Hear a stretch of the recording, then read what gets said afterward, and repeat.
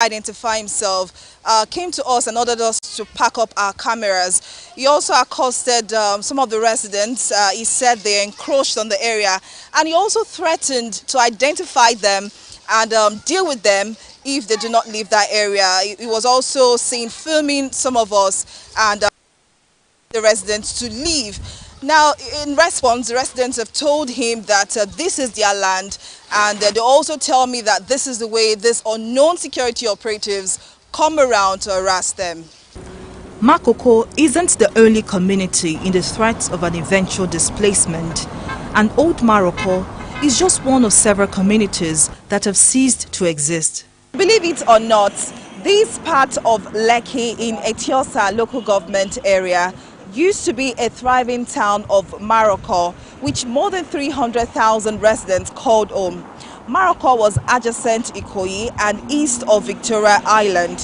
While all traces of old Maroko has been destroyed to make way for this affluent neighborhood, the original residents make do with substandard housing given by the Lagos state government as compensation. The human and psychological effects of their eventual eviction and the apprehension of what the future holds reflect in the dynamics of human dignity, protection of aquatic life, and preservation of indigenous communities in Lagos State. Folashade Ogrinde, TV360 News.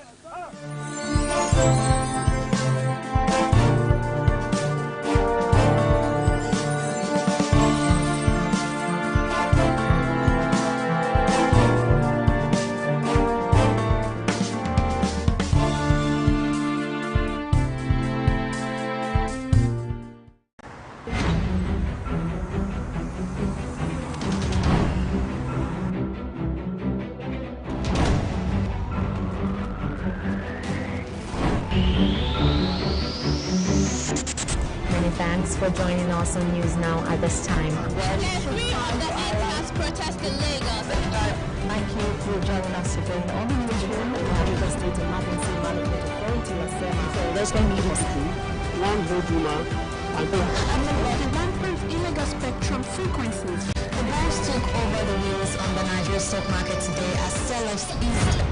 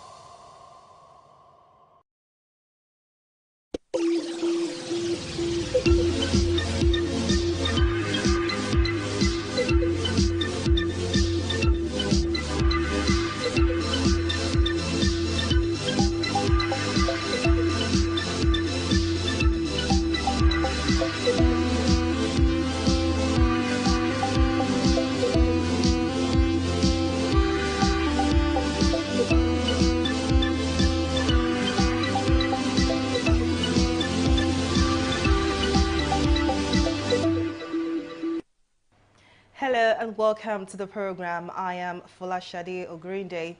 We are barely into the second quarter of 2023, but it is clear that all is not well with the country's economic standing. The nation's debt stock of 44.06 trillion naira took the spotlight after the Minister of Finance, Budget and National Planning, Zainab Ahmed, disclosed that Nigeria has secured a World Bank facility worth $800 million. She said it's the first tranche of palliatives to be disbursed through cash transfers to about 50 million Nigerians who belong to the most vulnerable category in the society. The World Bank's report paints a grimmer picture as a global lending body disclosed in a report that Nigeria spent 96.3% of its 2022 revenue on debt servicing. So what is the future of Nigeria's economy, and why is the government still borrowing?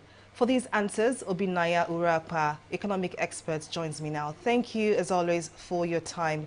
Now, does it make economic sense to borrow $800 million in order to fund subsidy palliatives? Straight up, I don't think so. Reason being that we've had experiences in the past. COVID-19 is a classic example. I am an entrepreneurship advocate and expert. And what do I recommend? I recommend that people need to have their capacity built before you give them money. The question analysts are asking is, who determined the 10 million names in the Nigerian conditional register? Who determined who is poor? And where are these people? Well, the Minister for Finance says that these people have already been determined, identified, and that a subsidy will be given to them. Now we're talking about $800 million. My argument has been, why don't you give $1 million per local government area? There are 774 local government areas.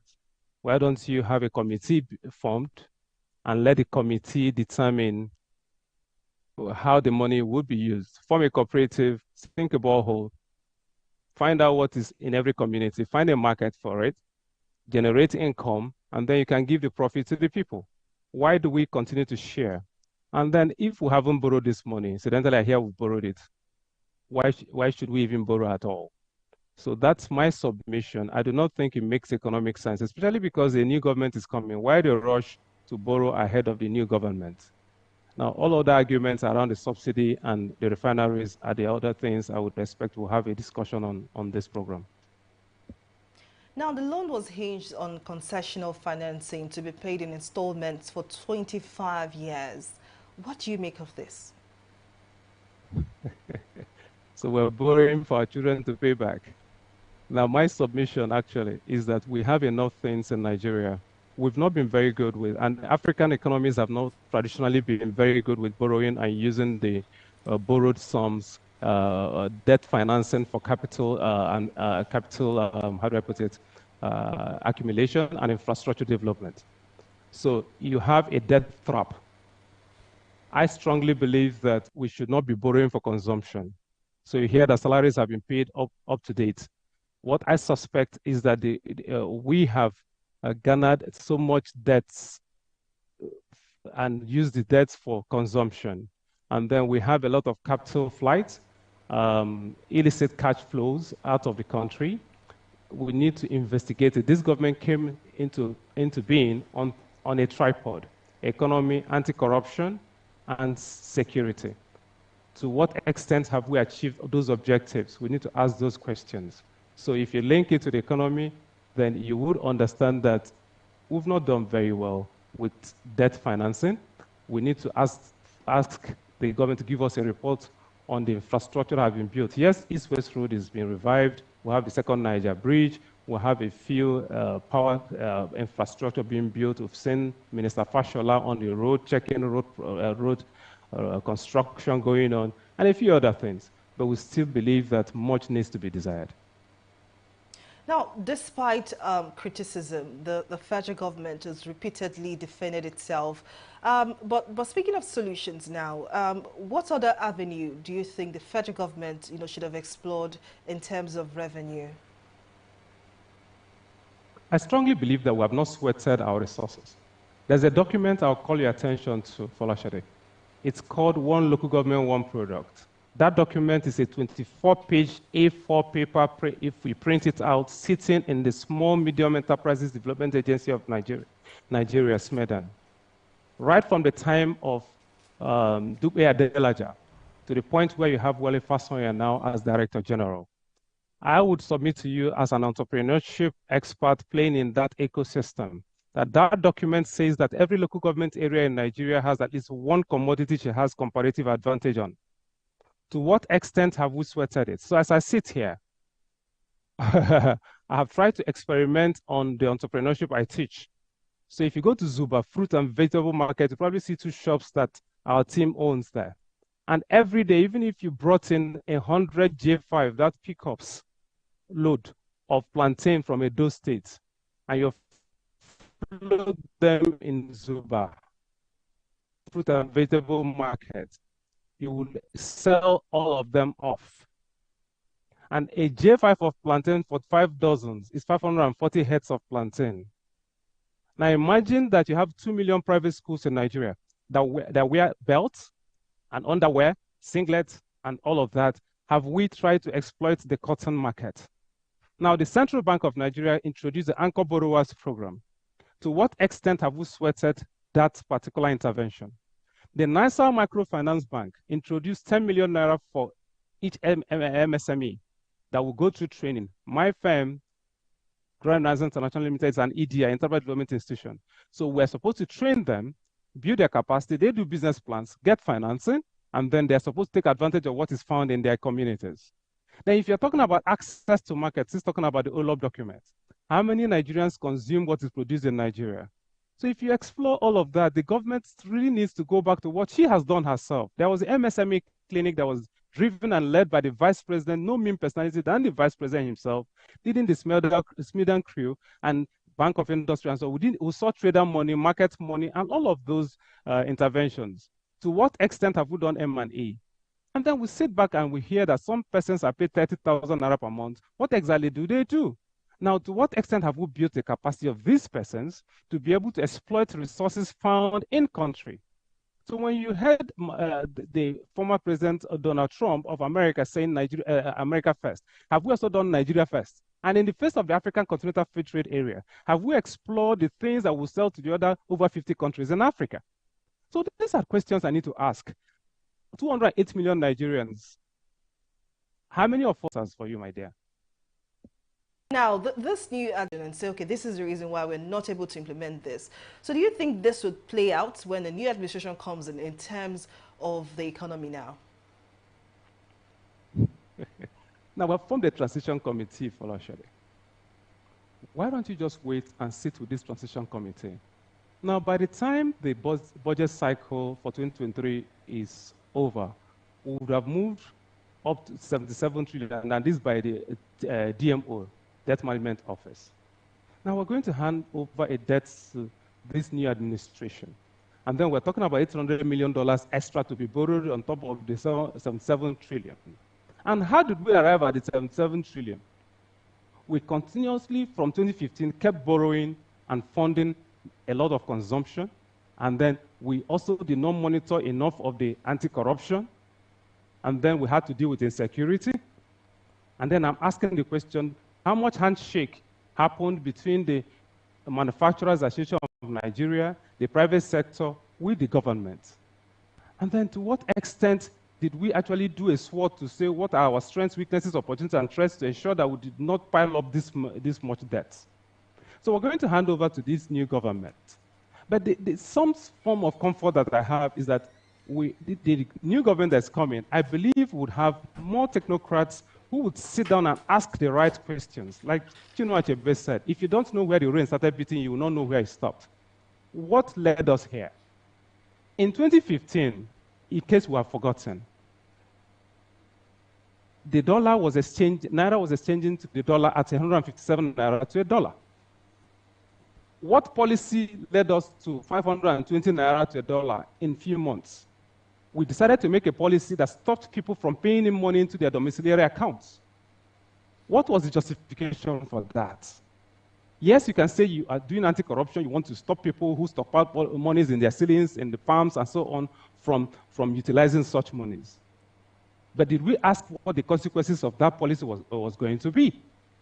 So you're going to have a new government coming to have to battle with all of this. But if you are going to ask me to advise, I would just say, let whatever this present government has done in the past 8 years go away and let the new government sit down. And what do I recommend? How did the Asian tigers grow? The Asian tigers were the ones that grew Asia. And what did they do? The buttons, the needles, the threads, and all of that used in the fashion industry. These persons had small rooms where they employed 2 to 3 persons, and they were able to employ the federal government of Nigeria, and no government at all, if it's America or whichever government, can employ more than 5% to 10% of our population. So out of 208 million people, you have persons, according to the 2014 figures of National Bureau of Statistics and Smedan report, it says we have over 39.2 MSMEs enumerated in Nigeria. And these MSMEs are in the micro, small, and medium enterprises up to nano levels.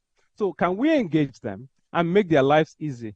Create an ease of doing business environment, which this government has had as a mantra, that we have ease of doing business. And we came down from doing business index, came from about 141 down to about 71. And then every attempt is made to ensure that we fall below a particular index. Now, I do not think we achieved all of that. So can we look at what this government tried to do, but was not able to do for some challenges that you can actually cut them some slack? Yes, oil sold at a point at $30 a barrel during this government. Now you have the Russia-Ukraine crisis during this government. This government suffered some economic challenges within its dependency. So we can cut them some slack. But that having been said, and we have had an acrimonious election, so I think this government will, first of all, get the heart of the people before asking for their hands.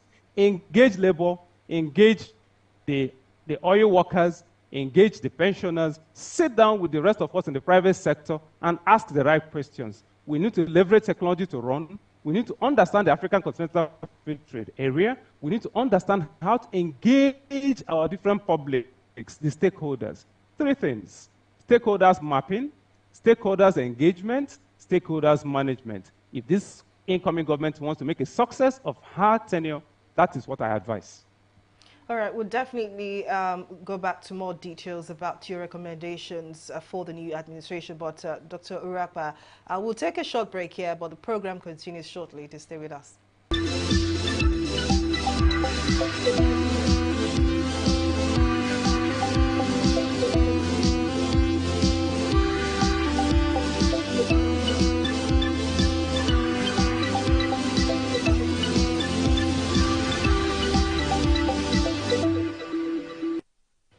Welcome back to the program. If you're just joining us, I've been discussing federal government's excess borrowing and its impact on the economy with Dr. Obinaya Urakpa. We're still on standby. Thank you very much for staying with us. Now, the World Bank recently disclosed that Nigeria had spent 96.3% of its 2022 revenue on debt servicing, which is, of course, a very big issue. Give us a broader view now of this matter. I mean, a country spending 96.3% out of 100% of its revenue. How serious is the situation? It's as serious as the same World Bank recommended that you should not spend more than 25% of your revenue.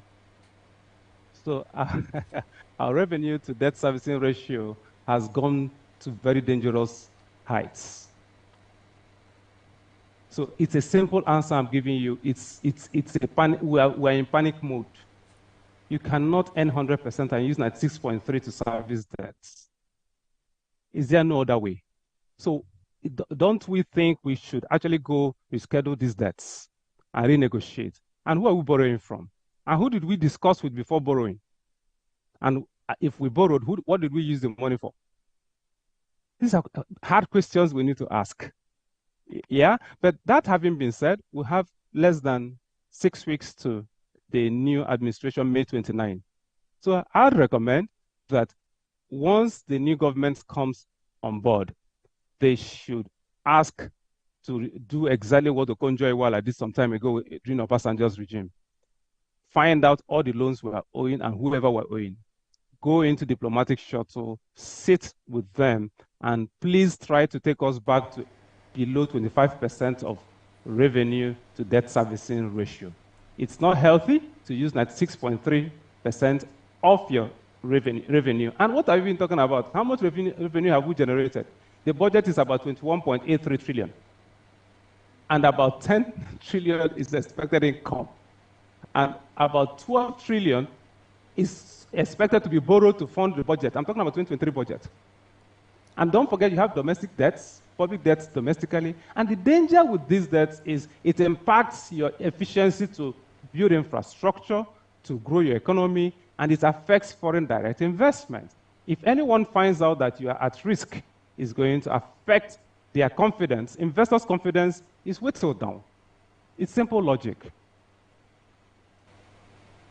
Now let's talk about inflation rates, which according to the National Bureau of Statistics is currently at 22.04%. That's the third consecutive increase in 2023.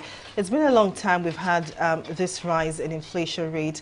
And as a matter of fact, inflation has been, seen a steady increase over the years. For every time the CBN governor speaks about inflation rates, it keeps reassuring Nigerians that, we'll see a deceleration of inflationary pressure. But this is, of course, not what we're experiencing right now. Why do you think the federal government, is assured of a decrease in inflationary rate while the reality of what our economy says is totally different?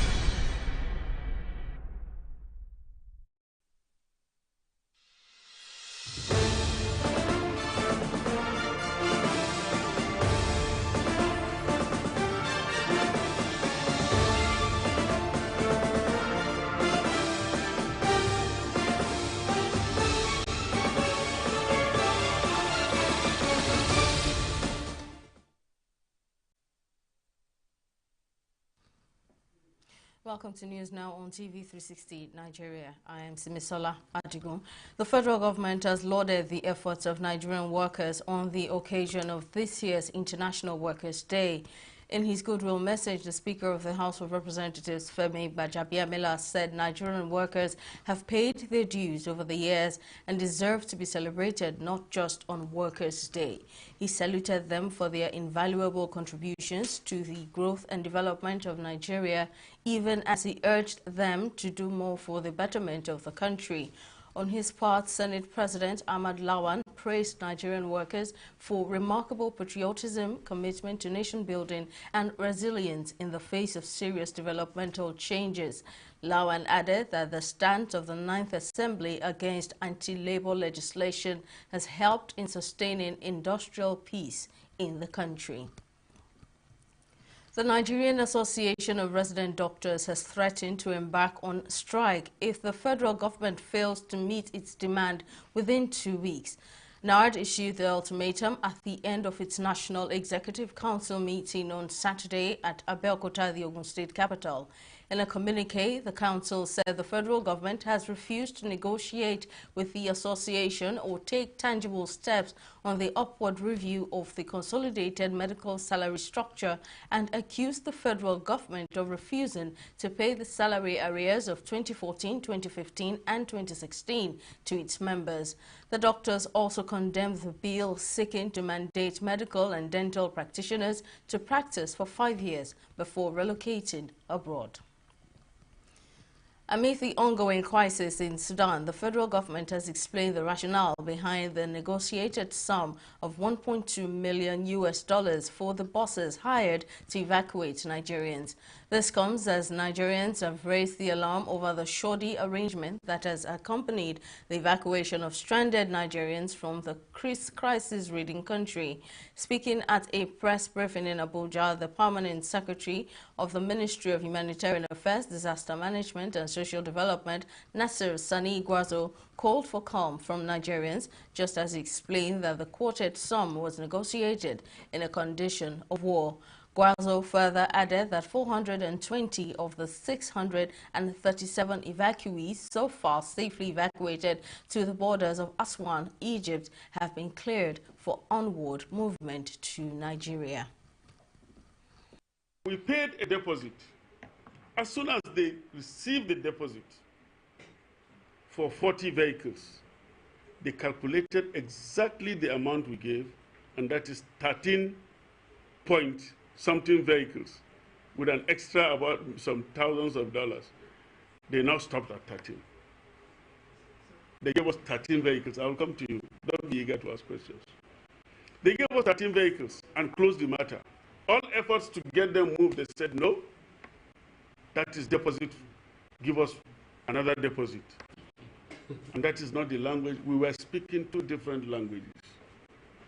Now that we understood their language, we have decided to pay everything. So we have paid everything. As I'm speaking with you, tell anybody that you have who is over there to send you pictures, and I have my own. The vehicles are rolling out of Khartoum. And we told them, we delayed them for 3 reasons. We were in a dilemma of what to do. Now that we have sent the first batch to Egypt, it is 4 days in the Egyptian border. Nobody has been allowed entry, not a single person. Should we continue to amass people in that border? Do you know what border means in those desert areas? It means there is no housing, no accommodation. What the pictures you see are small villages where there is no roof. The tree is where some of them perch. Do we send 2,000 people, 3,000 people, 30 buses to amass in Egypt? So we waited to recalculate, to move to another port. And as I'm talking to you, I have reliable information that we are going to get easy access through the difficult passage that we mentioned earlier. We may get an alternate access to the Sudanese border of the Port Sudan. Our principals have spoken with their leaderships. The Senate Committee on Science and Technology has conducted a public hearing on the obsolete Nigerian Atomic Energy Commission Act, which came into existence 46 years ago. The bill, which was sponsored by Senator O.K. Jeff, was dissected by stakeholders who attended the public hearing, saying there is a need to amend the existing act to redefine the responsibilities of regulators from operators. In her opening speech, the chairman of the Senate Committee on Science and Technology and the outgoing senatorial representative of Anambra Central Senatorial District, Uche Ekwunife, emphasized the need to amend the bill, stressing that the provisions of the act have grossly become inadequate for energy activities in Nigeria. This bill further aims at harnessing domestic talents and the development of indigenous capacity, science, technology, and innovation for the promotion and technological innovation needed to drive national competitiveness, productivity, and economic activities, which will invariably enhance the achievement of the nation's development goal across all sectors of the economy. The repeal also intends to make Nigeria Atomic Energy Commission to be able to achieve the following. Number 1, to develop the ways and technical machinery to effectively exploit, and harness atomic energy of peaceful applications and for sustainable national development. The bill seeks to repeal the Act, the Eastern Act, and enact the Nigeria Atomic Energy Act of 2022 to, among other things, streamline its provisions to cater for robust implementation of the National Nuclear Energy Program in line with acceptable international standards and in compliance with Nigeria's obligations under relevant international legal instruments. The decision to embark on a nuclear program in Nigeria represents a long-time commitment to safety and requires national and organizational infrastructure. That is not a debatable aspect. The lack of requisite legal framework is another challenge and has greatly slowed down our activities as a commission to be able to harness the potentials of atomic energy in a peaceful manner, both for power and non-power aspects. In line with international accepted best practice and in accordance with IEA requirements, should address strictly aspects of promotion, development, and utilization of nuclear energy application for peaceful purposes for technological development in Nigeria. Following the indefinite postponement of the 2023 national census, the National Population Commission, NPC, has said it will not proceed with the payment for ad hoc staff since they will not be engaged in any field work. The NPC census manager, Inua Jalingo, who said this during a media chat in Abuja on Sunday, added that the commission will likely provide for the data cost of those who would be engaged online. Also speaking, the director of the Public Affairs Department, NPC Isiaka Yahaya, urged Nigerians to dismiss misconceptions that the census was postponed due to lack of funding and inadequate preparation by the commission, adding that the nation was not losing anything by postponing the census, but gained a lot by having extra time to continue preparations to have effective data that would aid planning. A non-governmental organization, Save the Children, has called on the federal government and stakeholders to accelerate actions toward reducing and ending the under-5 mortality rate of children from vaccine-preventable diseases. The advocacy campaign and policy manager, Save the Children International, Ife Chukwu Innocent, made the call at a roundtable dialogue session with immunization stakeholders in Abuja. Innocent lamented that immunization coverage in Nigeria is below the Global Vaccine Action Plan goals, adding that only 36% of children aged 12 to 23 months received all recommended vaccines, and urged all stakeholders to continue to build strong political commitment for increased immunization coverage and other primary health care interventions. The message we have is that we have messages at different levels. For the families, they should do everything possible to present their children for immunization.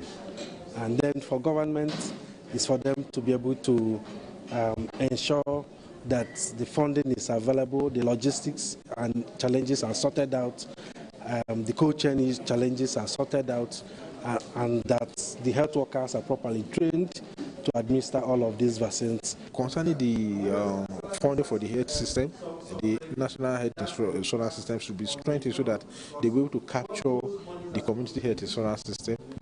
That is when we can be able to see the benefit of health insurance system, because money will be made available to the facilities. The facility will be functional.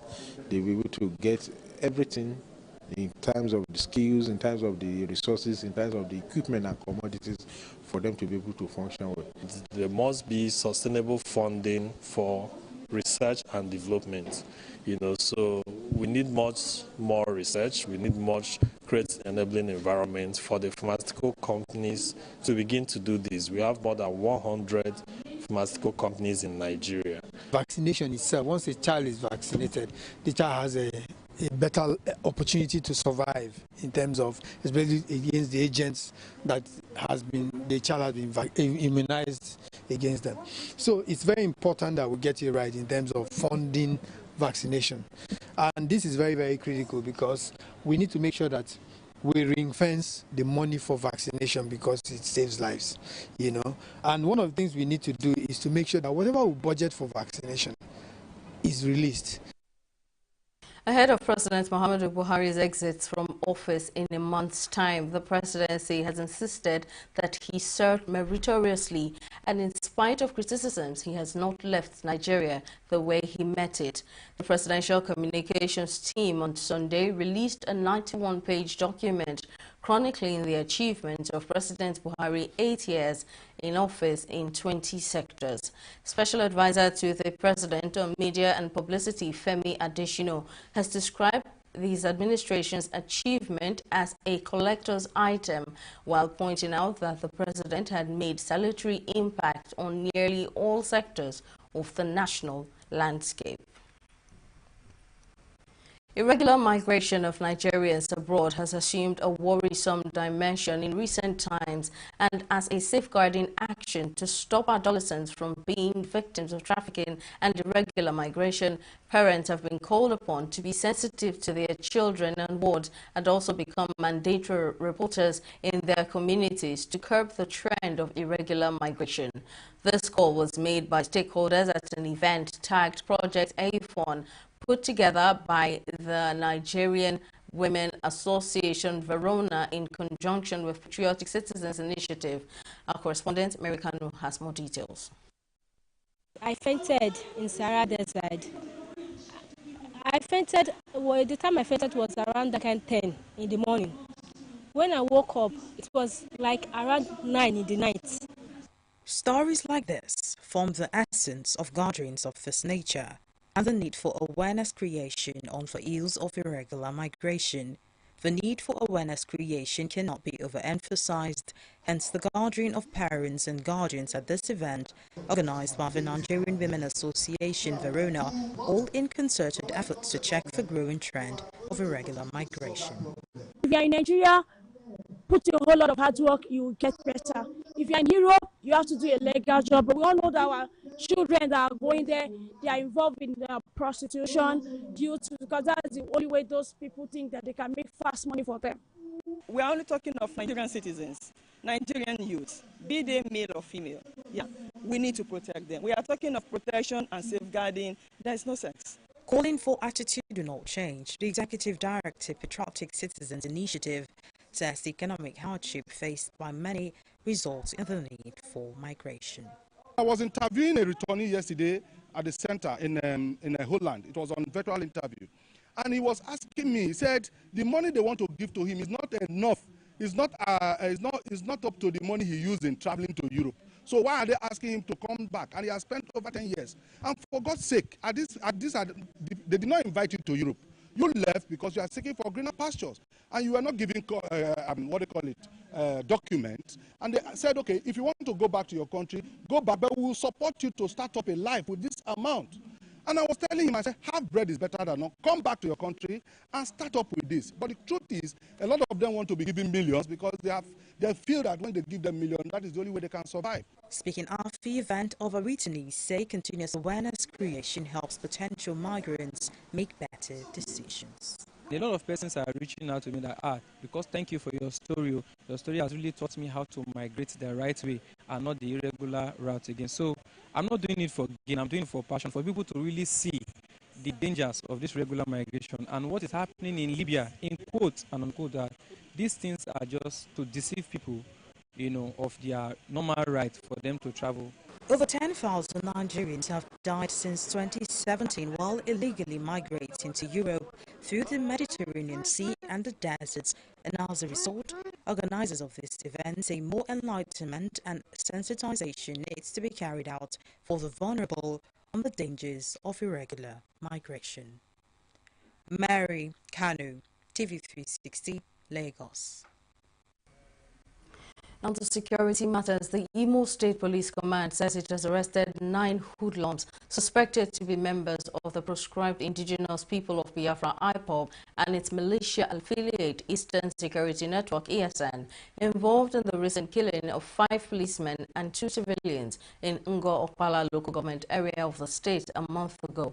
The police spokesman Henry Okoye in a statement said that the command acted on a tip-off and dispatched its tactical team and arrested the suspects at their various hideouts. According to the statement, several ammunition were recovered. The command promised to expedite more action towards arresting other fleeing members of the syndicate and make them face the law. We'll go on a break here and return with COVID updates.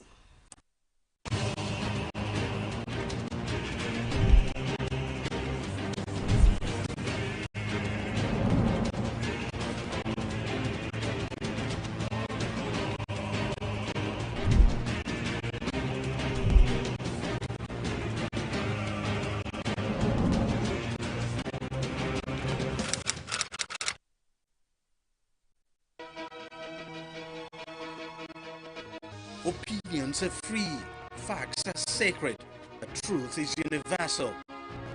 How, in practical terms, can we, for instance, de-escalate the tension? President must see himself as the President of the Federal Republic. We know where the enemy is. 3 places. The Lake Chad Basin, the border area between Nigeria and Cameroon, and then the Sambisa Forest. On TV360, we give you a complete dose of everything. Opinion, facts, and undiluted truth.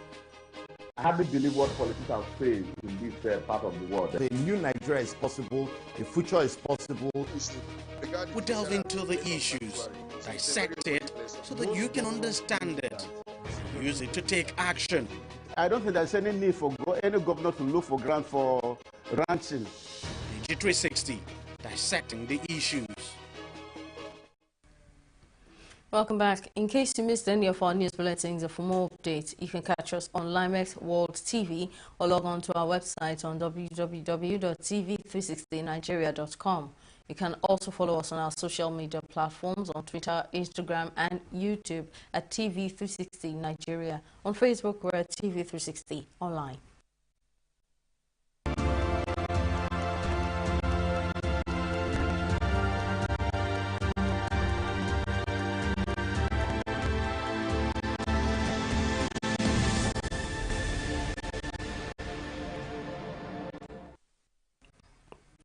Chinese authorities are set to release a man who disappeared 3 years ago after publicizing videos of overcrowded hospitals and bodies during the COVID-19 outbreak. Fang Bin and other members of the public who were dubbed citizen journalists posted details of the pandemic in early 2020 on the internet and social media. Fang's case is part of Beijing's crackdown on criticisms of China's early handling of the pandemic as the ruling Communist Party seeks to control the narrative of the country.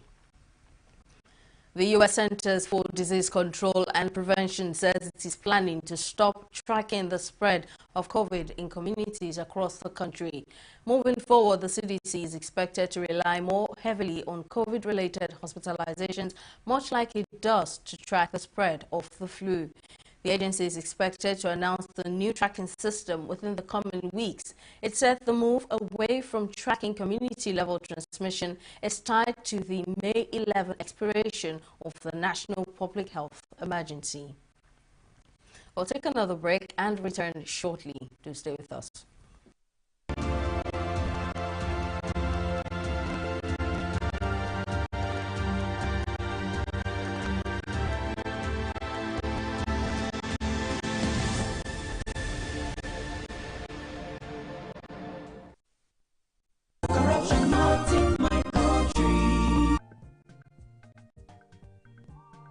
Cut. All right. What's your name again? Kemi? Yes, sir. Good. Are you ready for us for next week? Yes, sir. Next. Go on, sir. Go. Look, what we need here is one who can speak fluent English. Give her a chance. I need a angel to hold me. Hold me, my beautiful angel. Cut. It is Angel, not Angel. Please, I'm done with you. Excuse us. Kemi was far better. It's not about our rendition. It's not about our performance here. By the time she and her friends join us in our hotel rooms, you will know how far. Can I have her phone? She has a robust profile. Real robust profile.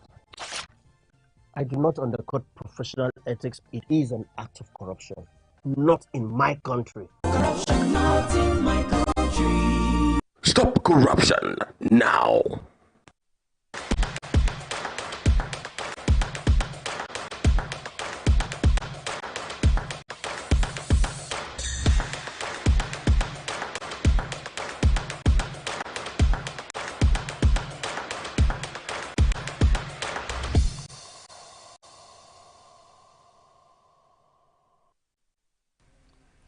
In business, the Central Bank of Nigeria, CBN, has dismissed reports that it is considering the withdrawal of the redesigned 200, 500 and 1,000 naira notes from circulation.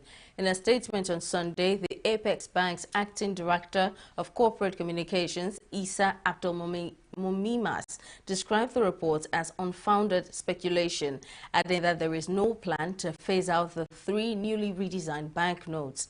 He reiterates that the new and old currency notes have been circulating side by side, just as the bank has been taking delivery of a good quantity of the redesigned banknotes from the Nigerian Security Printing and Minting Company Limited.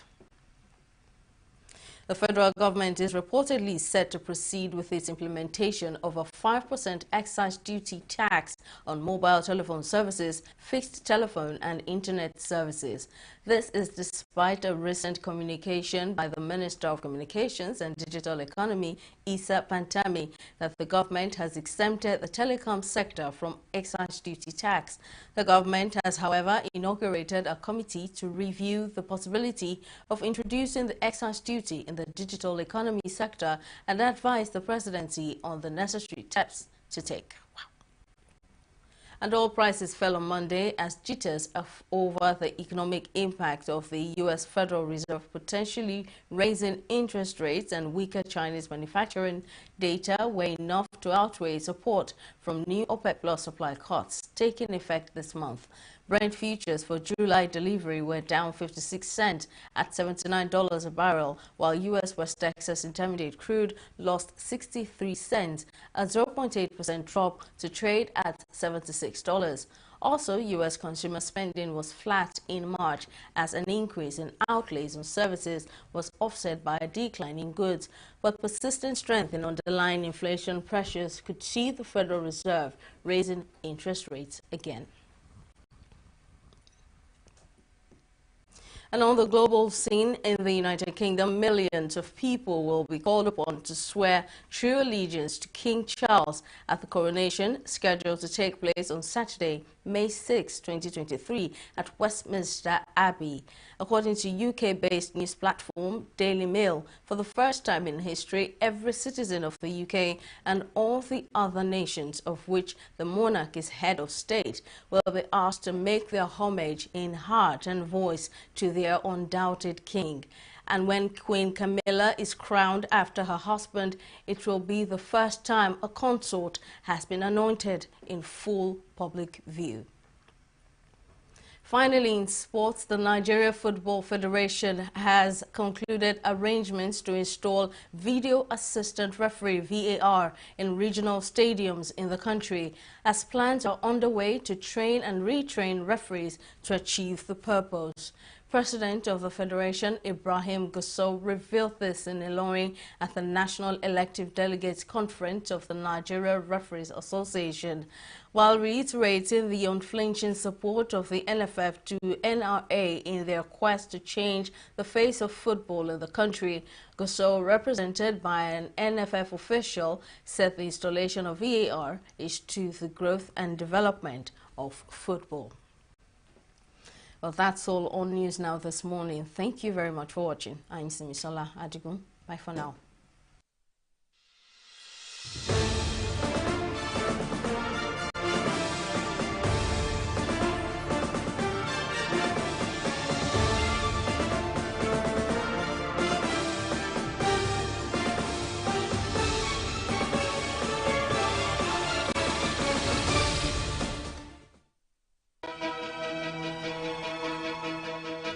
Opinions are free, facts are sacred, but truth is universal.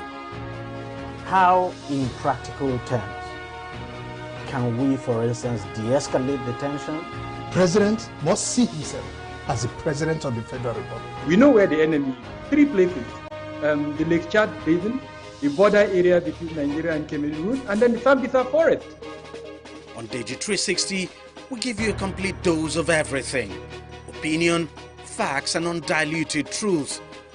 I hardly believe what politicians are saying in this part of the world. A new Nigeria is possible, a future is possible. We delve into the issues, dissect it so that you can understand it, use it to take action. I don't think there's any need for any governor to look for grant for ranching. TV360, dissecting the issues.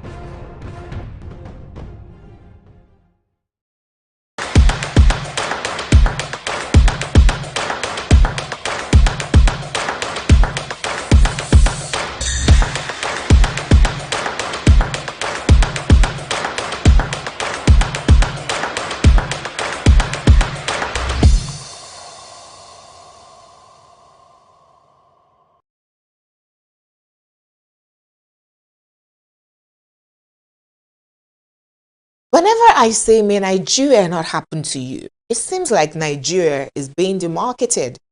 Okay, can I say, may Nigeria happen to you? And you say, amen, focusing on all the positive things about Nigeria? Is that a deal? The people marketing Nigeria seem not to be doing enough to project the positive news about Nigeria. There's actually a ministry whose staff get paid to do this. What's happening? Or focusing on the Agungi Fishing Festival while citizens are being killed in the Middle Belt doesn't seem like a good strategy? I agree, every country has its own problems. We are not faced with mass shootings and nuclear weapons here. But why do our own problems seem like problems other countries have solved 200 years ago? Can someone explain that? In a fast developing technological world in which young Nigerians are playing in and can see that they actually deserve a better deal. What's the Nigerian deal? Old politicians in politics for all their lives? This week, Nigerian youth are focused on the houses purchased by our Minister of State for Labor, both in the US and in Nigeria. He says he purchased them with proceeds of his work as a lawyer and not as a public servant. Some people have asked that he shows the trail of such incomes. And that's really easy if you ask me. Just account details of such transactions and tax returns ought to clear the air quickly. Another lawyer, on the other hand, has shared details of a business deal with a detained Pakistani citizen. A little funny. Nigerians are now digging into deals of public servants. Something has definitely changed. Before, we were all waiting for our turn to get into public service and serve Nigeria. Now, we've realized that the people in power 60 years ago are still in power. Hence, no one is going to hand over power if we all don't get involved. To be honest, Nigerians don't want a lot. Imagine having security and constant power. In the days when lack of electricity was the major problem, we did encounter blessings. People were shutting down their businesses and running to developed countries. Now, that security is the major issue, lack of electricity has become secondary. May Nigeria's positives happen to you? The aim is strong to say. It's definitely not all bad. We're alive, there are no natural disasters, although some of our man-made disasters can be as terrible. Well, for those of us who are, and in the midst of extreme poverty is where some businesses are thriving. You know, food, clothing, shelter, basic needs, sha. We're on the bottom barrel here. But most people are discontent because we know we have the potential to do better. We have the human and natural resources to make Nigeria the best country in the world. Our leaders know this too. But once they get into power, either greed or the system eats them up and they sometimes become worse than even the predecessors they once criticized. Maybe our prayers should be, may Nigeria not happen to Nigerian politicians. I mean, you can't be a Nigerian student stuck in Khartoum, Sudan, and seeing other countries evacuate their citizens by air and not wonder why God made you a Nigerian. What did we do? Not too long ago, we saw the same situation in Ukraine, in Dubai. Our Ministry of Foreign Affairs always makes it seem like the fault of Nigerians it is that they are in situations they find themselves abroad. Yet, other countries' governments will send help first and ask questions later. Oh, hope the roads out of Sudan are still safe. I just want our citizens out safe. No plenty talk. You and I will succeed in 2023.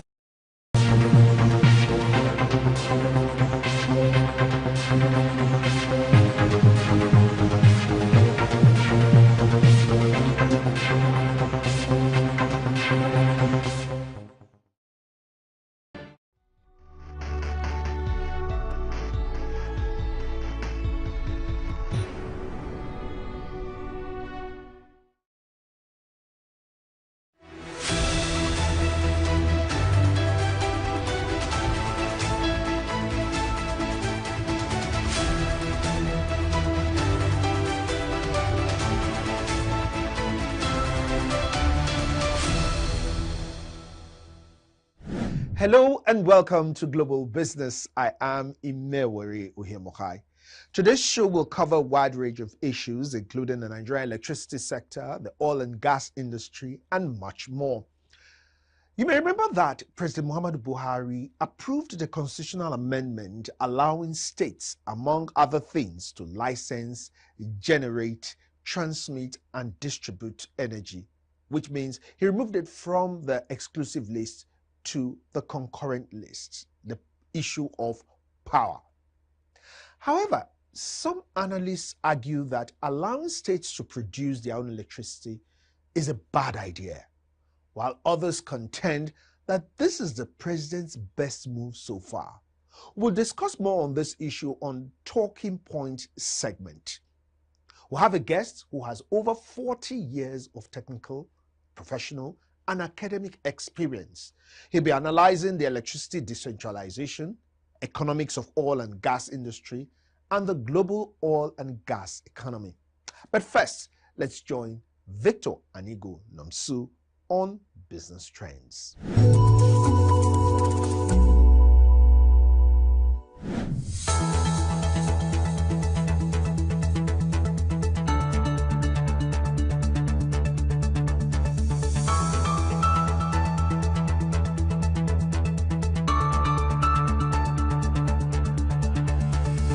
As of December 2022, more than 313,000 micro, small, and medium-sized businesses had received funding from the Development Bank of Nigeria, totaling over 631 billion naira. This is according to the Managing Director, Dr. Tony Okpanachi. Okpanachi says 67% of the recipients of DBN money over the course of 5 years were women, and 27% were young people, with well over 250,000 employments already generated. Only 482 billion naira was distributed in 2021, showing a 31% increase.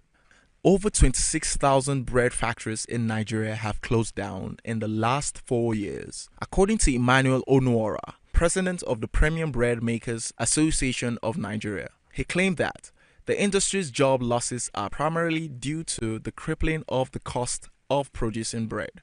He also cited the 30% wheat levy, the 15% wheat development levy, and the 15% duty tax as examples of government taxes that is responsible for the industry's losses. He claims that numerous letters from the industry players requesting the removal of the outdated 15% development fee, which has no further utility, has fallen on deaf ears of the Nigerian government. Now in other news, the British American Tobacco agrees to settle US government to resolve investigations into the cigarette manufacturer's activities in North Korea by paying $635.2 million. Regarding its business operations in North Korea from 2007 to 2017, the UK company negotiated a deferred prosecution deal with the US Department of Justice and a civil arrangement with the US Treasury Department's Office of Foreign Asset Control, and all this was according to a statement released by BAT. Now in China, as a result of weak global demand, China's cabinet announces a strategy to stabilize the country's crucial trade industry, which includes encouraging the export of cars and easing visa requirements for foreign business people. The action was taken following repeated warning from Chinese officials about a dire and challenging scenario for the development of international trade, as exporters reported a lack of orders, putting pressure on policymakers to support a sector that is essential to economic growth and employs around 180 million people. The State Council says that Chinese banks and their overseas branches were urged to provide financial support to automakers in order to aid the latter's expansion, as the outbound shipping of electric vehicles prompted an unexpected spike in exports in March. And that's it on Business Trends. I am Victor Anigonomsu. Thank you, Victor. Meanwhile, there was a message circulating about a week ago asking people to register for the palliative. It was on WhatsApp and different places, giving them a link to register. Please disregard that message. It's fake and the originators are scammers. Please disregard. Moving on now, let's join Rachel, who is on the street where she is speaking with small business owners about the impact of social media on their businesses. You know, I find this topic very interesting because of a truth. Social media has helped so many businesses. But there's a controversy. Some people are saying social media only favors big businesses. Rachel, let's talk about social media and its impact on small business owners. Thank you, Imewere. Talking about social media and its impact on small businesses, like you said, it's a very interesting topic, but I think most Nigerians aren't ready to talk about it. Many people say social media only impacts the big businesses. But again, some people are saying it even favors the small businesses more. Quite controversial there. I'm here on the street and I'm going to be speaking with small business owners. We're going to be hearing directly from them how social media has impacted their businesses. I belong to WhatsApp. And it has really helped my business. Through status, if I want to post something, I post it through my status. At least people will start viewing it. From there, they'll be calling me on phone, asking whether I have this or the other one. But based on what I hear or something like that, at least it helped. But for a long time, I have not been on social media. But I think that when I was on social media, at least it helps me. Social media has really impacted us. Like we are operating with our Instagram, and you see, like most of our customers, if they come, they would like to know our Instagram page so that they will be checking the latest. You know, like now in this our time that we are now in this century, you will see most people they come, they would like to know the latest. So most people they like to stay at home and check through social media. But just that one problem with Facebook is that once you posted something on Facebook, you posted your product on Facebook, before you know, scammers, they will now copy it and be scamming people. They will pretend, or maybe they will be as if there is the owner of the product that is selling, not knowing it's not. It's scammers. So you see that most times many people are complaining if they posted something, before you know that they will now copy it and be scamming people. So you that you are genuine, if you posted your own, before you know that people will be complaining that this one, they would like to spoil another person's business. Social media is really impactful on businesses generally, but it all depends on how you use your space. Well, before we join Imewere in the studio, let's unveil our business celeb of the week.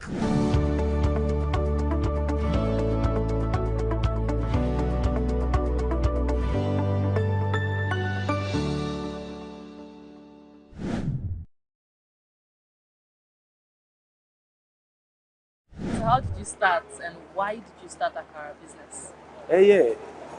You know, as a fresh university graduate, looking for what to do to enhance living, I graduated from prestigious University of Nsukka, UNN. And then I think I started Akara during my NYC period in Bayelsa State. Oh, you started frying Akara in Bayelsa State? Yes, as a copper. Oh. Yeah. So, and it was due to an urge of me being curious of what to do after NYC, you know. I just need to dabble into something that, okay, let me start Akara business. Anyway, I was formerly a makeup artist, you know. You were formerly a makeup artist? Yeah. And then you ventured into Akara business? Yes, then I was a beautician, I mix hair, wow. I tie gele, I do makeup, wow. And then, well, you know, COVID took those things away from me and I need to divert to something else because of the situation at hand then. And then that was how I found myself frying Akara. You know. I'm curious, you know, a young graduate frying Akara. Yeah. How did you learn? Like, who taught you? I actually didn't learn how to fry Akara. It was this an online tutorial on YouTube. Your branding, the packaging and everything, how did you come about it? Yeah, I started with ordinary nylon, selling with leather when I was in Bayelsa. You know, later after my NYC coming down to Abuja, I started thinking this Abuja, everything comes with packaging, you know. So what can I do to package my own akara? And not that, not the packaging. What can I do to make it a brand, you know, that will go, you know, that will travel far and people will say, okay, what do you want? Akara. When you say akara, you have so many akara, but specifically akara ayo. You know, that's different, and that's what makes it a brand.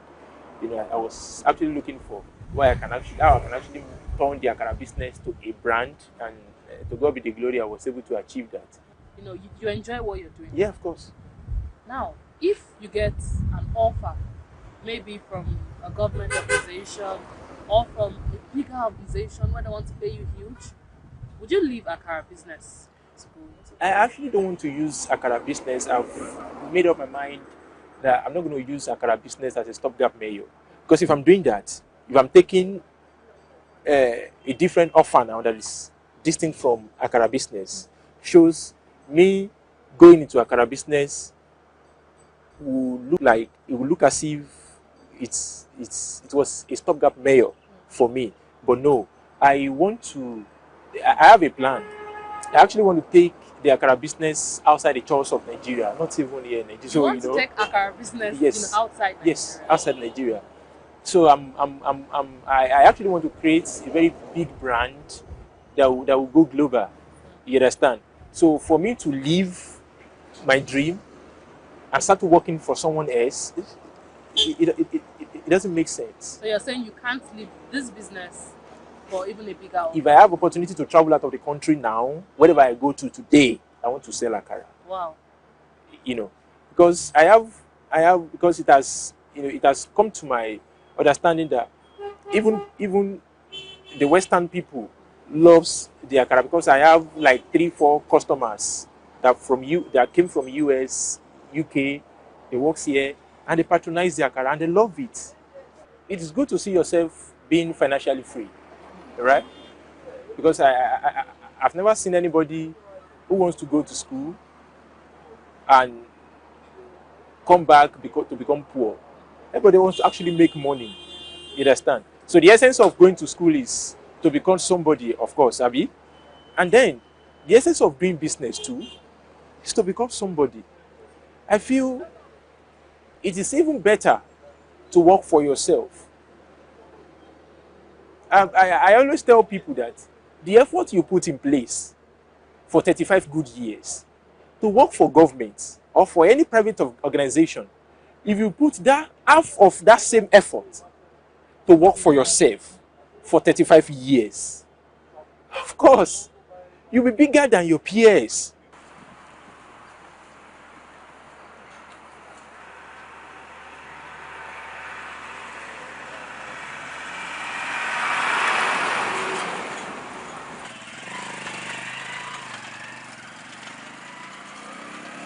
Thank you so much, Rachel.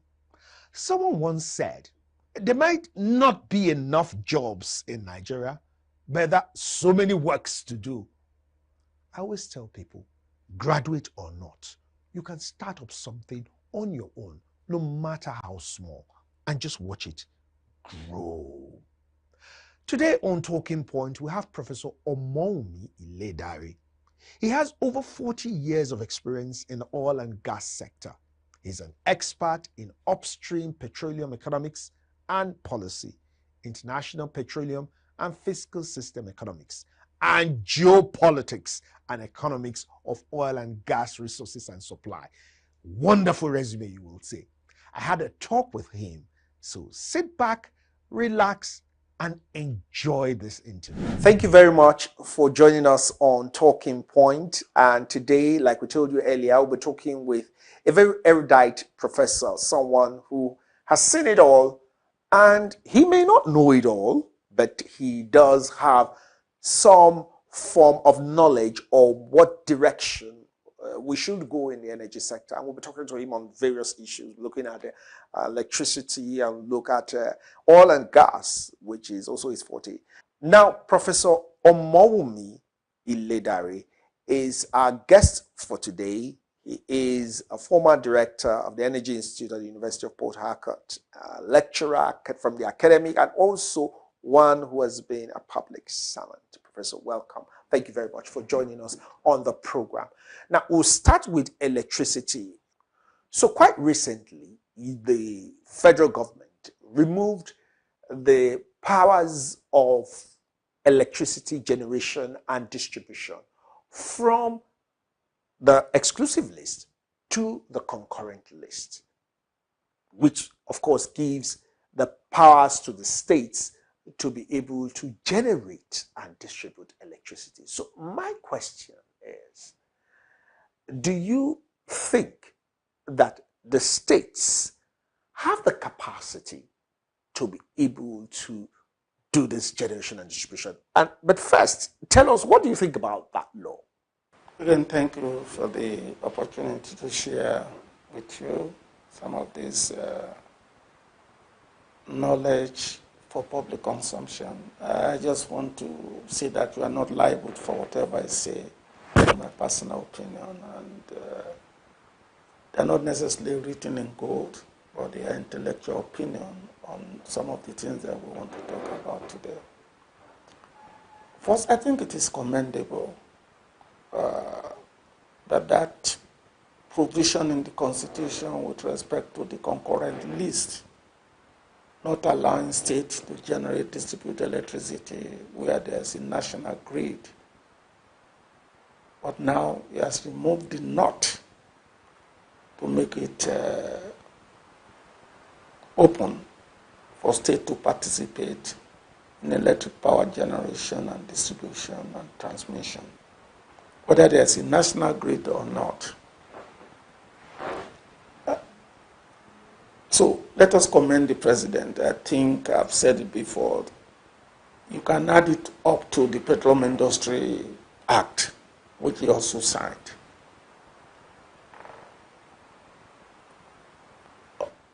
With respect to your second question, which is whether the state has the capacity to really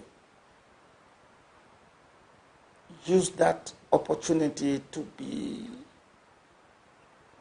independent of the central government with respect to power in their state, it's a dynamic thing. Once they start well and not rush into it, it's going to get better.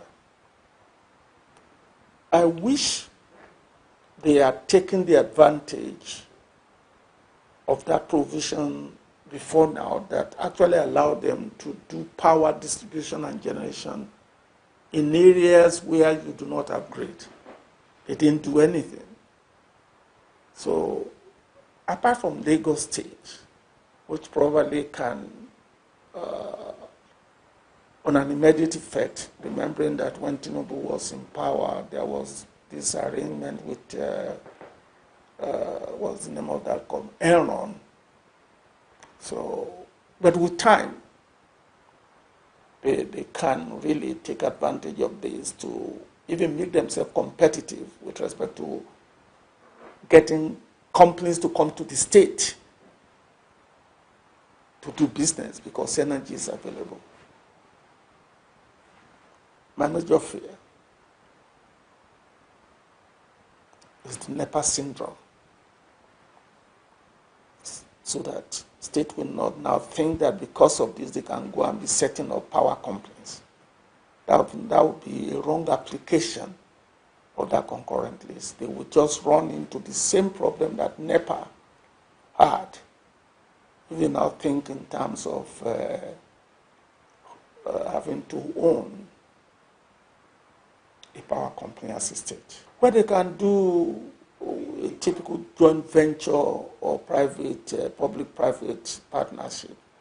They should not look at power sector from a revenue point of view. If you invest in the energy sector, the return on investment is tied to a long-term performance, not an annual basis of revenue generation. So nobody should invest in the power sector on the basis of getting revenue. That's some of the mistakes the disco investors made. It should not be about revenue generating, but it should be in terms of investment performance. Investment in the oil and gas and power sector is a long-term phenomenon, and you must be such that you can wait before you begin to get reward. If you are going to invest because you want to get monetary benefit right away, and that's some of the reasons why we've run into trouble. In the first few years, it's an investment upon investment upon investment until your cumulative net revenue can cover your costs and you begin to have cash surplus. Okay, so let's now talk about the Petroleum Industry Act, which I know you're quite vast with. Many people believe that the Petroleum Industry Act, which was signed by this government, has not become very effective because all factors to make it effective have not been in place. Do you think so? Do you agree with this school of thought? But to me, I don't think you can depend on one energy source in order to optimize value that energy system has to offer. I would suggest a situation in which you even have cooperation. Some states may have hydropower source, others may have natural gas power source, and others may have even coal. If you apply the right technology to minimize emission, it should be what I call an energy mix strategy. And that's why the state must really have a strategic plan. And political expediency must not be the driving force with respect to this application of this new amendment to the Constitution. So it's going to be an energy mix strategy, which one has a comparative advantage. And that's some of the things that people made a mistake about in those days when the government was trying to, the federal government was trying to power community, and they created this rural electrification board. But you find out that people are just too sentimental to being on the national grid. But what you should be sentimental about is whether you have 24 hours light. How you get it is inconsequential as long as the cost efficiency is to your advantage. And that's where the energy mix strategy becomes important. Originally, what I thought the government would have done when we were advocating decentralization of the power sector was to carve what I call a regionalized market. Because each region is peculiar, and each region's per capita income is different. And so you cannot have a pricing that is generalized. And then, because you are going to minimize the movement of power from the source to the end user, you can minimize costs. And that's where a regionalized market can work. In fact, if I'm advising the states, like if you go to Southeast, for example, Southeast is like a palm of a hand. The distance from one state to the other is not a lot. They can begin to cooperate, even if it is not political cooperation. There can be economic cooperation. The same thing with Southwest, North Central, Northwest. That was what I was thinking before this. I was thinking of the decentralized power sector with regional intention. Now, let's talk about another controversial issue, which is fuel subsidy. Some people believe that fuel subsidy is one of the factors that have not been put in place. You know, this government, even before it became a government, had promised to remove the fuel subsidy. And they didn't. They missed it. Now they have said they are going to remove it before the end of this year. We are not even sure if it is this administration or the next administration that's going to remove it. We know that it's the same party that's going to be there. So some people say that this is one of the factors why the Petroleum Industry Act has not become very effective, the removal of fuel subsidy. Do you agree with that? And really, what is the way forward for this fuel subsidy? That's if you agree that fuel subsidy should be removed. Thank you again. I've been on this fuel subsidy debate since 2012. The opportunity was there in 2012 for it to have not been in the book. And then it was retained. And then 2016, the opportunity was there for Kachiku when the price of oil collapsed. And the price of petrol all over the world was actually below $1. And then we advised the minister not to set any price. When they put it, I think it was 142. That would have been a good opportunity to remove, because under the Petroleum Act of 1969, the price of petroleum is set by the Minister of Petroleum. Unfortunately, politics most of the time trumps economics. Because all of this debate is political expediency that is driving it. Even the labor union understands that to a large extent, petroleum subsidy in Nigeria has more or less enhanced what I call the social welfare loss. Because it is a transfer payment. But that payment in itself does not get to the consumers. They may think they are benefiting by what they pay on the pump, but it is a Pareto optimality issue. It is impossible to enjoy petroleum subsidy without sacrificing good education, good roads, good medical services, good infrastructure development. Because we are spending 1 trillion naira every year over the last 10 years to make sure the price of petrol or PMS is low. That amount of money is not generated by the multiplier effect of a low PMS to take care of the money you are not spending on the other sector. I think this is where public education comes in. And it's not that we have not tried. I can remember how many times we've tried to educate the public with respect to this petroleum subsidy. It is more or less riding at the back of a tiger. When you come down, the tiger will consume you. That's exactly what's happening. Thank you very much, Professor Omomi Iledare. We were not done with this discussion because we know we will not be able to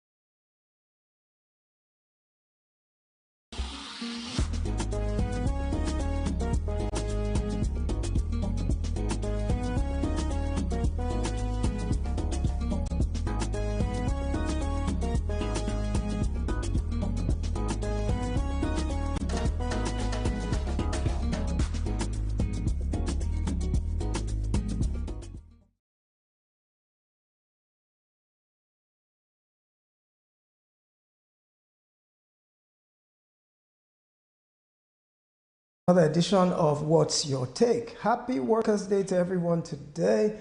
We're very proud of our Nigerian workers and all they do in terms of sacrifice and labor to give us the Nigeria of our dreams. So we're honoring all of them today. All right, you might notice a little bit of difference in the set today. We're actually broadcasting from Abuja, the Federal Capital Territory today. Reason is, as you know, the current administration will be going out of office exactly 29 days from today. And so there are quite a lot of activities for the going away or sending off of the current administration. One of such activities is the public presentation of a book written in honor of the outgoing Vice President of the Federal Republic of Nigeria, Professor Yemi Osinbajo. And your favorite television program, What's Your Take, is live here in Abuja to cover that event, which will be taking place today, this evening. All right. So we have in the studio with us today, because of course I'm in Abuja, and you might even notice I'm dressed a little bit differently from what you're used to seeing. Reason is, if you wear a suit and tie in the FCT, you'll be taken for a common bank clerk. The outfit of choice here is the Babariga. That's what lets people know you're a quote-unquote big man. So of course I had to join the Joneses and go with the flow and dress like they dress in Abuja, so that I don't get mistaken for a common bank clerk. Anyway, on a lighter note, I noticed this past week that DSTV raised its television prices for subscription. And of course, there's a big outcry about that.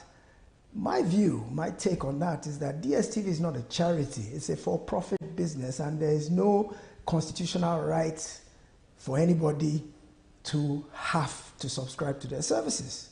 So the bottom line is, if you think their prices are exorbitant and you don't like it, then go to a competitor. DSTV owes you no obligation whatsoever to price affordably. What we should do is intensify lobbying the government to make it easier for other competitors to come in, and competition will drive prices down like it did with the telecoms industry. So that is the way to go, not by complaining and carping about DSTV raising their prices. They have the right to do that. They're a private, for-profit business, not a charity. So let's move on. Those who don't like it, cancel your DSTV subscriptions and go and watch Netflix on your phone. All right. This is a season of postponements. We've postponed the census. We've postponed fuel subsidy removal. So let's see how things go in the coming days. Season of postponements. All right. So let's get into the meat of the matter today. Joining me from the studio in Lagos, of course, is our newscaster, Yetunde Afolabi. And we have an anchor, a co-anchor or an anchor who will be joining me to run this show from today on. She's in the Lagos studio today. Her name is Monisola Abosede. Monisola, welcome to What's Your Take. We're happy to have you on this team, and we look forward to doing big and great things in collaboration with you. Welcome. Thank you so much, Mr. Dayo. It's a great delight to be a part of the team. I look forward to working with everyone to produce and present great episodes for viewers of the show. Thank you. Excellent, wonderful. So let's see what we have for our viewers today. Why don't you and Yetunde go ahead and start? So you can lead into Yetunde to give us the first story today. I'll be playing the role of the guest analyst, which of course our viewers are not. They're used to seeing me on the other side of the camera being the host. But today I'll be the guest analyst giving my take on the big news stories. So over to you, Monisola. All right, sir. Yetunde, how are you doing today? I'm good, thank you. I'm very well. How are you doing? Very well too, thank you. Over to you. What news do you have for us? Okay. President Buhari suspends fuel subsidy removal till after May 29. The government of President Muhammadu Buhari has strategically shifted the burden attached to fuel subsidy removal to the next administration by suspending the removal previously planned for the month of May 2023, citing current economic challenges across the country. The incoming administration of President-elect Bola Ahmed Tinubu will take a decision on the timing of the fuel subsidy removal. Over to you, Monisola. Right, Yetunde. So Dayo, how did you see this development? Fuel subsidy was planned to be totally removed by the end of the Buhari administration. So do you think it is fair for the outgoing government to leave this political hot potato for the new administration to deal with? Won't it be too much of a burden for a new administration in the early days of its tenure? Well, Monisola, the truth is I actually have a different take on this. I think this is the right move because, truth be told, if the subsidy were removed in the last days of the Buhari administration, the opposite would happen. It is then it would cause chaos for the new government. Imagine the last few days of the administration, they remove the subsidy and then they leave office the next day. The new administration now has the burden of placating Labour. Remember, Labour has threatened that they will strike, they will shut the whole country down. So that would be the first thing. Imagine a new administration in the first 2-3 days contending with a national general strike. That would so much handicap the new government that I think this is a magnanimous move on behalf of the Buhari administration, in spite of the fact that they had planned that they would do this thing before they left. I think they've had a rethink and they recognize the fact that it will be a cumbersome burden for the new administration to have to grapple with this in the first few days of their tenure. So what they've done now is by passing the buck to the incoming administration, they've given an opportunity for that administration to review the methodology. Don't get me wrong, we're all agreed to the fact that the subsidy must go. The issue is how will it go?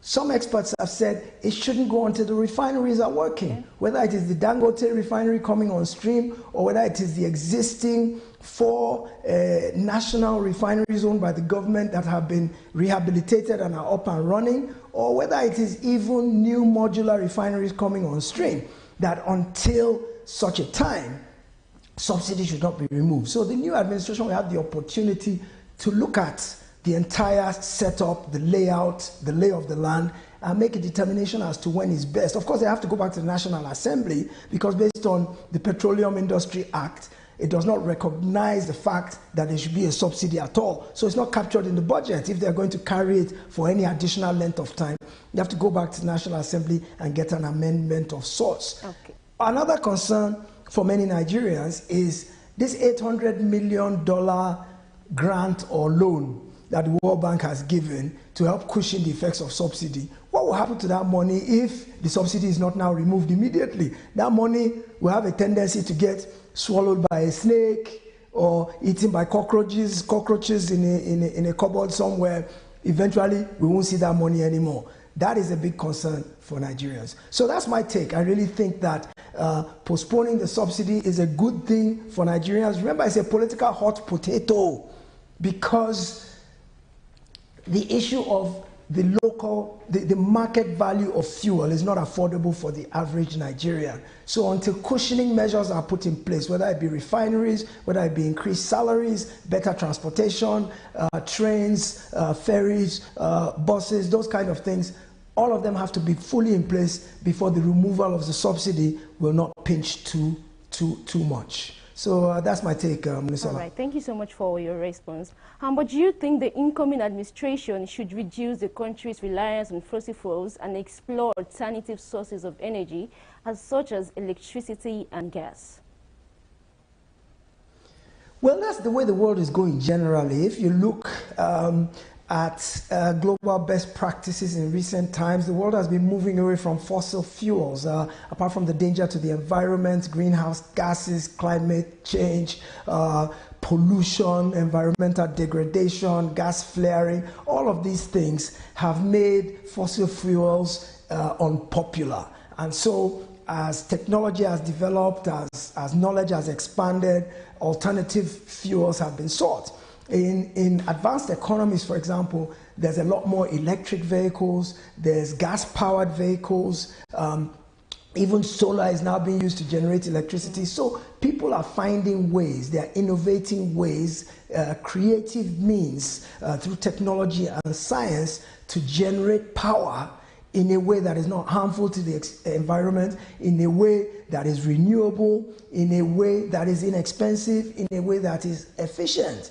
So this reliance on oil coming out of the ground to give us the power we need to move our vehicles, to supply us electricity, to do all kinds of other things, it's an old-fashioned model, it's an obsolete model, and so we need to move away from reliance on that. Okay, and I think the incoming administration would do well to look at alternative means of fuel. Thank you so much for your response. And now we're going back to Yetunde.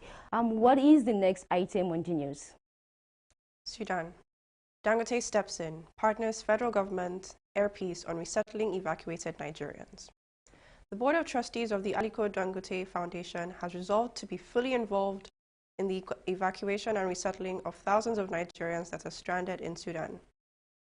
Foundation said it will collaborate with the federal government and Air Peace in ensuring seamless transportation of the stranded Nigerians and, more importantly, provide logistics and succor to the evacuees to make them settle more comfortably when they return to Nigeria. Over to you, Monisola. Right. This is a very heartbreaking situation, Dio. We have seen Nigerians living on the streets of Sudan, stranded at the borders of Egypt and Ethiopia, who won't let them in, stranded in the desert when bus drivers refused to go any further unless they were paid. There is even word of a threat of attack on the staff of the Nigerian embassy in Sudan, and there are families leading the ambassador to cry out that the embassy was not in charge of the evacuation efforts, that it is the responsibility of the National Emergency Management Agency, NEMA. Now, what do you think about this? Well, this is typical of the way we do things in Nigeria, very inefficient. It's not rocket science to get your people, to aggregate them somewhere and to move them out of a troubled situation. It is really, as you correctly said, Monisola, it's heartbreaking to see video of poor Nigerians in the streets, hungry, no shelter, no change of clothes, nowhere to bath. They are exposed to the danger of bombing. All kinds of things are happening. They're exposed to the elements, the weather, dangerous animals, even dangerous warmongers. And it's really sad to see this happening to our people. For me, the lesson in it, because I remember not too long ago, we had the same situation in Ukraine, where the Russia-Ukraine war, we saw Nigerians trying to get out and being stuck as well. Now here we are a few months later, same thing happening in Sudan. So what is it about us that makes our own evacuation so difficult when other countries are able to do it seamlessly? At the end of the day, it just doesn't tell well on our country, on our people. And I also look at it from the standpoint that people are so desperate to get out. But when conflagration and pogroms occur in these places, they can't wait to come back to our own country. So why are we even going anywhere in the first place? Why don't we stay and improve our own country and develop our country? Because at the end of the day, that's where we're all going to come back to when there's strife or trouble in other places, as we can see with all Nigerians now. But I call on the federal government to intensify efforts. It's a shame that bus drivers will be stopping in the desert and saying they're not going any further because they haven't been paid. It's a shame that they will have to collect the passports of Nigerians and say, we will not give you these passports back until we get to the destination and your government pays us. Meanwhile, the authorities, Nigerian authorities in Sudan are saying the 1.2 million that was earmarked to move our people has been expended. And the reason is that it costs a lot of money because all countries are hustling for the same means of transport to get their people out. So the buses are in high demand. And you know, when there's high demand, prices go up. So it's not like what you would pay for a regular bus on a regular day. Prices have tripled and quadrupled to rent a bus. So that the 1.2 million did not go far in terms of moving all our students and other Nigerians who need to get out of Sudan. So I want to implore the government to please intensify efforts, try to be more efficient, be a bit more proactive, so that we don't have to see these distressing kind of videos. Why is it only our country that we are seeing videos of our people in hardship? Other countries have efficiently sorted out their people, moved them to their countries, and the whole situation has abated to do with their individuals. But the sense is that the Nigerian government does not care too much about its people, and we have a lackadaisical approach towards assisting our people in trouble in different parts of the world. That's not right, because it's a two-way street. You want Nigerians to be patriotic to the flag, patriotic to the country, patriotic to the constitution. But it's a symbiotic relationship. For Nigerians to be patriotic, the government also has to show love. It's a two-way street. So that's my feeling. I'm not happy about it at all, Monisola. Well said. Thank you so much for your response. Yetunde, over to you again. What do you have for us next? Southwest states to launch regional electricity rail projects. Following the success of the regional security outfit codenamed Amoteco and other regional initiatives, Southwest states have agreed to launch regional railway and electricity projects. The decision came on the heels of the Electricity and Railway Act 2023, signed by President Muhammadu Buhari. The new laws decentralize the operation of power and rail, among others. Over to you, Monisola. Thank you so much. Right. Mr. Dayo, this is a welcome development for the region in particular.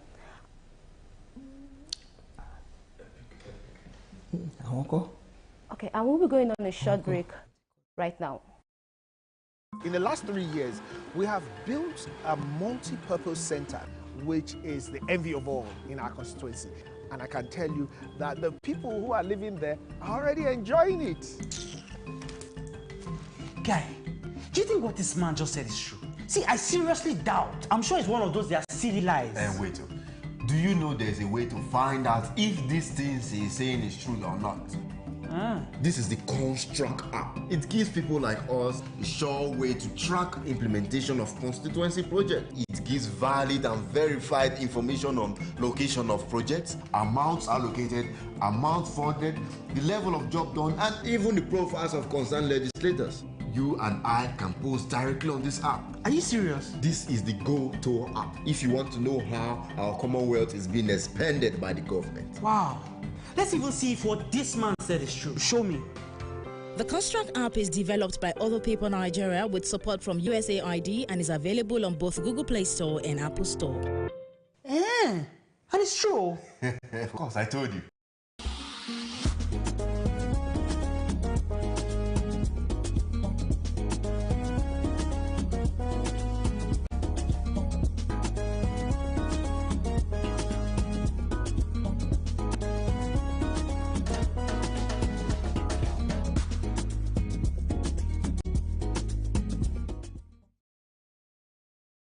Welcome back to the show, guys. We'll be heading back to Abuja, where we'll be talking to our guest for the show. All right. Still on the topic we'll be talking about, Dayo, this is a welcome development for the region in particular and the nation in general. You know, the Southwest has always been a pace setter when it comes to development, but two of the states are currently governed by the opposition. Do you believe partisan considerations can be put aside for the overall good of the region?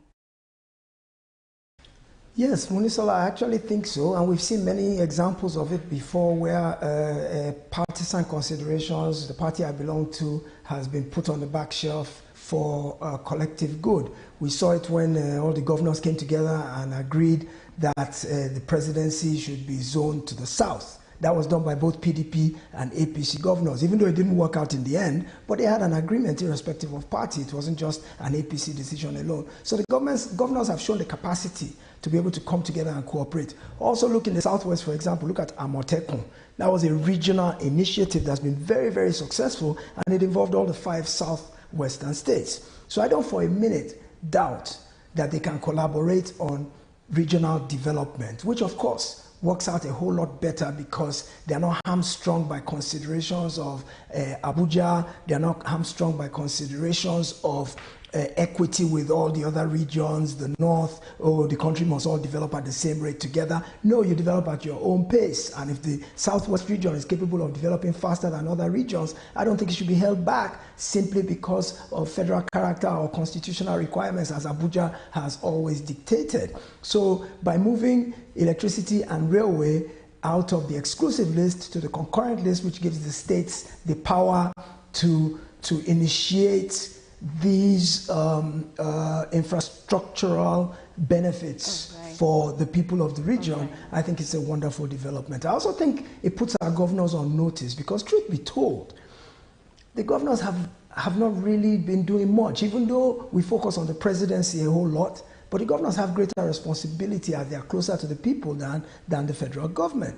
But the governors all along, they beat their chest about building a couple of roads and internal bridges. As far as I'm concerned, really, those are things local government should take up. There's nothing that you should be proud of as a governor for having built a few roads here and there and 1 or 2 internal bridges. I look at state governments to do big picture things like attracting investment to their state, whereby multinational corporations and overseas corporations will come and establish industries in their states and employ people. Employment is still the #1 thing so that people can be self-sustaining. So I think governors should do things like that, like generate electricity, like build water works, like, of course, build transportation networks, train lines like you see Lagos is doing, ferries, public bus systems, things that make life easier for the people. But governors have been so reliant on Abuja, they just wait for Abuja to say and do everything for them. So they tidy up themselves and feel good about having done a few petty things,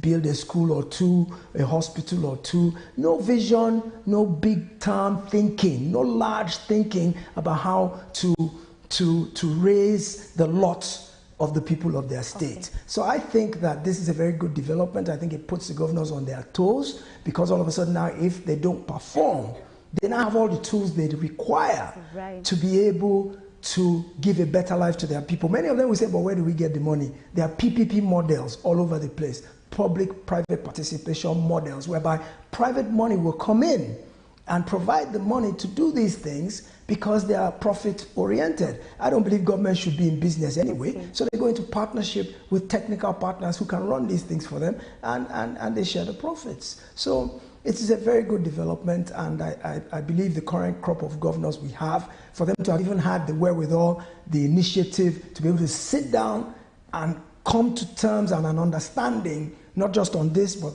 as I mentioned earlier, Amotekun and other things. It means the governors we have in the Southwest now are forward-thinking, they are broad-minded, they are exposed to international best practices, and they are bringing those to bear on their states and their people. So kudos should go to President Buhari for signing the constitutional amendment that took electricity, railway, prisons, and I think autonomy of the judiciary and local governments, that took them out of the exclusive list and put them on the concurrent list.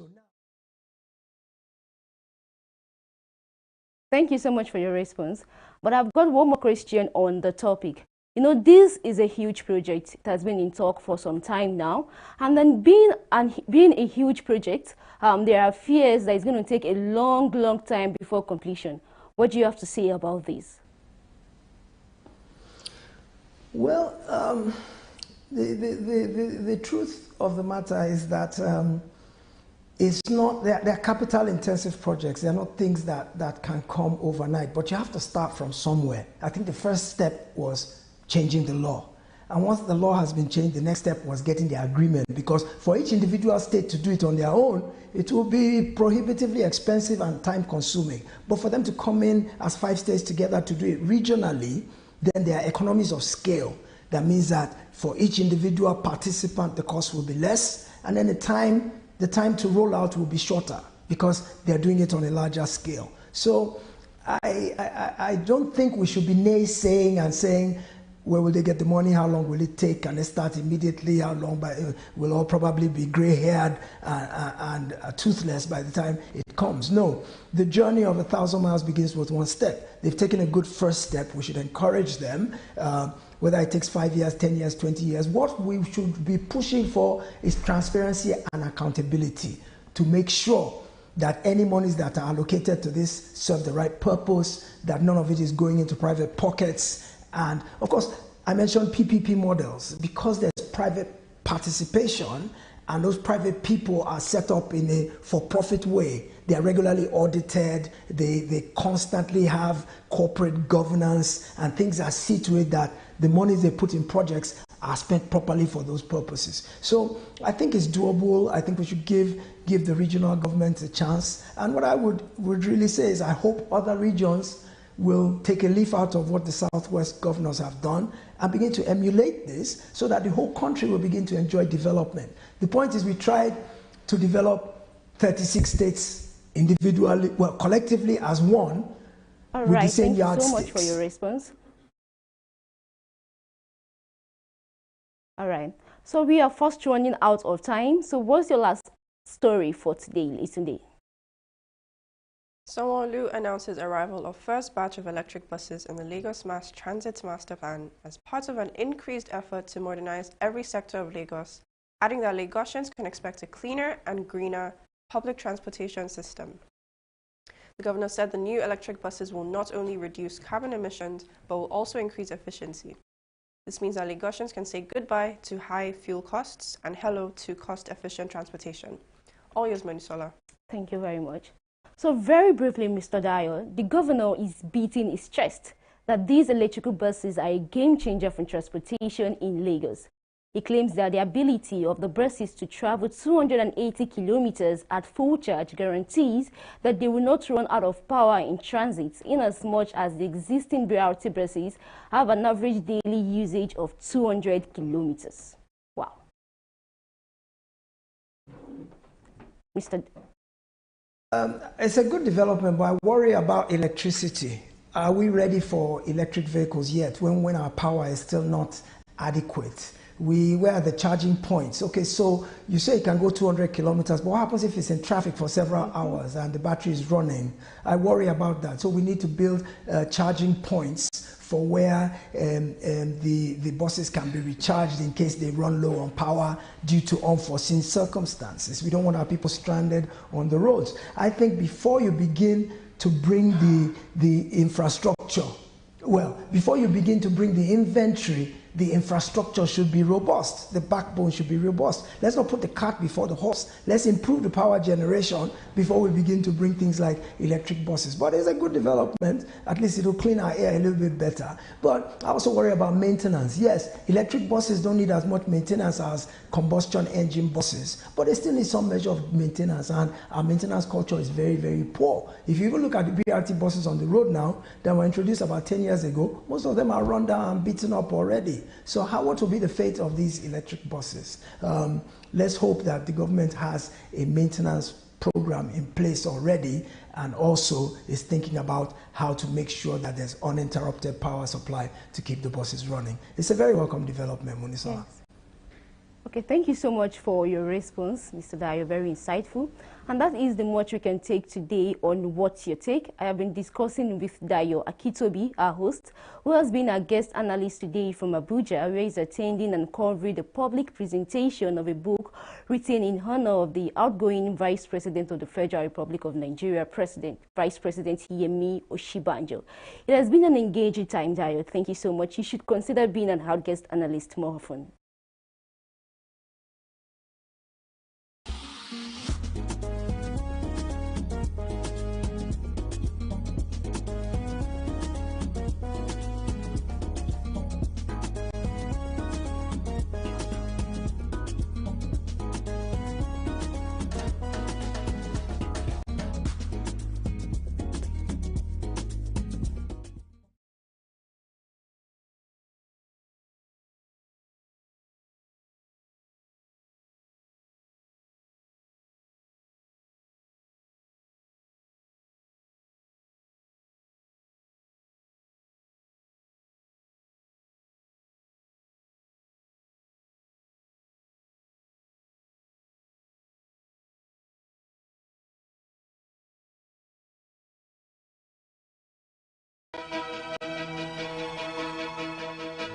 Opinions are free, facts are sacred, but truth is universal.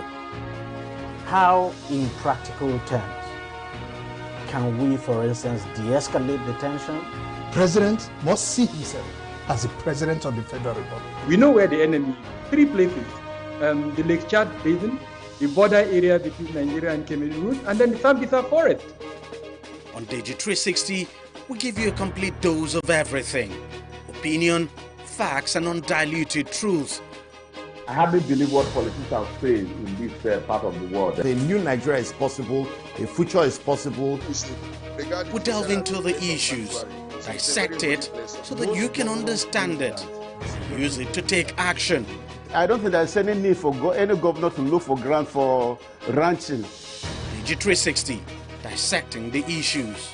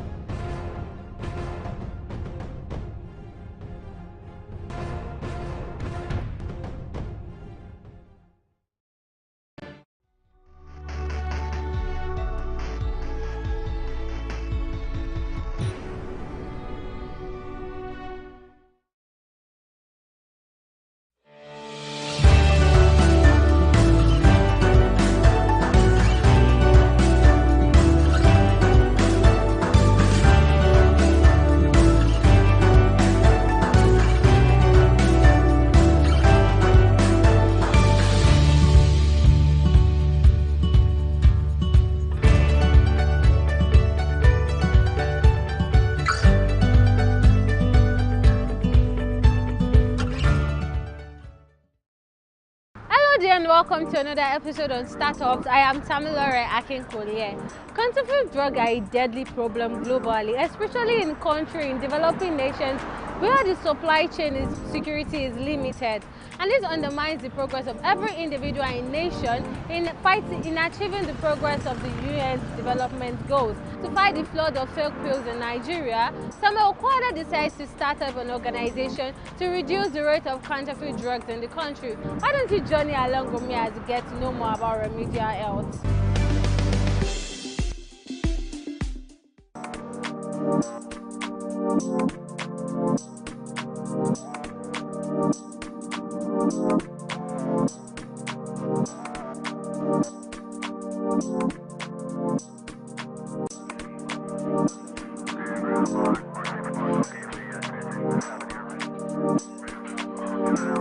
At Remedial Health, we say we are digitizing the pharmaceutical supply chain in Africa, and we do that in a number of ways. So, for example, we provide software to pharmacies and hospitals for their operations.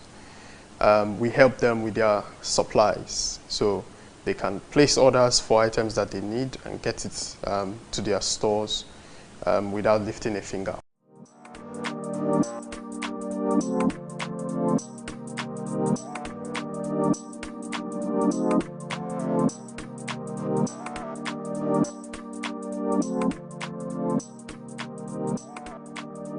I am Samuel Okwada, CEO, co-founder of Remedial Health.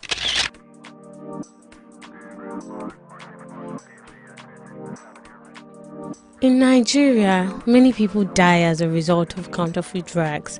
This dire situation has taken the lives of more than 500,000 people in the sub-Saharan region every year. According to Nigeria's drug regulatory body NAFDAC, 267,000 of these deaths are linked to anti-malaria medicines, which sadly is one of the most common illnesses in Nigeria. Determined to make a difference, Samuel Okwada developed the Remedial Health application, where pharmacies and hospitals can make direct purchases of drugs from licensed drug manufacturers and suppliers. Deciding to solve the supply problem most pharmacies battled with during the COVID-19 pandemic when restrictions were enforced, Okwada says with the technology Remedial Health provides, supply chain gap in the drug distribution sector has been digitalized. I would say the light bulb moment for Remedial was during the lockdown, during COVID. There was a catch-22 type situation in Nigeria especially, where the market where we would typically buy medicines wholesale for pharmacies and hospitals were shut down. And it was obvious why they were shut down, because you can't have a market operating during a pandemic. But hospitals and pharmacies were allowed to continue attending to patients and customers. Now, within 2-3 days of the lockdown, pretty much majority of pharmacies had empty shelves. So people were trying to look for stock. They were calling us directly because we were pharmaceutical marketers at the time. They were calling us directly to supply them when typically we would supply through these markets. So when we started doing that delivery directly to the pharmacies, we felt, you know what, this market approach that we have in Nigeria, not just Nigeria alone, it's pretty much across Africa, where you buy medicines from an open air market is not sustainable. There are several challenges with buying medicines from places like that. And so we decided to solve it using technology. Explaining how the app works, Okwada says Remedial Health app only works with registered pharmaceutical companies and not individuals. While the application only accepts a minimum of 50,000 naira per purchases, notification is also sent to customer tracking each stage of the process. There are many problems that we are trying to solve at once, right? For either the pharmacies, the hospitals, and then eventually for the end users, so the patients. But I'll pick one just to elaborate on, which is fighting counterfeit medicines, right? So in Nigeria, the figure for counterfeit medicines sold is 40%. So 40% of medicines you buy are likely counterfeit. So if you go and buy 10 packs of medicines, very likely 4 out of those 10 are counterfeits. And these counterfeits are very good, like they're compared to the genuine product, exactly the same. Until you do a test, do you know that one is probably chalk while the other is a genuine product. And you can imagine how many people are affected every year. It's in the hundreds of thousands in Nigeria only from counterfeit medicines. So it's either I have a headache, I take something which should help me, but ends up giving me a different illness. In some cases, sending people to their graves. And again, that is also in the hundreds of thousands of people dying from counterfeit medicines. Last year, 2022, we sold over 100 million individual packs of medicines around Nigeria. If we are to use that in relation to the percentage of counterfeit medicines in the market, we can sort of estimate that we've replaced somewhere around 40 million possible counterfeit medicines in the market. So if by doing that, we've even saved even one life, I think that is a very huge win for us. And I would dare say we have saved thousands of lives by ensuring that medicine manufacturer to pharmacy in an efficient, proper supply chain. Many startups often struggle to source financial support, but for Remedial Health, funding was surprisingly easy. Okwada says the problem-solving ability of the app made the difference. Like I mentioned, we had a previous company before Remedial, which was doing importation of medicines into Nigeria and selling to wholesalers. So that was one source of funds.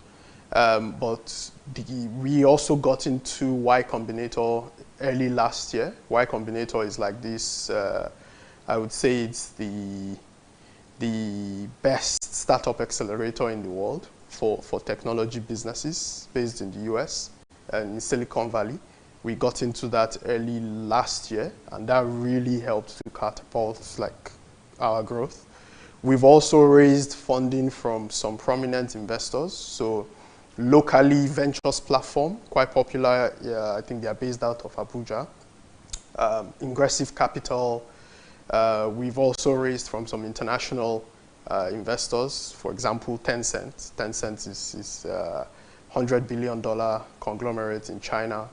And I would say we were able to get some funding because we were able to show that there is a problem that needs solving. We were able to also show that we were making some strides in solving that problem. With a large prospect in the pharmaceutical industry and with a landmark across 25 states in Nigeria, for Remedial Health, logistics is a recurring challenge. Okwada explains that the company's dependence on logistic companies sometimes exposes the businesses to issues such as late delivery of orders. So we have problems of our own. I don't think you would meet any business in Nigeria that is not facing one. But I would say none are really unique to us. We do have some challenges that I would say as a result of our growth. So like I said, Remedial is 1 year, pretty much 1 year old this month. We've gone from pretty much about 4 people when we were doing the previous business to about 160 people today. We've gone from being Lagos focused only to 25 plus states. So that comes with its own set of challenges, which I would say we're doing quite well with. But then there are the Nigeria challenges. So for example, how do I move a product from here to Kano in an efficient manner? In developed societies, there are already built logistic companies, right, that can do these things for you. In most cases, what you find here is that even when you have logistics companies, they also have their own set of challenges which are not created by them, which they cannot really solve. E.g., the road is bad. There's no fuel. So you can give a logistic company a product which should get to Kano in 2 days. It ends up getting to Kano in 5 days. Joda Pharmacy, one of the beneficiaries of Remedial Health, takes pride in patronizing them because of the convenience she has gotten ever since she started purchasing her drugs from them. I got to know about Remedial through Le Remedy Pharmacy. My brother owns there. He told me about Remedia, and ever since I've been partnering with them for like a year, 6 months now, and it has been very, very, very, very good because Remedia has made it very easy for me. We go to Lagos market to buy drugs before, but this time around Remedia brings the drugs to you. They deliver to you. You don't have to stress to go to the market, select the drugs. You just go online and make your order. They deliver it. So it has made it easy, and they are reliable. When they say this is the date they are bringing it, they will bring it to you at that same date. Typically, and I would say that's one of the value propositions to our customers, is that when you buy from Remedial, we are basically giving you a 100% guarantee that this product you've bought is genuine. We will not have a counterfeit in our supply chain. And the reason we're able to do that is because we're not working with any middlemen. We go directly to source. And we're sourcing from reputable companies, registered, regulated by the relevant agencies. So we can ensure in that way that whatever it is 100% perfect. Now, we hold that inventory in our warehouse. Again, one of the problems we're trying to solve is if you go into these markets to buy medicines, these medicines are kept in small stores that have no ventilation, no cooling, nothing, right? And medicines are not paper or wood. If you store medicine in a place that is very humid or very hot, it loses efficacy. So what you find is when these medicines pass through the supply chain we have at the moment, which is the markets, you find these medicines losing 5 to 20% of their efficacy just in those markets alone, right? So we hold that inventory in a properly regulated and controlled warehouse, temperature, humidity, right? And then when our customers purchase, we pick and pack. Either we use our own logistics or we use third parties to move those items to the customer's doorstep. In its first year, Remedia Health has been able to supply more than hundreds of thousands of drugs to various states across the country. It says with more investors, the company can reach every part of Africa and help improve the quality of lives of millions of Africans.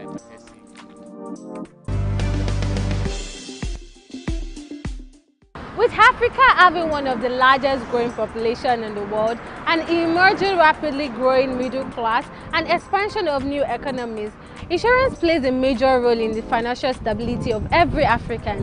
While Remedia Health is here to help us fight the use of fake drugs in the country, there's another organization that is here to help us ensure our health and every important aspect of our lives. Now let's get to know more about this organization that decides to add insurance to one of the daily lives of Africans.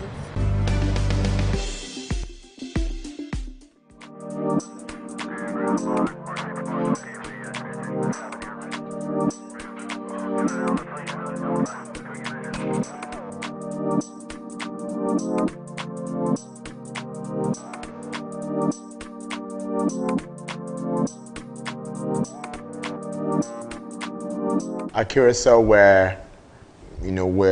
for us, we like to think about the long-term, vision for what we're doing is to help drive prosperity and, really help drive prosperity for Africans and people in the emerging markets. So that's really what we're doing. In terms of what the actual how is for us is, how can we use technology to drive insurance penetration? How can we use technology to make insurance work?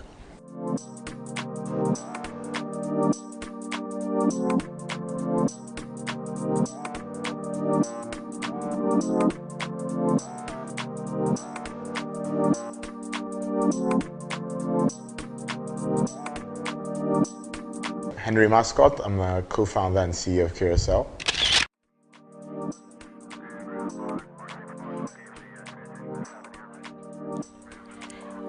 Insurance penetration remains very low across Africa, leaving 90% of Africans to little access to the awareness of insurance, with the main goal of helping Africans drive prosperity by using tech to make insurance work. Henry Mascot founded Curacao in 2019 to ensure people don't spend their money over and over again. For us, we tried a few things. We worked around a few industries, my co-founder and I in the beginning. But we saw insurance as one of those industries where there's a lot of opportunity for leveraging on technology to drive growth. Insurance is also a very key part of the economic stack or the financial stack. The same way you need banking, you need credit, you also need to make sure insurance works, especially for people in Africa, right? People in poor countries. You need to make sure that the money you make, that you're not spending the same money over and over again going to a hospital, you're not spending the same money repairing car or like paying for property that could have been protected if anything happens. So we think for our growing economy, a growing country, it's very important that you have a way for people to protect their risks. So whether that's their health, whether that's their life, whether that's their property. Having branches across 7 countries in Africa, the invention of Curacao was realized from working in the healthcare sector, where the lack of finance in the sector was realized, which brought the birth of Curacao. I think that was a light bulb moment, really. Our process was very iterative. So I've been working on this for a very long time. I've been working on. So for us, we actually started doing a few things in healthcare, really, and we realized that the most sustainable way to create value or to finance healthcare. So right now, when you're sick, you go to a hospital, and then the hospital treats you. But really, the only way, but it's challenging for, like, again, we're a very poor country right now. Nigeria is the poverty capital of the world, right? So it's very challenging when people have to. So for healthcare to work, there has to be healthcare financing, right? So for us, we were playing around in a few industries, just building technology to power those industries. And then, we realized even for healthcare to work in a sustainable way, there needs to be some financing. Somebody needs to finance that care that poor people don't have. And then we learned about insurance. So, we didn't know about insurance. So growing up, I didn't know anything about insurance. Maybe I knew third-party insurance because then, I have a car, but like, I didn't really understand it, right? So until I started getting into the industry like 3-4 years ago, like, I didn't really fully understand it.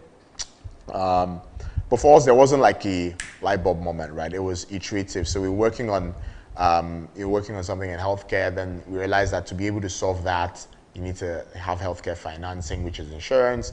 And then the more we spend time working on problems within the health insurance space, the more we saw the opportunity and the problems across the whole insurance ecosystem.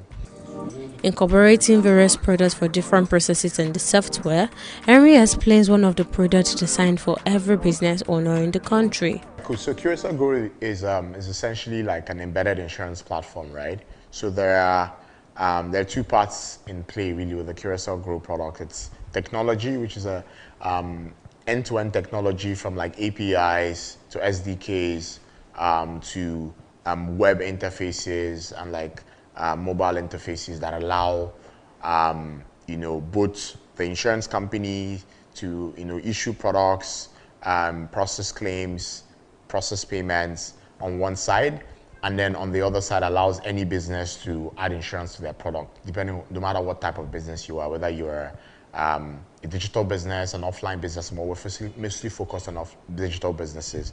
And then digital business like fintechs, banks, logistics companies, e-commerce companies, just any business that has a use case for insurance, whether they're trying to protect their customers or give their customers more sort of like a variety of products that include insurance products, or even just protecting their own business, right? So yeah, so that's the technology part, and then on the other side is the insurance brokerage, right? So because you operate as a broker, right, essentially. And so really those are the components. And in terms of the value that we're creating for some of the businesses we're working with like 100 plus businesses at the moment across, maybe for this particular product, maybe like 4 or 5 countries. And so the biggest value really for some of these businesses, there are 2 key things that make people try to like embed insurance within their ecosystem, right? So number one is to increase the value. Well, let's say 3 ways, right? So number one is to protect their own business, to protect their own operation. So you can have credit companies that are embedding like credit life insurance to like their loans, to make sure that like if there's a default as a result of like critical illness or death, that insurance covers that. So there are use cases like that, and like logistics companies that are every goods moving within their platform that they're embedding it, just so that they make sure that they protect themselves. So there are use cases of that where people are like, this is a core component of what we need to do to make sure our business is viable, is sustainable, keeps growing without any risks, right? And then you have the other two segments. Another segment is people who want to generate more revenue. They have a lot of users. So this could be like the banks, the neobanks, like people who have like millions of users, hundreds of thousands of users. They're already offering a core service to those users, but they want to be able to make more money. They know that they can create more value and then they can make more money, right? So that's and then there's a third segment, which is people who, they're not necessarily motivated by money, but they want to offer their customers like more service, more value-added services, more things that can help them have better lives, and so on and so forth. Working as a back-end organization and getting paid by use of your software, users can only have access to any of your services by going to any organization leveraging on their product. You know, right? So again, maybe one thing to also mention, so we're purely infrastructure, we're a B2B company, right? So we're not selling directly to consumers. So if you're an individual, you're not buying from us, right? So you're going to encounter Curacell as part of an ecosystem of somebody else. So let's say, you're using, like, let's say Wema Bank, or you're using Pocket, for instance, on Pocket. Let's use Pocket. So let's say you're using Pocket to do your thing, send people money, buy your airtime, and so on and so forth. And you were thinking of, okay, cool, I need to buy, insurance for my phone, my Android phone. I want to make sure that if anything happens to it, my screen damages, it gets stolen. Right, so you just go to Pocket. You go to any of our partners that is already leveraging on our infrastructure, right? So you go to Pocket, you can go to a bank that's using us, you can go to anybody, and then you buy that policy that you want, or products that you're putting. And then, but it's just that we are at the back end powering all those things. Apart from the declining rate of the Nigerian economy that affects 1% of Curacell, one of the major challenges the organization seems to face is the establishment in a new market. They're really hard. So they're like, a plethora of challenges, right? We wake up every day to them, and we go to bed. We try to solve as much as we can. But the challenge is that, the ballpark, if it's right now for us where we're going into newer markets, I would say, off the top of my head right now, one of the key challenges as you're going into a new market, there are licenses you need to get or partner, and then also, certain markets have like their own like nuances. Like some people like foreigners, some people don't. Some people like Nigerians, some people don't, right? So, I would say like obviously going into new markets, navigating all that, like, figuring out, okay, who's the right person to partner with, getting them to trust you. We don't have the best rep as Nigerians as well, right? Like within the continent. So we need to, make sure that these people trust us, and then they believe we're creating the right value for themselves and ourselves as well. So yes, I would say that scaling into new markets is definitely one of the key things that we're solving for. The trust factor, the right partnerships, the right licenses. For every single business, every single startup, obviously talent is still one of it. So we're still solving for making sure that we can find the right talent that has the right values as we do, because we have a very unique set of values, right? We're not we like to think that our values are really unique, right? So there are people who can work with us and there are people who can't, right? People who fit into our culture. So being able to find that, at the right budget, so that's definitely, there are roles we've been trying to fill for a year or two now, right? We've gone through hundreds of people, and we're still, so talent is definitely one of them as well. Let's see, again, obviously with every business like ours, funding is always there. Obviously, we did a seed round recently, but again, we need to raise another one like in the next couple of months as well to make sure the business keeps going. And then there's the industry challenges as well, right? So we're working in an industry that again is based off the fact that they are protecting risk. So when you're protecting risk, it also means you don't adopt innovation as an early adopter. You need to make sure it's safe, you need to make sure it's compliant and so on and so forth. So, but yeah, those would be the key things that come to mind. Working with new partners in a new market has always been a great achievement for Curaçao, but it validates their effort in making an impact. I don't know that there is one greatest achievement, really. Again, people would pretty much call the funding because like you see, but for us, I also may see like when we sign like some really like big clients, again, people, we're really excited. Last year when we signed one of the biggest health insurance companies in East Africa, right? It's like Jubilee, because again, it was validating to see like a big, again, we have some big partners as well. We have AXA, we have THT, but for us, it was very exciting to go to a new market, and then have like a partner there, trust us, and then also validate what we're doing. So for us, yeah, so it would be like signing new partners in new markets. Again, off the top of my head, recent is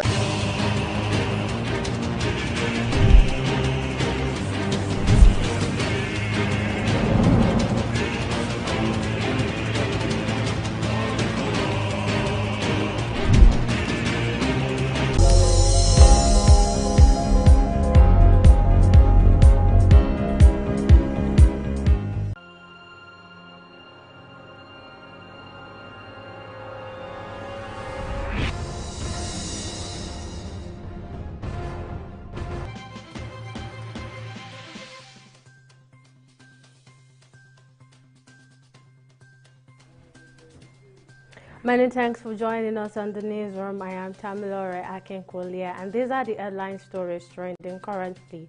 The president of the Nigerian Bar Association, MBA Yakubu Mikel, has called on the incoming administration at federal and state government levels to initiate, strengthen, and focus on policies that promote inclusiveness, promote small and medium-sized enterprises, and grow the middle class and prioritize the infrastructural development. The president made the call in his Workers' Day message to Nigerians on Monday, while also lauding the resilience and steadfastness of Nigerian workers who, despite the national challenges, continue to keep the wheels of the country turning. He commended workers in both the public and private sector, the self-employed, the sole proprietors and entrepreneurs whose ingenuity and resourcefulness create employment opportunities despite the current economic challenges. The presidential candidate of the Labour Party, Peter Obi, has vowed to reclaim his alleged stolen mandate in the court. Speaking at a stakeholders meeting in Accra, the former Anambra State governor reiterated his commitment to exploring every legal option to ensure that he reclaims his mandate. Obi has contested in the last presidential election and came third behind the president-elect Bola Tinubu of the All Progressive Congress, APC, and Atiku Abubakar of the People's Democratic Party, PDP. The All Progressive Congress APC says Victor Gaidiom and Ali Overtimi Amechi, former Minister of Transportation, will remain the vice chairman in the South-South geopolitical zone. The zonal committee had announced the sack of Gaidiom and Ita Udosen, its secretary, after a meeting on Saturday. In a statement on Monday, spokesperson of the APC, Felix Mokar, says the action of the zonal committee members was not lawful and thereby null and void. The Center for Disease Control and Prevention says it is planning to stop tracking the spread of COVID in communities across the U.S. Moving forward, the CDC is expected to rely more heavily on COVID-related hospitalizations, much like it does to track the spread of the flu. The agency is expected to announce a new tracking system within its coming week. It said the move away from the tracking community levels transmission is tied to the May 11 expiration of the National Public Health Emergency. And in business, the federal government has again postponed the reopening of the Lagos-Ibadan Expressway, saying the April 30th date earlier stated for completion of the project will no longer be feasible. The Minister of Works and Housing, Babátúndé Fáṣọlá, made the appeal in a statement signed by the Special Advisor on Communication, Akin Bello, and made available to newsmen on Sunday. It says the development was due to heavy traffic being experienced from toll gate to the Kara Bridge section of the Lagos-Ibadan Expressway. And on foreign scene, the situation in crisis aid Sudan continues to remain tense, with rival military forces accusing each other of fresh violation of a ceasefire as their devastating conflict enters the third week. The truce was slated to end on Sunday, but the two warring parties agreed to extend it another 3 days. According to the country's health ministry, at least 528 people have been killed and 4,599 wounded since fighting broke out on April 15, but the UN says the death toll could be much higher. And on sports, after just a season in Dutch League with Ajax, Nigeria international Calvin Bassey is set to leave the club after a report that the club has received an offer of 23 million euros for the defender from a Premier League club. However, things have not exactly panned out nicely for the former Leicester City man, as Bassey struggled to make an impact at Amsterdam, with the club sitting third on the table. The Premier League club that is set to sign the Nigerian player is yet to be disclosed. That's all on the newsroom at this time. Thank you for watching. Bye for now.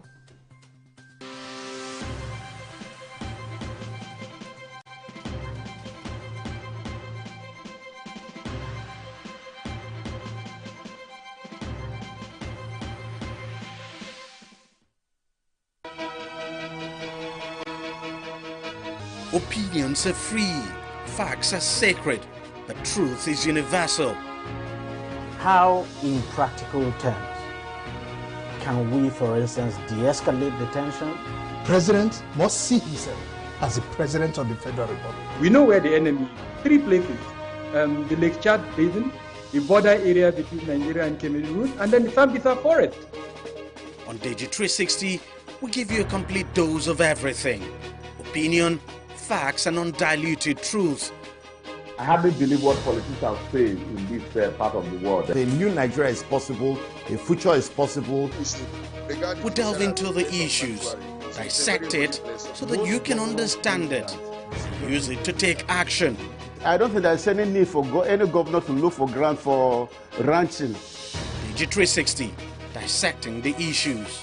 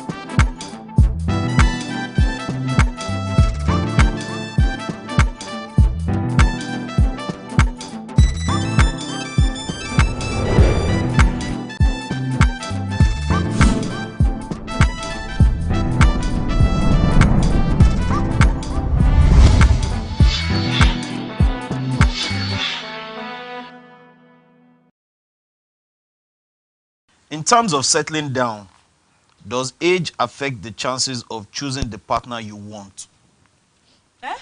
In terms of settling down, does age affect the chances of choosing the partner you want? It should be the choice. I think it should be the choice. In which way? Me as female, I date a younger person. I feel like as a a female, like, as in is age a factor in you deciding getting what you want? Yeah, who you want to. Who you want to get married Meaning, can I get married to a younger man? to? No. Like, for example, as you grow older, for example, now, your chances of getting who you really want becomes slim. Okay. I don't think it plays like that for a man. For a man, yeah, it doesn't. It's for a man. But it's for a lady. For ladies, I just feel like you don't. For ladies, you can say that yes, we have the, how do they say it? It's not in our favor. You get. It's more in guys' favor. You see guys in late 40s, just getting 50s, married, mid 50s. Yeah. But for women, you understand? They're like, oh, you think about your biological clock. You think, oh, maybe can she, to be able to have kids and everything. So you understand. So most times when they get to a particular age, they start getting pressed like, oh, like let me just look for one and just settle down or something. You get. I even think like sort of just settle for anybody they say. No, not like they settle for I'm just saying that they don't. for them. It's just I'm that. not saying that It's just that. Like, older women settle now. They settle at the end of the day. I don't think they're going to settle. Now there is easy. I was about to say like you can freeze modernization, your like you freeze your eggs. Yes. It's quite easier now. It's quite easier now. And you again, freeze people have a liberal mind now. Liberal mind, and in fact now, more people are more maybe because people are now more open, and then they, civilization and everything. People are now seeing that you don't need to rush to anywhere. Do you understand? Actually. Okay, so and then because of what is even happening right now, like people considering marriages where people, you rush in and then you rush out. People are like, no, I'm going to take my time. I'm going to get married to the right person. You understand? I'm not negating the fact that some people are still rushing. Yes, you are still taking your time. Yeah, that's why. As a woman. That's why I say. I'm not saying that maybe she's trying to be picky, but like maybe I'm not saying maybe at that stage that maybe she's saying, oh, I don't like this song. Oh, maybe for petty reason. I'm saying maybe at that stage, maybe she has not gotten anybody. She's not going to go and meet any random person and just go and. But anybody that approaches her, she would agree. Wrong. No, that's what I'm saying. She's not just going to just because any random person comes to. Yes. So you think at 37? That's what I'm saying. Medicine has made things easier and science. You can so freeze she your could egg. freeze her egg and she's not worried about her age to give birth. Is that the only thing women worry about? It's part of the thing. That's one of the major things in Nigeria. That's one of the major things that people worry about. Is their biological. It's the truth. Unless you don't want kids. It's the main thing. Because in-laws, your in-laws will say, why won't marry this babe? She don't, she don't feel give you picking, she don't give us grandchildren. So that's just the only reason why you don't feel married. I mean, major thing for Nigeria. But what of you? Me, for an older woman. If I like the older woman, I'll get married to her. There are ways we could look for a child. So if she's like 50, can you get married to her? 50 is too much. There's a considerate age. I can't. Considerate age? What of the truth now? The considerate age? Huh? 45. No. I'm going to be 34. Let's say a lady 40. Yes, I could. 6 years. Yes, I could. But above that, that's... What of 41? No, I say, I'm telling you the age. 41, she just left now. It's the same thing. Even that 40, you get 6 years difference. So that's Shay, what about you? Almost a no. Forget that. Which age? Like what of a year older? Maybe my max now 3 years. Max 3 years older. Max. Everybody does his own this thing. So max. Well, you should at least consider 41. Should still. How you go consider the 41? I don't consider. The 47 we go still talk well. You know if you consider 40. No, but 40 is cool for you. It's cool. 6 years. I just feel like the most important for men, the worry for them, for women, is the fact that one thing they're scared about is their biological clock. Yeah. menopause and all those kind of things. Do you understand? We all know that is aside. If you're not worried about that means maybe you don't want to have kids. Exactly. Or Maybe you just want to adopt, or you want to adopt, or you want to do surrogacy. If you've frozen your eggs, you understand. So that's just the thing. But you know another funny thing in Africa that we made it look like as if it's a woman thing. It also affects men. Getting married at a very... It doesn't affect men as much. I want to explain to you what I mean by it affects. Wait. I'm not saying men drop their post. standards. I'm not saying that. I'm saying this. You imagine you getting married as a guy. You're wasting time. You're getting married at 40, 45. So let's say by the time your child will be... Wait, doesn't mean that it was wasting time. I'm not saying you're wasting time. I'm saying you're taking the time. right Wait. It's still the same thing. We're only just talking about ladies at this stage. Okay, you're taking time, and then you finally get married or get settled at 40 or 45. So by the time your first child will be like 10 years, you're 55 years. So when would you stay to enjoy your kid? As in, you're still enjoying now. Like, how? As in, you're already old. Is it at your old age you want to enjoy your kid? Or at a younger age. Like so people get married as early as 25 and they don't have any 45, 50. What would they do? That one is a different case. That one is a different case. I'm just saying that. And even at that part is because maybe they've not explored other options to get kids, or maybe they don't have the means to get kids. Yes, so you want to IVF. tell me that? And people have tried IVF how many times? Even if you don't work, then you adopt. We all know how adoption is in Nigeria. Adoption is very, very, as in, the process is long. Tedious. And which is one of the things that people are really speaking out about. That the process long. You see, which is one of the things that they're talking about. It's so difficult. People are saying it's very, and that's why people are saying that's why people go for that baby factory thing. That because of the doing it the legal way is stressful. Yes, doing the legal way is very stressful. It will take you years before they. Yes. Wow. Why do you think baby factory? Papers upon papers. That's why baby factory is easier. You just go and get the thing easily with your money. That 1 year you're done. Now this one even with your money. Yeah. For years, 5 years, they've not given you child. One. As it used to be on, and it doesn't mean that you even get it though. Do you understand? And that is why baby factory is moving. It's moving. And people are really speaking up now. I don't know. People are really speaking up that Nigeria, the government should do something about adoption. They should make sure the process is easy. Do you understand? They just have so many children there, so that you can get rid of all this baby factory springing up everywhere and there. Do you understand? Well, I don't think a man's standard drops. So even no matter how old he gets at the end of the day, because you see, a man is, especially if he's not rich, but let me say well-to-do. If the guy is well-to-do, his standard will not drop. I think he settled. I still want a slim babe. I still want a fair I think babe. he settled. I think he settled. He settled. Do you know why? Men settle. Even when they are not even old. Men don't settle. Yes. Even when they are not old. Yes. Let me tell you how it works. Like when they are serious, and they're active, when they are serious, especially when their parents are on their neck. Yes, they settle. Before you know, they say, I didn't like her. She got pregnant for me. Corey, like when they're still very young. Those days that when they're still very young, when they're still very young and playful and they're still in the field and all, they do with this girl. That's when they even have spec. When it's time to settle and they be doing that thing, they settle. Yeah. When it's time to settle down. Settle down. Yes. They settle. They settle for anything. No, they don't settle. They pick who pays them the most. No, it's not settled. That's when they settle. I don't think that. I buy with what they're saying. No, I don't buy what they're saying. You know why? Because let me explain to you something. How can you say guys? I've had guys. Let me explain something to you. I've had guys that. You won't be like this one ended up with this one. When they were dating, they were like, oh, if I want to marry, see this kind of babe now, this kind of babe, this. And then finally, while they were dating, they had those kind of girls, those classic girls. And then when they're finally ready to settle, you just see the girl and they're like, God, I don't see why. I like guy. How far now? But not be this kind of person. Yes. Like what's happen? Waiting the guy go reply you. You tell you say na person way I just won't deal with. Now like that person will make me happy. Bam! You don't drop the standard. No, not standard. No. You drop the standard. You drop the standard. You drop No. Because before you tell say my standard. Yeah, waiting you talk. He say na person. Yeah, waiting you talk now. He say na person where I like. He don't drop the standard. He drop in standard because it just be like say wait. It just be like say everybody knows say I like beans. I like beans.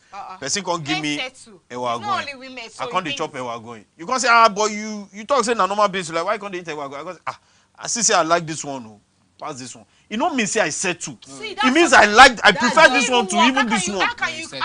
No, you not settle. It was his choice. Because before he talk say, see what I want. Okay, let me use physical attributes. I want babe we get big butt, babe we get it. Then won't come marry slim babe. Maybe the slim. Maybe we're black. Maybe and before now 5 years we get big butt. But Iman, calm down. If he be say he see something for that slim babe. When you know, but the makes him say he compromise standard. No, he not compromise. He upgrade himself. He not be compromise. You know what? You know be compromise. No. Not think am like that. He not compromise anything. Okay, so why is he chasing? Why is he flirting with that his spec outside? They will not be like, why is he flirting with his spec? His spec outside. Yes. They will not be like, like you like get after you not come marry that one, he will not be flirting with his spec outside. You see that one? Why? That's a different topic that we cannot delve into now. Okay, good. Men naturally, no matter what, they like are variety. promiscuous by nature. Okay. How? We have discussed this issue. We don't discuss them before. Now I say more not delve into this thing deeply. More not delve into them deeply. Let's not go into it. There is a very high probability for a man, even a married man, to still look outside at the end of the day. Because men, our eye know they stay one place. Now so it be. No, not a loose man. Now so it be. It takes the grace of God, serious grace of God, serious grace of God. If not because for a man, religious belief. I did tell you, if not because of religious belief, if not because of religious belief, and then some form of morality, no be lie. Virtually all men. That's like inbuilt, like inbuilt. I'm not saying it's not. No, so why is it there now? So why is it there? Why is it there? It's not. I agree. I'm telling you, inbuilt. See? It just depends on the man's character and the way he's willing to discipline himself. That's where I want to come from. And the percentage of men who are willing to discipline themselves that way is very, very, very, very low. So you're trying to tell me I'm not saying there are such men that exist. No, like you're trying to say it's a natural thing. So it now takes a man with extra effort to actually overcome that natural thing. Yes, it's true. Very, very true. Very true. Very true, Korode. What me I want to say is that all this one that you're saying men. Well, let's not leave the main topic. That's human as a woman too, as a man. That thing is there. Nature to want to I don't know how to say explore. So let's come back to the main topic. As a personal, it's just like, do you not think of bad things? Yes, we all do. We all do. Good. Do you do them? No. So it's not gender based. So it's not gender based. What's the ratio of married women who cheat? No, that's like wait. Like to you, like how many percentage of married women? See, no, like women based on the experiences the little men. experience you have from what you've seen so far. Yes, ratio of women to men. What me I've been hearing, I think it's even 50-50 or 60-40. No, right now, yes, because right now, before. Let's use before.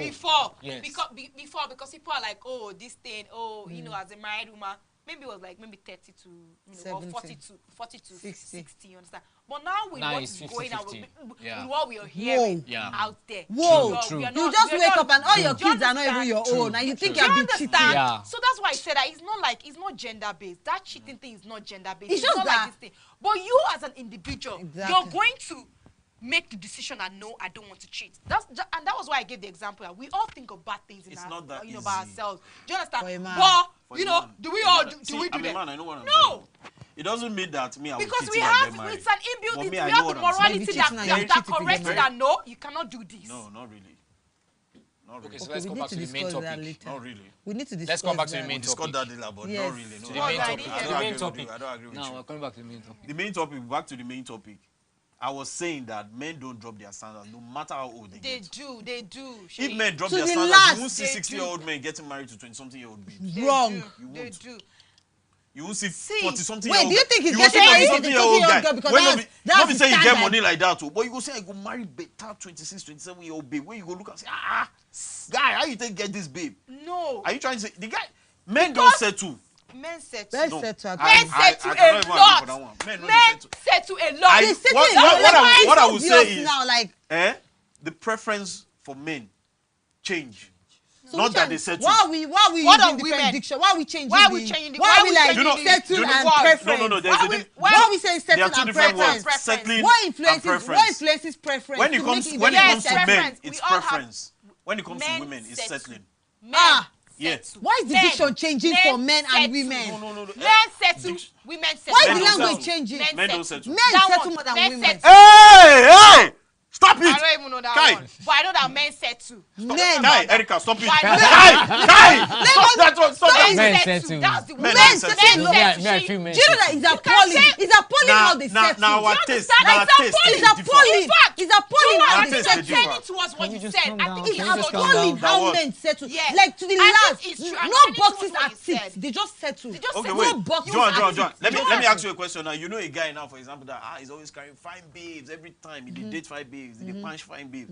Then he can't talk say he won't marry. You can't say the wife he won't marry ugly. To you, he settled, Abi? Yes or no? He settled now. Because he don't carry fine babes. But when he won't come marry, now ugly baby carry. He settled because he will not go and be cheating on her. He settled. He will not go and be cheating on So what's the use of him settling? When he still has those fine babes at his beck and call.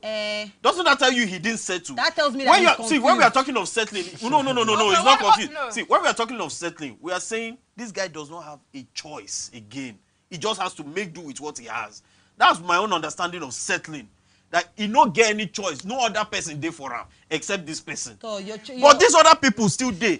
That is not settling. He made his choice. He decided, oh, I've seen all this fine babies. Really? Now this ugly one I want pick. That's not what. That's not settling. They be like, oh, time don't they go. Like, guys, she don't they disturb me. And now this girl agree. Like, no time. That's not settling. It's settling. That's not settling. That's not settling.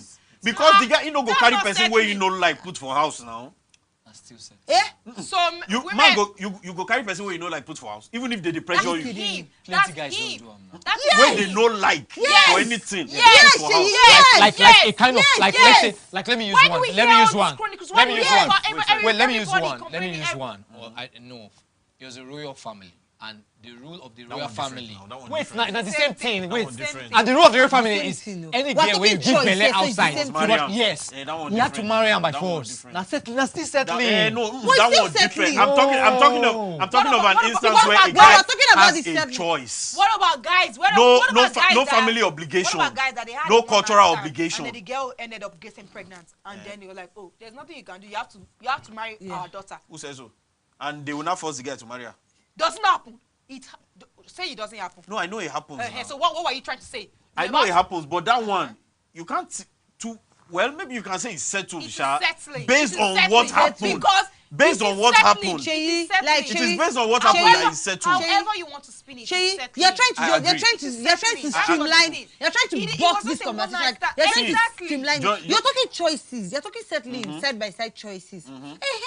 These are certain actions that they have carried out that influence their choice to settle. Wait, John, let me ask you. Let me ask you this question now. When someone is settling, when you say someone settles, does that person have a choice or not? Does he have a pool to pick from?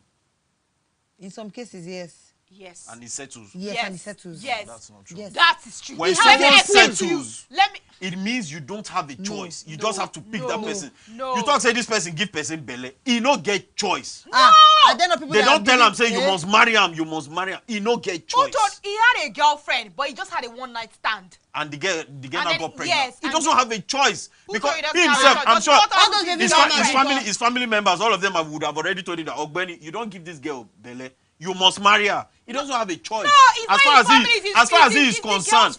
But what I'm saying is, you can't compare it with a guy now. Where we say the example I gave earlier. You have fine babes. He now went to carry an ugly babe. It happens. He made his choice that okay, I don't want any of this fine babe. I want this one. Why? Meanwhile, those probably he saw that this one will be a good wife. She'll give me peace of mind. She'll be able to cook for me. She will answer to my beck and call. Unlike all these other ones. And he decided to choose her. That is not settling. Okay, so what's okay? He made his choice. So what is happening? What is going on in marriages whereby the men they were like, I didn't even like her, I just married her because of she was just available. Yes. What's going on there? Because she was available. Yes. I've not heard that one before. You have not heard because she was available. You will not hear like I just married the girl. Like I just because she was available. Yes, I've even seen a scenario like that. I know you say you've not heard it before. No, I'm not honest. I've not heard it. That she was just available. I don't understand. Available to be married. Available to be married. Yes. That's why I not married her.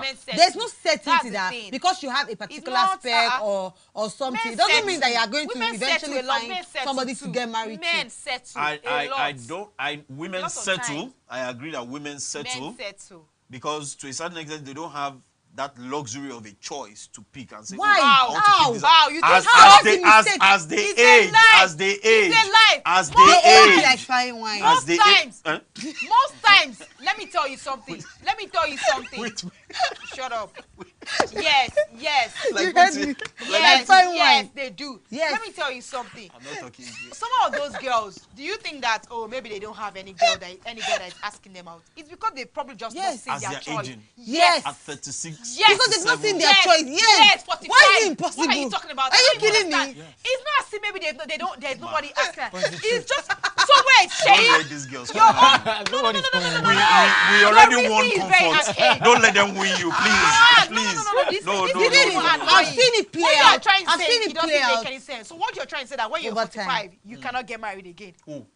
As a woman. 35, 36, you don't have 37. the luxury. You do. You have a choice. You do. You can make a choice. You can reject proposals. It's a lie. You reject proposals. You go dead there at 45. You go dead there. You go old. See, let me tell you something. You go old at 45. Any man will come meet that woman. She go marry. At 45, there are some men you can't get married to. Even at 45, I'm saying, but at that point, you don't see. You know what? Emmanuel, I think the image of the lady you are painting is maybe 13th century or something. Yeah, if you're thinking of modern women these days, they cannot be talking like this. They would in Africa. They would rather remain in Africa, Nigeria. Yes. Now lie. Don't say that. Now lie. Now lie. To that part, yes. Now lie. It's a lie. We have not gotten to that point. We have not gotten to that point. Are you kidding me? In Nigeria, we have not. Yes. My dear, we have not. We have. Whoa. I don't understand why you're kidding me. It's just the few ones that people are looking up to as celebrity. We kidded you now. I'm not a lie. I don't agree. These are not even celebrities. These are not even celebrities. The image of women you are painting in your mind is affecting you. There's nothing like that. I say your family cannot even allow you at that stage. They don't allow you. Say make you just stay.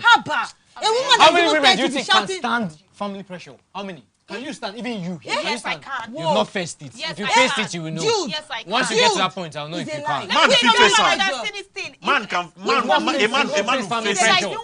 you not face family pressure. Can you face family pressure? Men don't know how to stand pressure. Hey, Jesus! Men! Especially when they are mom. Joanne keeps shooting this gun this evening. Boom. Men do not like this one. Will not agree with this one.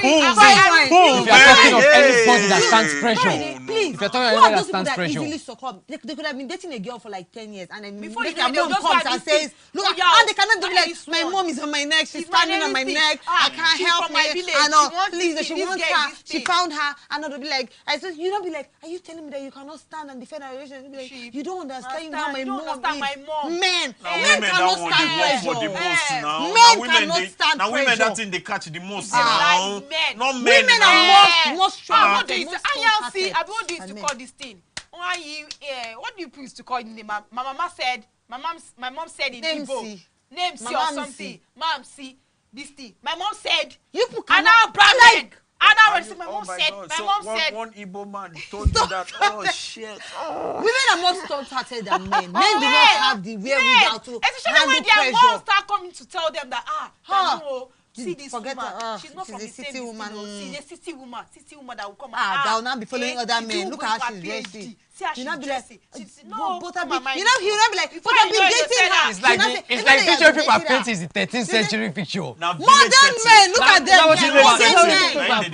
Modern men like you and Sheyi. Modern men. Like push me and Sheyi from where? Can you stand your mom's pressure? My mom's pressure. Can you stand her pressure? My dear, see. If she stands on your neck, can you stand? Wait, let me tell you. I quarreled with my parents for months. I wasn't picking their call because of a babe, not from my side. I'm very firm about my beliefs and my thoughts, and I stand by them regardless of pressure. Really? Yes. You can face your family. Yes, because I want my best interest. Even when your family say they will disown you. No. Disown me. One. They will not even say they will disown me. Two. Why? Disown me to what? Because you don't want to say what like disown me to no, it's not even possible. You can't disown me because I chose. Let's just say you're from that kind of family. family. No, let's work with that. I'm not from that. For the sake of argument purposes. Well, I'm not from that. You need to think about it. You need to think about it. If you are from that kind of guy, if you're family, firm-hearted, you'll be able to influence their opinions. You will be able to influence their opinions. You will work with what we've said, or else we'll disown you. To where? Cotonou. Canada. We're Africans. You can't do it without your family. Whoa. Yes. Whoa. You see, like this one, they say, you could not agree for the family. Proven. You see what I was telling you? Proven. Just hear what Emmanuel said. I'm not telling you that you should not defend, but I'm saying, can you do it without your family? Proven. You know the place of a family. Proven. So you're saying that they're not toxic families? Like they're not toxic families? And today their parents accepted but the as ratio decision. to men is lower. My dear. No, wrong. Men go against their parents the most than women. It's difficult to find a man that is actually willing to go. What he's saying is the truth. Let's not argue it. Let's not argue it. It's difficult to find a man. Is it when the men that especially when they are mom, start saying, especially when they are mom. They'll just say, you see the women. I'm not saying some women can't be pressured. I'm not saying that they are. But don't come and say that a lot of women, they will just give in like that and say that, okay, I want to marry. They will elope. What you're trying to say a woman will even stand. Fact, like women, there's so many times they'll be like, oh, I forced my family because they never even supported the marriage. Exactly. Like it's just me and my husband and my exactly. Do you know that I actually know about a woman like that. So she actually thought her family were so wealthy, and then this guy, she actually liked him from her program. So she liked the guy, and her family, they vehemently. Do you know, like she left that city they were in. She relocated with that man against, like for a year, even when she gave birth to her first child, like it was later, like they came around, like she still tells her story, and she's like, I stood by this man. Like it's not as if today he's like anything, like they're just fine. But still, like you can actually see the fact that okay, she's willing to go all out 100. Those women, that woman. Do you know how many guys have done the same thing? Do you know how many guys have done the same thing you are saying? Eh?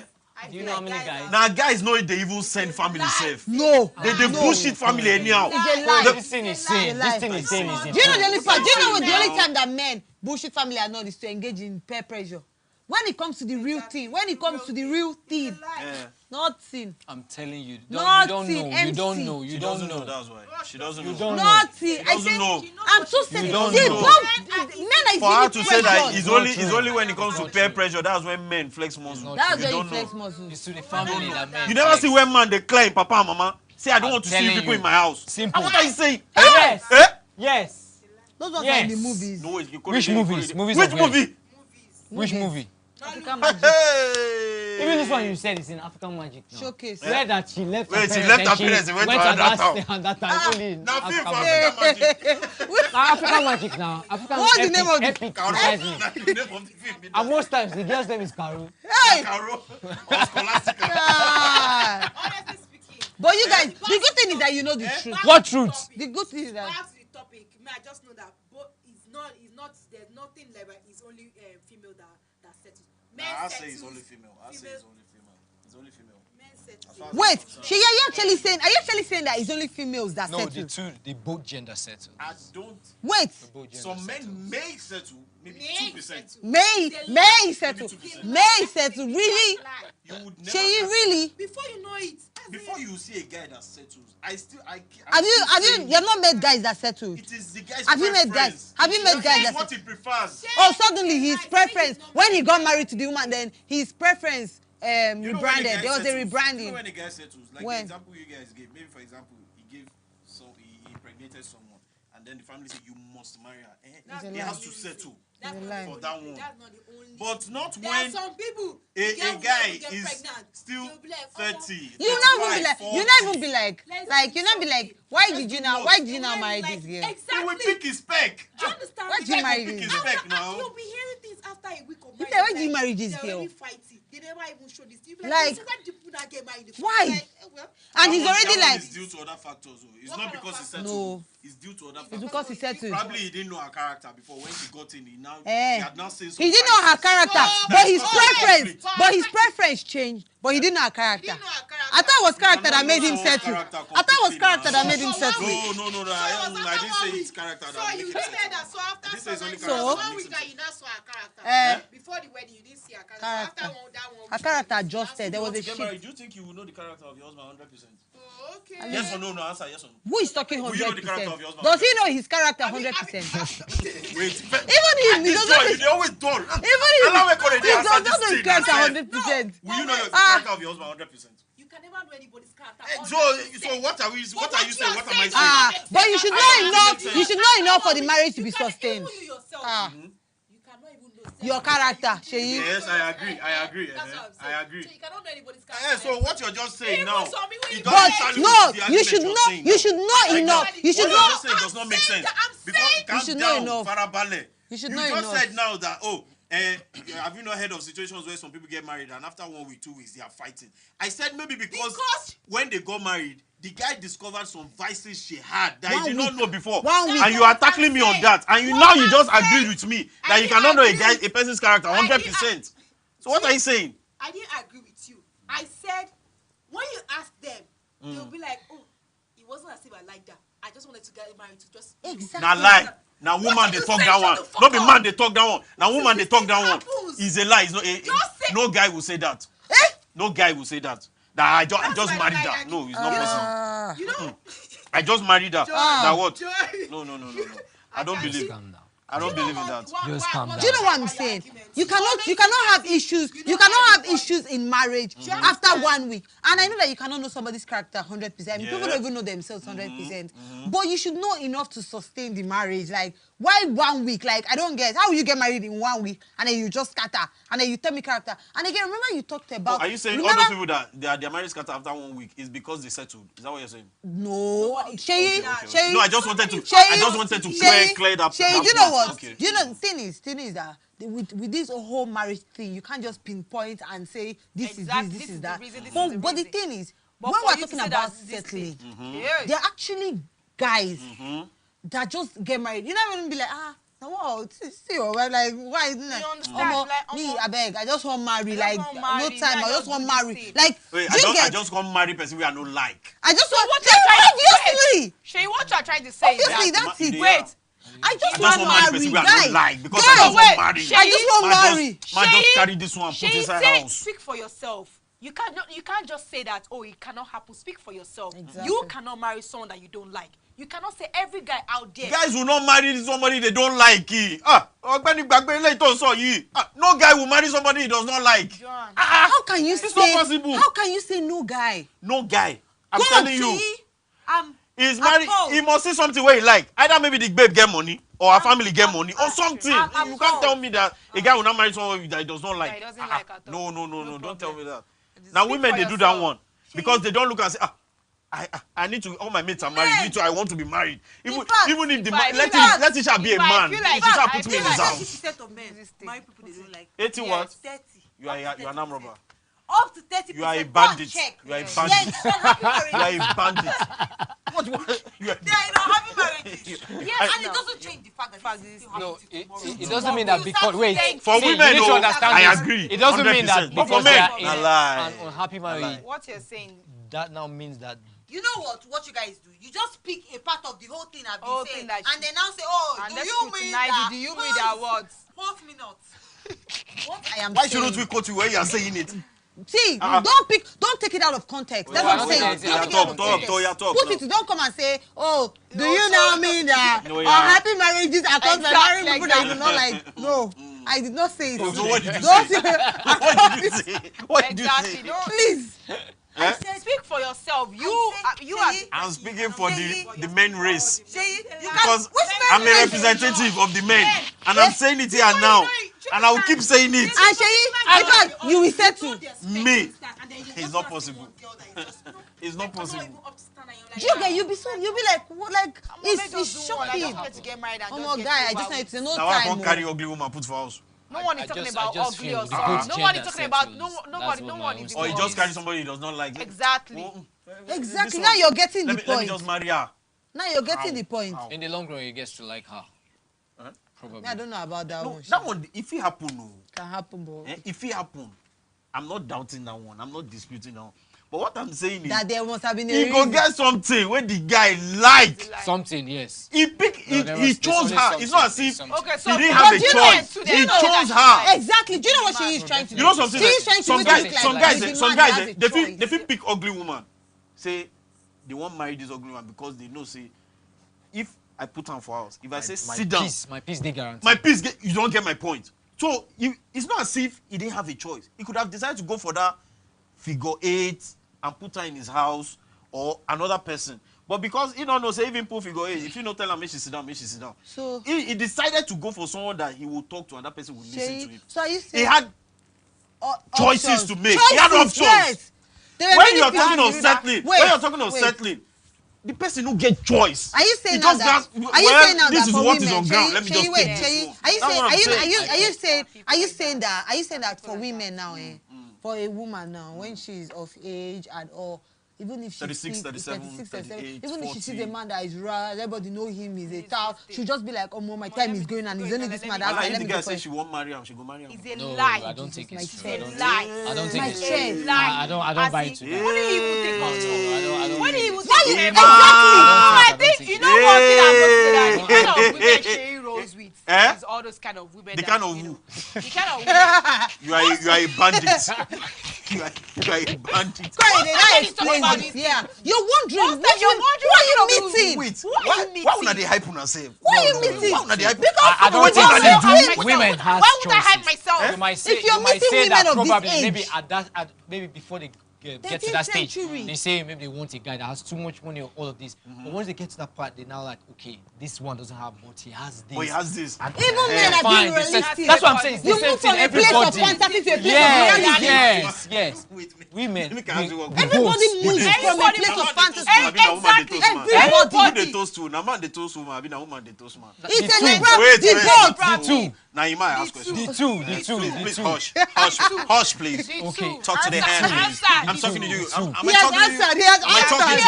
I talking to you? I ain't talking to you. Hush. Anybody that likes you. Woman they toast man. Yes. You don't see where woman toast man. Yes. Wait. Oh yeah. If person want engage person, propose. Who they propose? Okay, you didn't say proposal. Calm down. You say toast. Man, answer my question. You say toast. Oh yeah, I don't come out. Oh yeah, I don't come out toast. Oh yeah, where you don't enter? Propose. For propose. You don't ever see a woman will propose to man say, will you marry me? No. Good. But she go feel initiator. Thank you. She feel initiator. She feel no bring the ring okay, down. As a man duty to do her. If she initiate him, that's if she they give the man clue, Abi. Yes. They make the man propose to her. So whose choice is it to make the proposal? The guy now. Good. What am I trying to say now? It is the guy that makes the choice, not the woman that makes the choice. Women still make choice. How does she make the choice? She cannot predict who will propose to her now. No, but she still has. It just mean like say woman now. I date woman now, for example. Okay, she likes me. She wants me to propose to her. I can decide not to propose to her. And that one a different ball game. No, be but different she ball game. choose say now this kind of person I go like one day with. Bam. Now, me when she like, I no propose to him. But another guy dey, she not too like the guy. That one propose to him. And she don't be 38, 39. And you think she's You think say she no go accept that guy proposal? No, she's she not. go dey wait for me? She will not. Let's be factual. In this part, let's be sincere. I feel she's going to accept this one because if this guy is wasting time. Your opinion. No, it's not his opinion. No. He's not speaking for us. No. So what this guy is wasting, and she's saying that this guy is not going to say anything. Wait, at what time? What do you mean at what time? At what time? This one that is proposing. This one is proposing is responsible. No, then you're saying she's settled. Then you're still saying she's settled. Yes, yeah, she's settled now. That's what we are saying. She's settled. That women settled. Remember, Sheyi, do you know what you're doing? Do you know you're doing that thing again? Sheyi, you're doing that thing again. That thing you always do. You bring a scenario and then you rope all the conversation into that. This is one scene. I just gave you an example. That's you what I bring a scenario. What do you want to say? Bring that scenario. I know what you're doing, but this is one. Let's even agree. This is one scene. Exactly. And you're not saying that women don't settle. Give me another scene. Give me another scene. You say all women. Give me another scene. So what you're trying to tell me that all women that are 40. Any woman that is above 37 would definitely settle. For any man, she says. No, she will not. So if she sees a drug or a drug addict or a mafia, she will say she will change him. She will say she will change him. She will not. Let me tell you. She will not. She's going to make her lie. She don't go do like that. She's going to make her choice. She'll change the mafia. I don't believe that. She'll say she'll change the mafia. She'll say she'll change him. You're even saying mafia. So you're telling me that a well-to-do woman. Now woman language be that. So I will change him. Don't worry. When we get married, we will change. Which one you're trying to tell me that a woman of let me say high caliber, or do you understand? She's working. She's making her own money. She's big. Yeah. She's not just. She's going to go and marry a riffraff just because she's 40. She will touch him up. No, she will not. She will touch him up. She will not. She has the money. She will touch him up. She has the money to go and marry a riffraff. Let me tell you. Are you saying it's not happening? I'm not saying it's not happening, Yes, what are you but I'm saying? just saying that it's not in all cases. Exactly. That one, Korede. because she has decided to marry the riffraff. That is her own. A woman is 38. So she's just going to settle. She no see person say, "Will you marry me?" She can't see one guy just come out from one nowhere. Riffraff. One riffraff. Let's even use your language, your words. Yes. Riffraff. Yes. Wait, you don't get money, you don't get car, you don't get anything. The guy she can't see say. The guy is not. This guy go give him peace. This guy go give him peace. So because he's a guy, like so because she can't propose. The guy will give him The guy peace. not propose to her. She will not say, "No, I won't marry him. He's going to give me peace. He's going to make a good I'll wait for Prince Charming." Let me wait. No. Even if you don't go give her peace. I'm not talking about giving it. Giving her peace. I'm not talking about giving her peace. I'm talking about maybe just a random person that she doesn't even have anything for, or someone that. Except because before they get to that stage of actually knowing if she'll give him peace or not. I don't think a lady will settle for that kind of person. If you said this 20 years ago, 15 years ago, I would agree. But today, no. Especially the girls like Korede that stubborn. No, lie. All this thing I lie, John. What did they tell me? No. When pressure hits them well, they go know what's in the happen. What are you? So what you're trying to tell me that there are no women that are 38 that don't marry? A woman is 38, 39. When we say she gets serious respect for her family, she will contact say, "No, I'm an independent woman. Independent waiting." People that you are my friend go and marry. What are you saying? See. I don't need to argue with you honestly because you're actually let me explain something to you. I already understand what they are saying is the truth. See, I roll with you. When you don't roll with me, you I roll with. You don't roll with me. I will not call I roll with you. I will not call a bank I roll with with back in the days. One of our branch manager then, as at then I knew that she was close to 38. Since then till now, she should be in her late 40s. She's still not married. She get money pieces. Like, now baby go stay Saturday, just say, I dey go London, I will go watch Arsenal match. Now die-hard Arsenal fan. She get mad money. Why you think she never married? She never married up to now.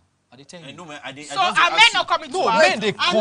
Men they come. Maybe she don't see. Why you think she probably doesn't want to settle? Maybe she don't see the kind of person she Exactly. That's even it. That's even it. Don't say she don't get pressure. I'll tell you why she's not married. Why she not married? She doesn't see herself under a man. That's why she's not married. Married. It's not as if she don't see. It's sure for me. She go they punch some of those ones where they come to stand. They go they do them on a low key.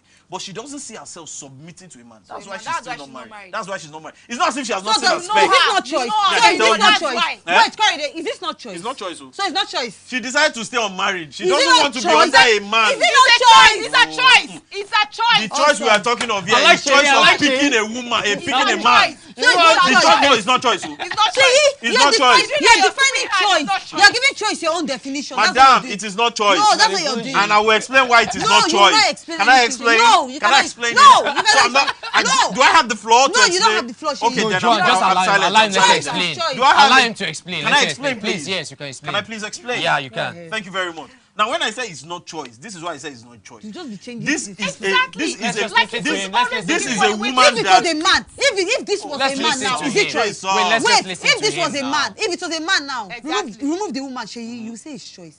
If it's a man, you say it's choice. Let's listen now. Let's listen to him. Toxic masculinity. Wait, if it was a man, let's listen to him first now. If it was a man, you say he chose. That was in this scenario now. I won't say he chose. What I'm going to say is, you don't see him being under a woman. That is his person.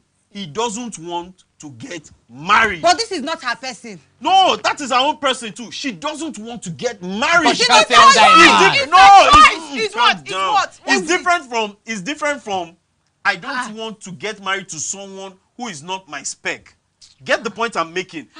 There are two parallel lines. No, listen. There are two parallel lines. Just listen very well. Just listen. Don't worry, babe. Listen, two parallel lines. I don't want to get married at all. Even if I see my spec. That's one line. Even if I see my spec, I don't want to get married at all. That is one.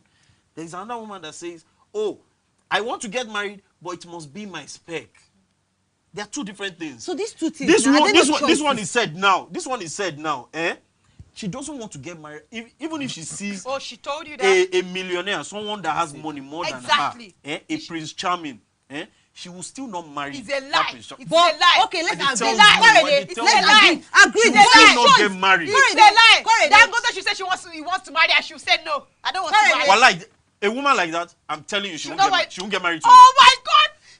She has her own money. She's a career woman. What does she need a man for? Korede, thank you. Do you know what I'm Thank saying? you, my darling. Do you know what I'm even saying? No. It's still choice. It's still choice. When I start saying I do not want, when want is involved, it's choice. It's choice. It's still choice. Related to the topic we're discussing, we said as women age, do their choice of a partner drop? That's what we are discussing. We are not talking about do they settle. We are not talking of a woman that has decided that she doesn't even want to get married at all. Whatever. But do they settle? See. This woman now, did she settle? See. For who? For any of the men that have been coming because of in his example. Yes. She didn't settle for anybody now. She's not willing to pick anybody. But she does not have family that is pressurizing her. She can decide and say, oh no. She goes. Sir, I don't want to get married. It's not. But I don't want to get married. Her, my friend, go and marry. No, yeah, they can tell her to go and get married. And she will tell them that, oh, I don't want to get married. These are the women that we want in your mind. Where you're thinking, not the 20th century women. We want this kind of women. How many of them? How many women of today can decide and say, I'm not going to get married in this life? How many? That was why I said that question. That if you said what you said, if you said it 15, 20 years ago, I will agree. But now, in this are you saying that now babes are willing to stay unmarried for the rest of their life rather than settle? Is that what you're saying? I'm not saying that I'm not saying there are not some women. But you cannot say that. It's a thing for the female gender. Some people say they are not even up to 30. And they settle, yes. Just because they want to get married early or something. But for you to say that all women in the whole of this world, they settle. You are nodding your head like a gamma lizard. Well, that's what I'm saying. It's not possible. It is not true at all. I hear you. Even let me tell you, even some women that they are not even as rich as the person you're talking about. Yes, they will still say no. I'm not going to go and marry any riffraff. I'm going to wait. I don't care. Now, even now that and if they don't see their spec, they will keep waiting till it's eternity. not about spec. Nobody's talking about spec. They just don't want to get married to. That's what I'm saying. We all know that as you get older, you know your priorities change. Yes. Do you understand? It changes. You are more in touch with reality. You're more realistic about your choices, about what you want. You understand? You're not living in the fantasy that I want a tall, dark, and handsome. You're more particular about the attributes, the person's capabilities, his behavior, and what he can, his capabilities, whatever. That's Do you understand? What he can offer you. Yeah. Do you understand? So you're not talking about, oh no, I want Prince Charming. No, he's not tall, he's not short, he's not. Do you understand? He's not romantic enough and something. Take care of you. Someone is talking about taking care of your bed. No, we're saying you move from a place of fantasy to a place of reality. You move from a place of fantasy to realistic reality. That's what I'm saying. No. Okay, I'll keep and then at that age, and they should not go and be meeting someone, maybe a drunkard or someone that doesn't even have a job, and then they are working, they have their own money. So you think that at that age, she'll say, just let me just come home, come in, put ring on my hand. Let's go. Does she have money or not? Does she have? But even someone that doesn't even have money would not. Even someone, women that they even like to be taking care of. Woman will not get money, no go marry drunkard now. Waiting they want chop. But even if she has money, she cannot bring him so up. Well, let me a woman that has money come and buy. It's a woman that has right. money that will come. Now that women that are even more enlightened, that they know that men are after their money. So it's a woman that will now want to come and buy a man that she will come and be feeding. Yes. Then he will not have a wife in the village. She wants everybody to know she has. He will not keep a wife in the village that will be respecting him because he knows that he cannot expect that kind of. He will not go marry one village girl. She can choose not to respect him. She can choose not to adore him. She can choose not to cook for him. But she has a husband. That's what she wants. So what is the husband there? The husband is the man. Is the man. Just that man there. So that they will say she's Mrs. So. She doesn't need to respect him. She has settled for him. And that's it. That settles it. Trust me. Have you gotten it? You get it now. Please, I don't get any point. Thank you very much. God bless you.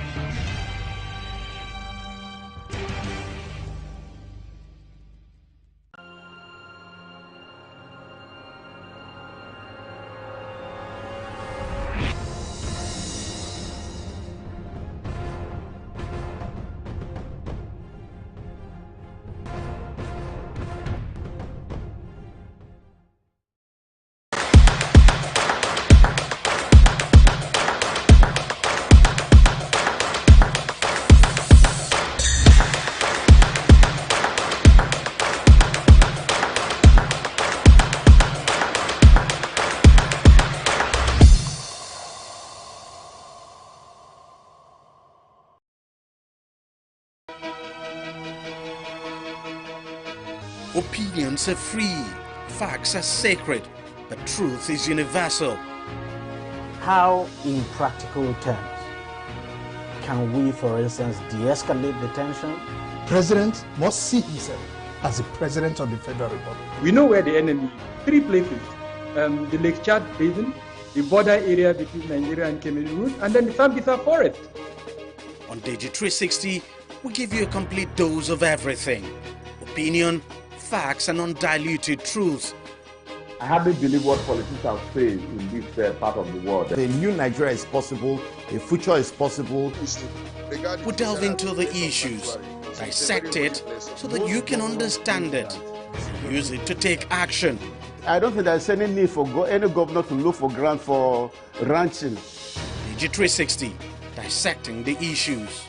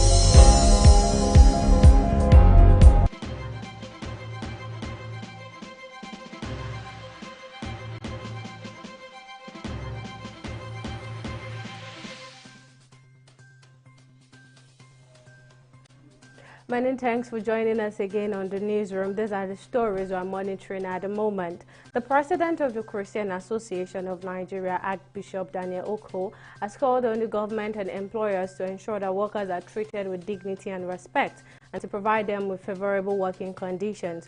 Oko made the call in a signed statement on Monday where he stated the commitment of CAN to promoting the welfare and well-being of Nigerian workers.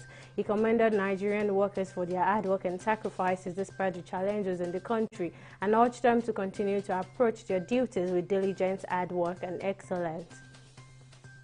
Tensioners group the Catholic community in Delta State as 2 priests have been abducted in the Abaro Otor area near Warri, Delta State. The Delta State Police Command in a statement on Sunday said it is on trail of the kidnappers who abducted the priests. Given further details of the development, the Delta State Police Public Relations Officer Brett Edafi says the command has been proactively handling the abduction to ensure they are released unarmed. The National Agency for Food and Drug Administration and Control, NAFDAC, says it will investigate allegations of the cancer-causing chemical found in Indomie noodles. Health officials in Malaysia and Taiwan says they had detected a clean outside a compound in Indomie special chicken flavor noodles. In reaction, Indo Food, maker of Indomie noodles, says the product was safe for consumption. Meanwhile, the Director General of NAFDAC, Mojisola Adeyeye, says the agency has started investigating and responding immediately to the news of the recalled Indomie noodles by Taiwan and Malaysia authorities. Chinese authorities are set to release a man who disappeared 3 years ago after publicizing videos of overcrowded hospitals and bodies during the COVID-19 outbreak. Fang Bin and other members of the public who were dubbed citizen journalists posted details of the pandemic in early 2020 on the internet and social media. Fang's case is part of Beijing's crackdown on criticism of China's early handling of the pandemic as the ruling Communist Party seeks to control the narrative of the country. The Central Bank of Nigeria, CBN, has dismissed reports that it is considering the withdrawal of the redesigned 200 naira, 500 and 1,000 naira notes from circulation. In a statement on Sunday, the Apex Bank Acting Director of Corporate Communications, Issa Abdulmumi, described the report as unfounded speculations, adding that there is no plan to phase out the 3 newly redesigned banknotes. He reiterates that the new and old currency notes have been circulating side by side, just as the banks have been taking delivery of a good quantity of the redesigned banknotes from the Nigerian Security Printing and Minting Company Limited. Russia has fired missiles at targets across Ukraine in its second major airstrike in 3 days, settling a huge blaze in the southeastern district, where officials said on Monday 34 people were wounded and dozens of homes damaged overnight. The Ukrainian government says 15 out of 18 cruise missiles were successfully shot down, shielding the capital Kyiv and other major cities. After 5 months of a Russian assault that secured little new territories, Kyiv is preparing to unleash its counterattack using hundreds of armored vehicles and tanks supplied by the West. And on sports, Tai Soje has made history with Manchester City as the club claimed the Premier League 2 champions for the 3rd time in their history. Manchester City under-21s won the Division 1 title after their nearest challengers, Chelsea under-21s, finished the season with 43 points, 13 points less than the Manchester side. Winning the 2022-2023 Premier League Division 2 title means Manchester City have the title 3 times in a row, having won it in 2021 and 2023. Soldier has also won the title twice, as he was part of the team that beat West Ham United under-23s to the title last year, scoring 3 goals from his 6 appearances. That's all for now on the newsroom. Many thanks for watching. I am Tamilore Akinkolye. Bye for now.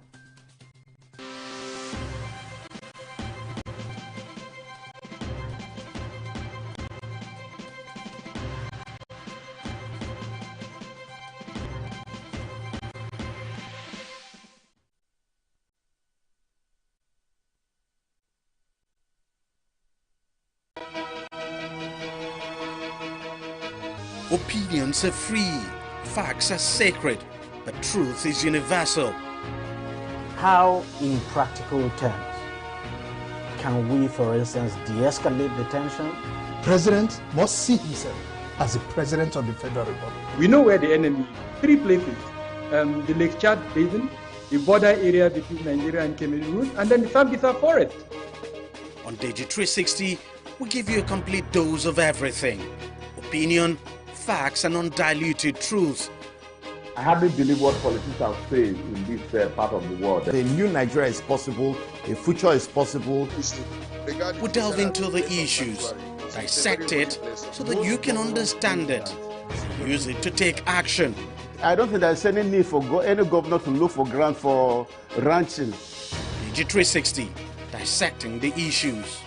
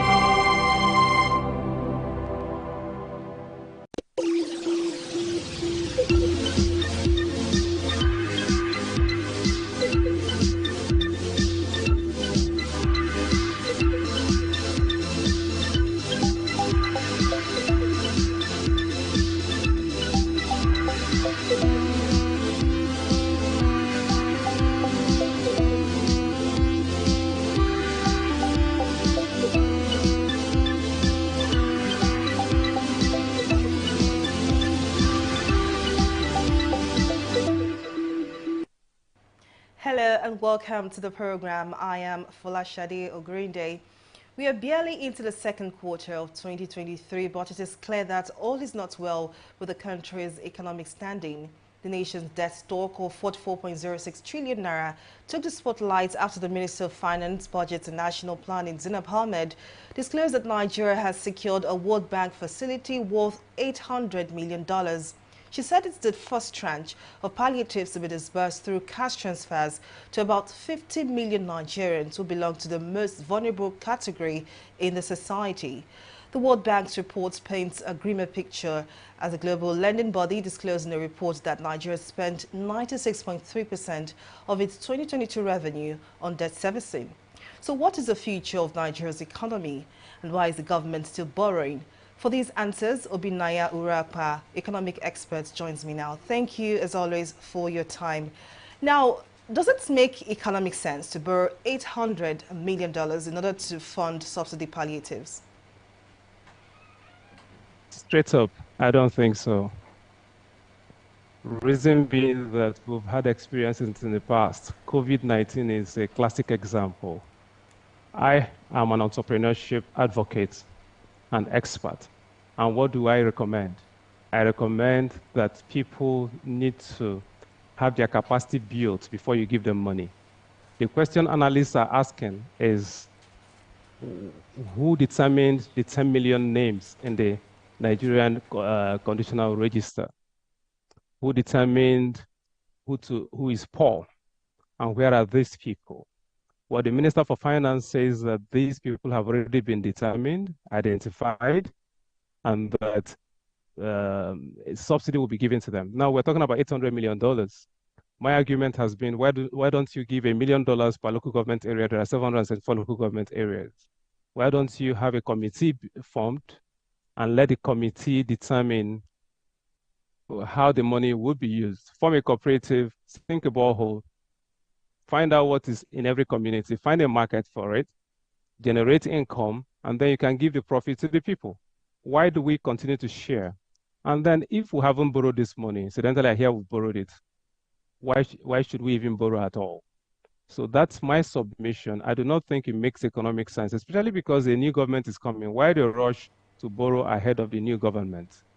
Now, all other arguments around the subsidy and the refineries are the other things I would expect we'll have a discussion on this program.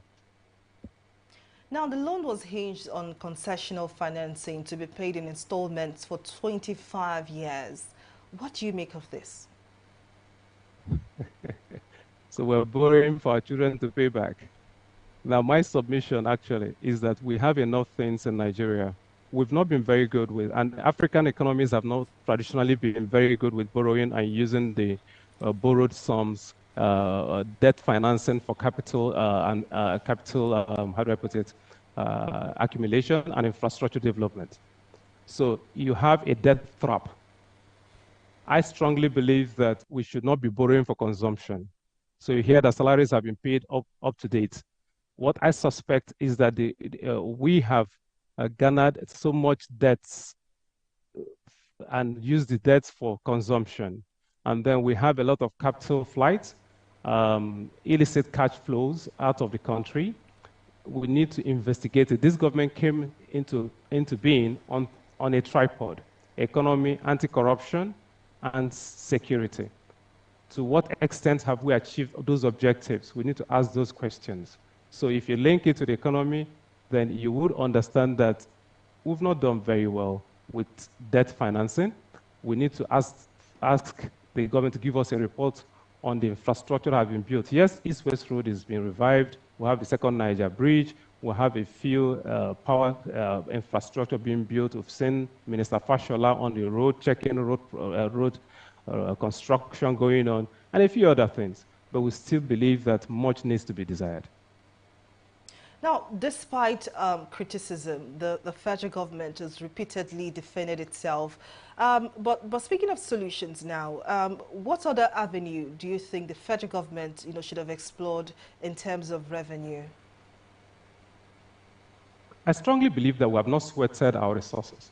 There's a document I'll call your attention to, Folashade. It's called One Local Government, One Product. That document is a 24-page A4 paper, if we print it out, sitting in the Small Medium Enterprises Development Agency of Nigeria, SMEDAN. Right from the time of Dupe Adelaja to the point where you have Wale Fasonya now as Director General. I would submit to you as an entrepreneurship expert playing in that ecosystem that document says that every local government area in Nigeria has at least one commodity she has comparative advantage on. To what extent have we sweated it? So as I sit here, I have tried to experiment on the entrepreneurship I teach. So if you go to Zuba, fruit and vegetable market, you probably see 2 shops that our team owns there. And every day, even if you brought in 100 J5, that pickups load of plantain from Edo State, and you float them in Zuba, fruit and vegetable market, you will sell all of them off. And a J5 of plantain for 5 dozens is 540 heads of plantain. Now imagine that you have 2 million private schools in Nigeria that wear belts and underwear, singlets, and all of that. Have we tried to exploit the cotton market? Now, the Central Bank of Nigeria introduced the Anchor Borrowers Program. To what extent have we sweated that particular intervention? The Nassau Microfinance Bank introduced 10 million naira for each MSME that will go through training. My firm, Grand Rise International Limited, is an EDI, Enterprise Development Institution. So we're supposed to train them, build their capacity, they do business plans, get financing, and then they're supposed to take advantage of what is found in their communities.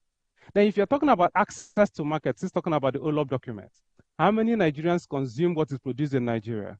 So if you explore all of that, the government really needs to go back to what she has done herself. There was an MSME clinic that was driven and led by the vice president, no mean personality than the vice president himself, leading the Smedan crew and Bank of Industry. And so we saw trader money, market money, and all of those interventions. To what extent have we done M&E? And then we sit back and we hear that some persons are paid 30,000 naira per month. What exactly do they do? Now, to what extent have we built the capacity of these persons to be able to exploit resources found in country? So when you heard the former President Donald Trump of America saying America first, have we also done Nigeria first? And in the face of the African Continental Free Trade Area, have we explored the things that will sell to the other over 50 countries in Africa? So these are questions I need to ask. 208 million Nigerians. How many of us consume made in Nigeria? We closed the border at some point. What came out of that? Then we came up with the Naira redesign. What impact did it have on the economy? Whose idea was it to shut everyone out of cash in a cash-dependent economy? As much as I believe that we should go digital, is there no time frame for implementation? My idea is just asking questions. I don't have too many answers for you, my dear. Now, this new administration will definitely ease out by May the 29th, and the finance minister disclosed that the next administration may inherit a total debt stock of about 77 trillion naira. And usually a practice when a new administration comes in, it's usually a practice that, they begin to, play back the challenges of the former administration and say, okay, this is the reason why we're not able to implement this. So do you think this would play out when the new administration comes in terms of the economy now? Now, we've formed a transition committee for Lashade. Why don't you just wait and sit with this transition committee? Now, by the time the budget cycle for 2023 is over, we would have moved up to 77 trillion, and this by the DMO, Debt Management Office. Now we're going to hand over a debt to this new administration. And then we're talking about $800 million extra to be borrowed on top of the 77 trillion. And how did we arrive at the 77 trillion? We continuously, from 2015, kept borrowing and funding a lot of consumption. And then we also did not monitor enough of the anti-corruption. And then we had to deal with insecurity. And then I'm asking the question, how much handshake happened between the Manufacturers Association of Nigeria, the private sector, with the government?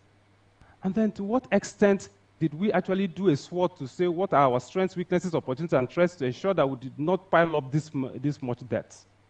So we're going to hand over to this new government. But some form of comfort that I have is that the new government that's coming, I believe, would have more technocrats who would sit down and ask the right questions. Like Chinua Achebe said, if you don't know where the rain started beating, you will not know where it stopped. What led us here? In 2015, in case we have forgotten, the dollar was exchanged, Naira was exchanging to the dollar at 157 Naira to a dollar. What policy led us to 520 Naira to a dollar in a few months? We decided to make a policy that stopped people from paying in money into their domiciliary accounts. What was the justification for that?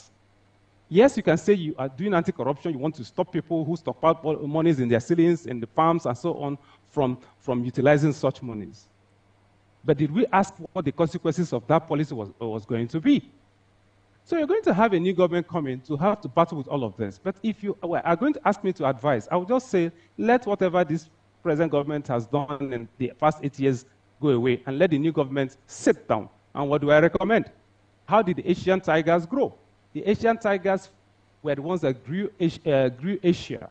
And what did they do? The buttons, the needles, the threads, and all of that you use in the fashion industry. These persons had small rooms where they employed 2 to 3 persons, and they were able to employ the federal government of Nigeria, and no government at all, if it's America or whichever government, can employ more than 5% to 10% of our population. So out of 208 million people, you have persons, according to the 2014 figures of National Bureau of Statistics and Smedan report, it says we have over 39.2 MSMEs enumerated in Nigeria. And these MSMEs are in the micro, small, and medium enterprises up to nano levels. So can we engage them and make their lives easy? Create an ease of doing business environment, which this government has had as a mantra, that we have ease of doing business. And we came down from doing business index, came from about 141 down to about 71. And then every attempt is made to ensure that we fall below a particular index. Now, I do not think we achieved all of that. So can we look at what this government tried to do but was not able to do for some challenges that you can actually cut them some slack? Yes, oil sold at a point at $30 a barrel during this government. Now you have the Russia-Ukraine crisis during this government. This government suffered some economic challenges within its dependency. So we can cut them some slack. But that having been said, and we have had an acrimonious election, so I think this government will, first of all, get the heart of the people before asking for their hands. Engage labor, engage the oil workers, engage the pensioners, sit down with the rest of us in the private sector and ask the right questions. We need to leverage technology to run. We need to understand the African Continental Free Trade Area. We need to understand how to engage our different publics, the stakeholders. 3 things: stakeholders mapping, stakeholders engagement, stakeholders management. If this incoming government wants to make a success of her tenure, that is what I advise. All right, we'll definitely go back to more details about your recommendations for the new administration. But Dr. Urakpa, we'll take a short break here, but the program continues shortly. To stay with us.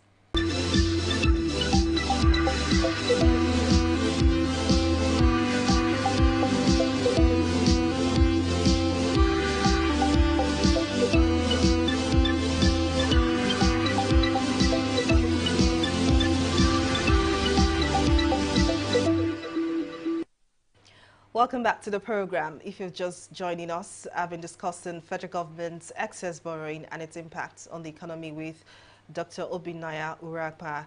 We're still on standby. Thank you very much for staying with us. Now, the World Bank recently disclosed that Nigeria had spent 96.3% of its 2022 revenue on debt servicing, which is, of course, a very big issue. Give us a broader view now of this matter. I mean, a country spending 96.3% out of 100% of its revenue. How serious is the situation? It's as serious as the same World Bank recommended that you should not spend more than 25% of your revenue. So our revenue to debt servicing ratio has gone to very dangerous heights. So it's a simple answer I'm giving you. It's a panic. We're in panic mode. You cannot earn 100% and use 96.3 to service debts. Is there no other way? So don't we think we should actually go reschedule these debts and renegotiate? And who are we borrowing from? And who did we discuss with before borrowing? And if we borrowed, what did we use the money for? These are hard questions we need to ask. Yeah, but that having been said, we have less than 6 weeks to the new administration, May 29. So I'd recommend that once the new government comes on board, they should ask to do exactly what Okonjo-Iweala did some time ago during Obasanjo's regime. Find out all the loans we are owing and whoever we're owing. Go into diplomatic shuttle, sit with them, and please try to take us back to below 25% of revenue to debt servicing ratio. It's not healthy to use 96.3% of your revenue. And what are we even talking about? How much revenue have we generated?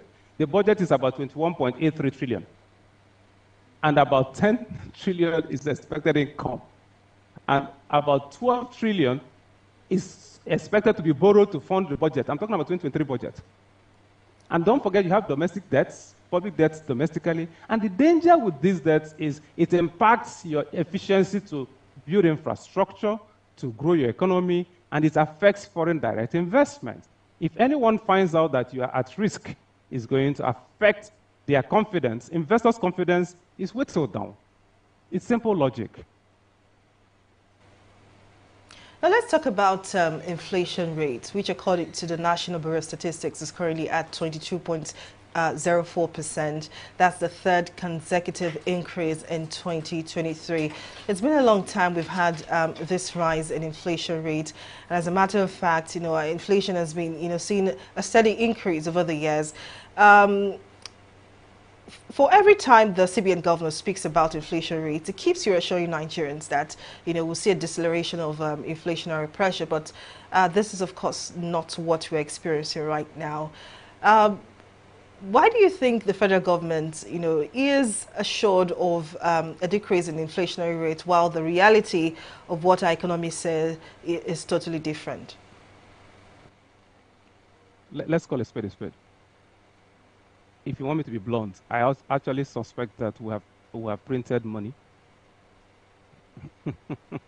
And then some of our policies have not, the timing of some of our policies have been challenging.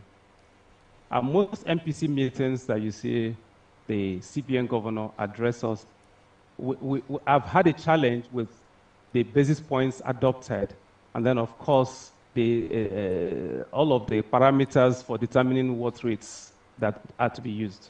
Now, as I speak, how many people are actually able to, MSMEs like us, entrepreneurs like us, are able to borrow from commercial banks?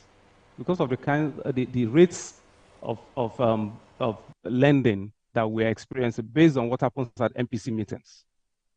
So let's tell ourselves the truth. The truth of the matter is that inflation is real. I do not think we're producing enough. And it's because of certain basic realities. At a point, the central bank herself intervened in the power sector under Lamido Sanusi and continued by this present governor. So we need to find out how much investment we have made in the power distribution companies. We're talking about the Enugu distribution company, the Port Harcourt electricity distribution company, the Kano ones, and the ones in different places. So we need to find out how much we've invested and how well our investments are doing in the power sector. And to the extent that those investments are performing well, we need to see what the result is in the real sector, where manufacturers need power to be able to produce. How many megawatts is Nigeria producing? And have we explored renewable energy? United Arab Emirates that can have the bragging rights to be one of those that are doing well in the crude oil sector, has adverted her minds to renewable energy. So let's call a spade a spade. The inflation is real. And then we introduce the Naira redesign. And then we fix a deadline. Yes, central bank has been talking about it for years. But to what extent has central bank had a handshake with the National Rotation Agency and all of the different MDAs that should work together in synergy to ensure that the people are enlightened? It was during this Naira redesign that we discovered that many of our people didn't have bank accounts. And CBN has been preaching the message of financial inclusion for years.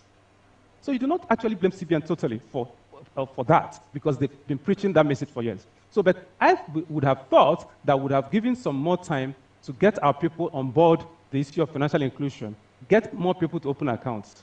I'm excited to see that more POS machines came into use, more, how do I put it, more accounts were opened, more microfinance banks, some names that we've never heard before were announced, you know. But if you want to call a spade, how did we arrive at this juncture? Farmers farm are not able to get into their farms to farm in the first place. And even when they finish farming, are not able to harvest what they have farmed in Benue, in Kaduna, in Zamfara, and all of the places where if it's not kidnapping, it is banditry or armed robbery, and so on and so forth. Insecurity, big challenge. The farmers being able to move their items from Sokoto, onions, to Abuja, where it's to be consumed, or from Kebbi, where you have the rice, where the Anchor Borrowers Program was launched in November 2015 by Minister Al-Duogbe and President Muhammadu Buhari. On the basis of that, Lagos State government collaborated with Kebbi State to do the collaboration where you had the lake rice, Lagos and Kebbi, and then you have the cows that should move by the rail infrastructure to Lagos, where over 6,000 cows be consumed within a week or even less than that. So we have our opportunities we've not taken advantage of. And what is the implication of that? We now borrow to fund the budget, and of course we put pressure. There's food crisis, which World Bank has warned us on. We have over 13 million people likely to get into poverty within between now and 2025, according to World Bank reports. No, so a lot of issues we're dealing with, corruption issues, inability to plug certain leakages within government, then issues around insecurity, and then we not being able to even consume what we produce, and then we make a policy to close the borders, and then, of course, we don't have enough rice produced at home under the Anchor Borrowers Program to be consumed here. And then, of course, the Naira design means that some people who need their cash in a cash-dependent economy are not able to fund inputs for production. A lot of challenges. It's a litany of things that we need to actually recount. Well, indeed, Dr. Obinaya Urapa, thank you so much for your time and your contribution on the program. My pleasure. Thank you, Folashade. All the best. I need to wrap on this week's edition of Money Matters. See you again next time. I am Folashade Ogurinde. Bye for now.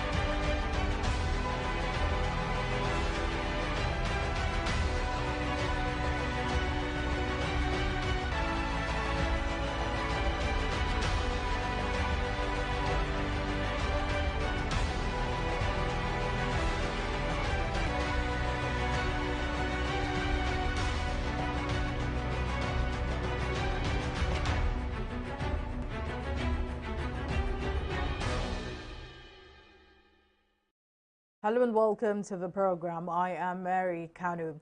Amid the current economic downturn in the country, the World Bank has revealed that about 13 million Nigerians would fall below the national poverty line by 2025. According to the Bretton Woods Institution, this is due to the country's population growth outpacing poverty reduction. In its macro poverty outlook for Nigeria, April 2023, the World Bank showed that inflation, especially for food items, has been on the rise since 2019, which has eroded the purchasing power of poor and vulnerable Nigerians and increase in poverty. Now, according to the institution, the increase in inflation resulted from higher global commodity prices, the sharp depreciation of the parallel market exchange rate, floods that impacted several states, and the monetization of the fiscal deficit. In addition, declining oil production and the mounting cost of the petrol subsidy have prevented Nigeria from reaping the benefits of higher global oil prices. The World Bank added that insecurity remains widespread, with more violent conflict events occurring across the country, adversely impacting private investment and growth. Now, to discuss this further, Lloyd Onyike, public policy analyst, joins me on the program. Thank you very much for joining me. Now, yet another, gloomy projection by the World Bank. What's your reaction to the report that 13 million Nigerians would fall below the national poverty line? Yeah, well, it should come as no surprise, really, because the question will be on the flip side.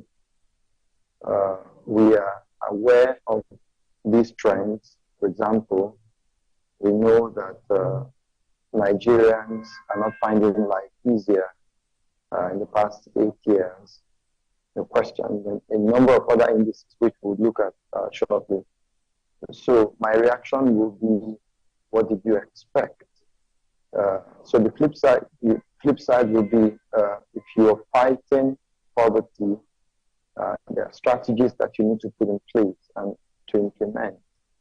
And so when you do not see those strategies being implemented, when you do not see these vehicles that should move the country population out of poverty being done by the government, it should come as no surprise that the World Bank is projecting that by 2025, 13 million more Nigerians, not 13 million Nigerians, but 13 million more Nigerians actually would have fallen below the poverty line. So it's no surprise.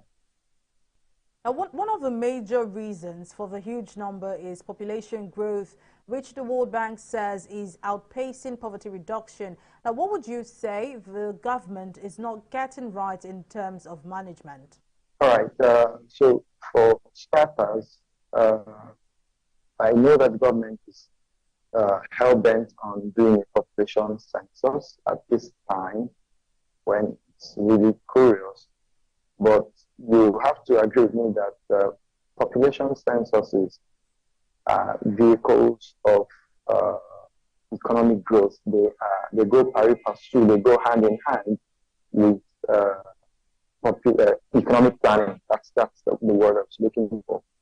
And so when you look at the history of Nigeria and population census, you find that there's a lot of issues fraught with the system. But let me just point out that it would be a surprise to anybody who is particular about economic growth, how that the last time we had a population census should be beyond 15 years now, if you remember. It should be about 2006, I think. I think that was the last population census that we had, if my memory is correct. And the data that we have, it's been about 15, 16, 17 years since we had the last population census. The question will be, by what statistics really have governments hinged their policies over the years in terms of economic growth, economic planning? What indices have they used to determine, for example, housing issues, to determine also educational planning, for example, in a locality, looking at, say, a primary school, for example, or a secondary school, a government public school, what projections do they have that, for example, the students in Surulere, students in Lagos Island, for example, have increased beyond the physical infrastructure, the facilities, the classrooms that were built, say, by a Jakonde or by a Babatunde Fashola or Bola Tinubu in their first tenures. So over the years, you find that the failure of government to do a proper population census has actually not paid right, has actually been a turn-off for economic growth. So we cannot right now begin to debate how the issues of population affecting economic growth have been dealt with properly by our government, because really they haven't actually done the right thing. We'll take a break here, but when we return, the program will continue. To stay with us.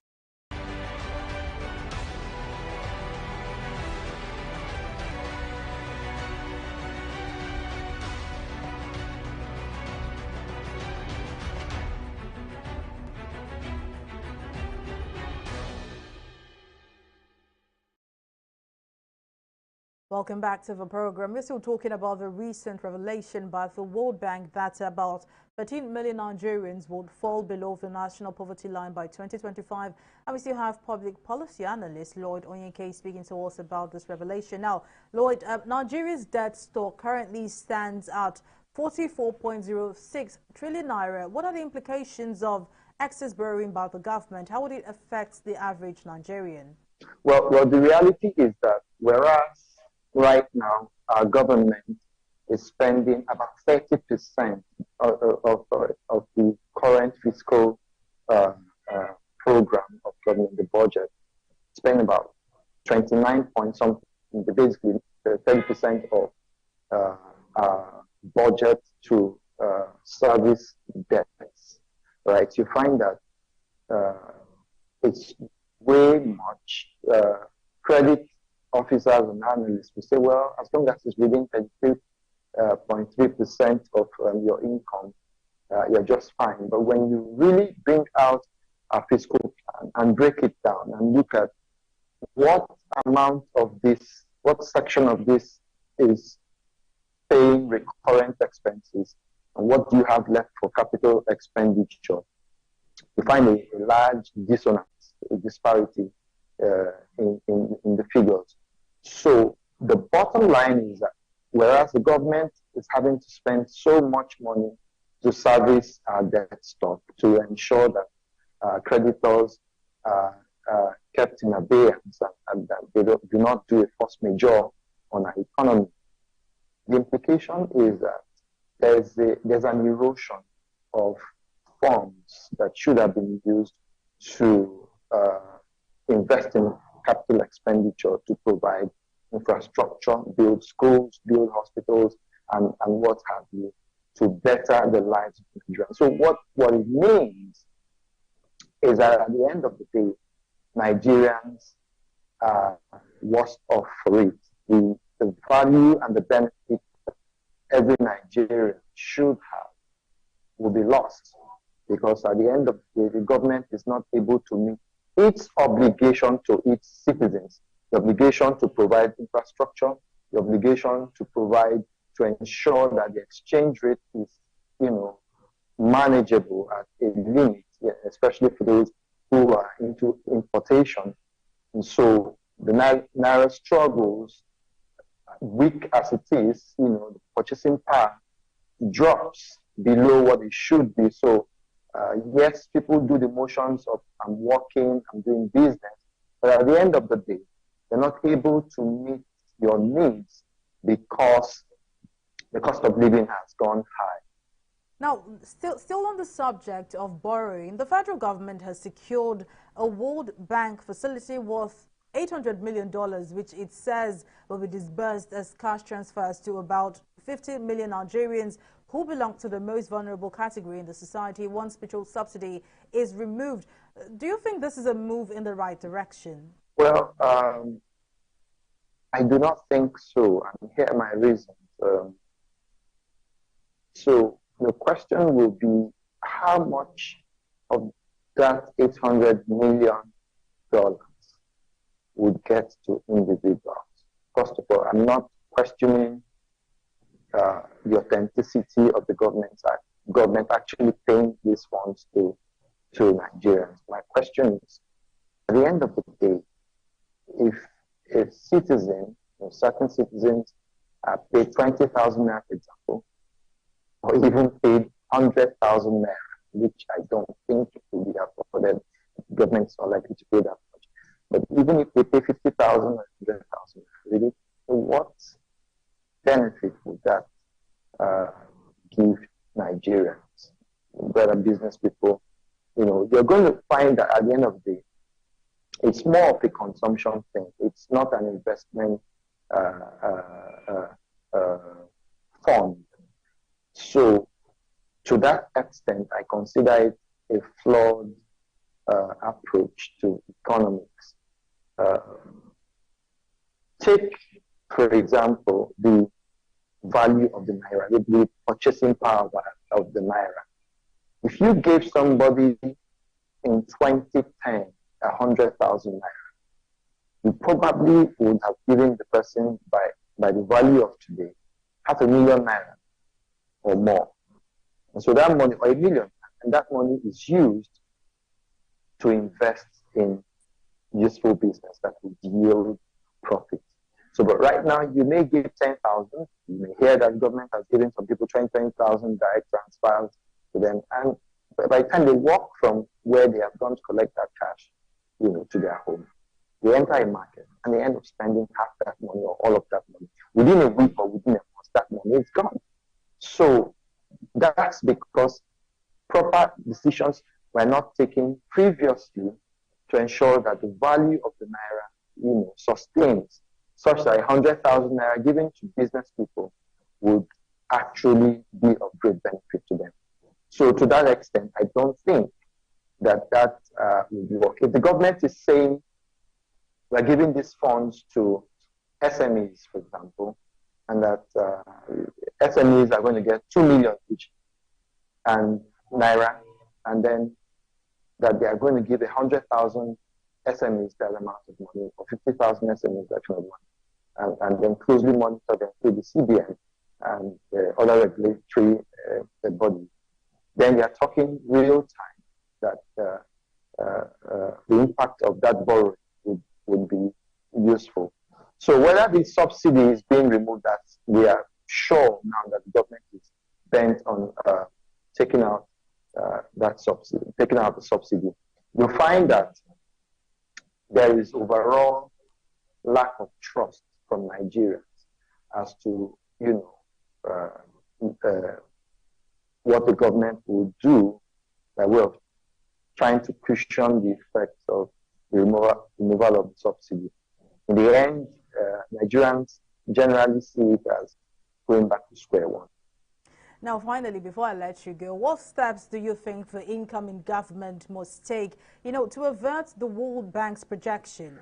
All right. So, for starters, you have to look at, it's not rocket science. If you come into an organization or a place where someone had occupied elsewhere, I think that one of the first things to do is to look at what the person has done. And it's very clear and evident to Nigeria the failures of the current government. The border closure is one of the things that the government shouldn't have ever ventured into. You knew you were going to close the importation of rice, and you never provided strong palliatives like stockpiling and ensuring that you have local production enough to meet the demands. So what happened was that Nigerians were thrown at the mercy of smugglers, who, of course, would hike prices. And that's how the price of rice and other you have involved your hands in doing. As to gain public trust, the new administration must ensure that it doesn't just show motions of movement, activities, we're going to do this, we have this project, we have that project, but, their actions should be indeed relatable projects that Nigerians can see. But one of the first things they have to do is to tackle the energy sector power and ensure that the epileptic power supply is sorted out ab initio. By whatever means they have to do that.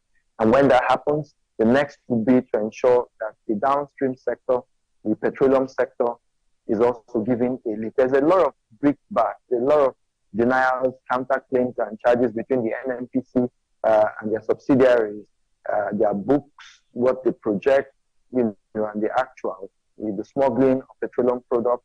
There's a lot of corruption, very obvious from all indication. So the new administration must make sure that they win public trust by being transparent. Where such state-owned enterprises like the NNPC and their subsidiaries have failed, they have to look at whether they are going to privatize them, whether they are going to clean up the management and the system of these state-owned enterprises. Ultimately, also, the government has to ensure that their outlook towards elections with altruistic value, to ensure that they gain back the trust of Nigeria, because right now a lot of Nigerians are bereft of hope as per the future of elections in this country. So the economy on one hand, the politics on the other hand. But the final word I'm going to leave as advice to the new administration would be to get technocrats involved in the administration of the economy, and not just to use ministerial positions to pay back political associates. Well, Lloyd Onyike, public policy analyst, thank you very much for your time and your insight. But that's how much we can take on this edition of the program. Thank you for watching. I am Mary Kanu. Bye for now.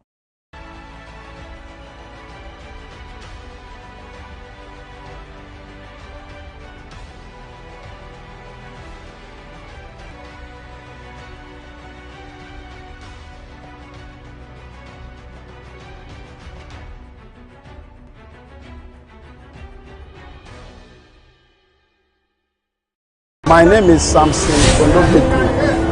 I'm from Delta State. This accident happened to me when I was going to work. By then I was working with one company, Cifas Steve Doring at Apapa. So as I was going to work, I was a bit late. So I took a bike. So by Coconut Bridge, my bike had an accident with tipper driver. So the thing was very serious to the extent that the bike man died instantly. They took me to the first hospital, they rejected me. The second one, they rejected me.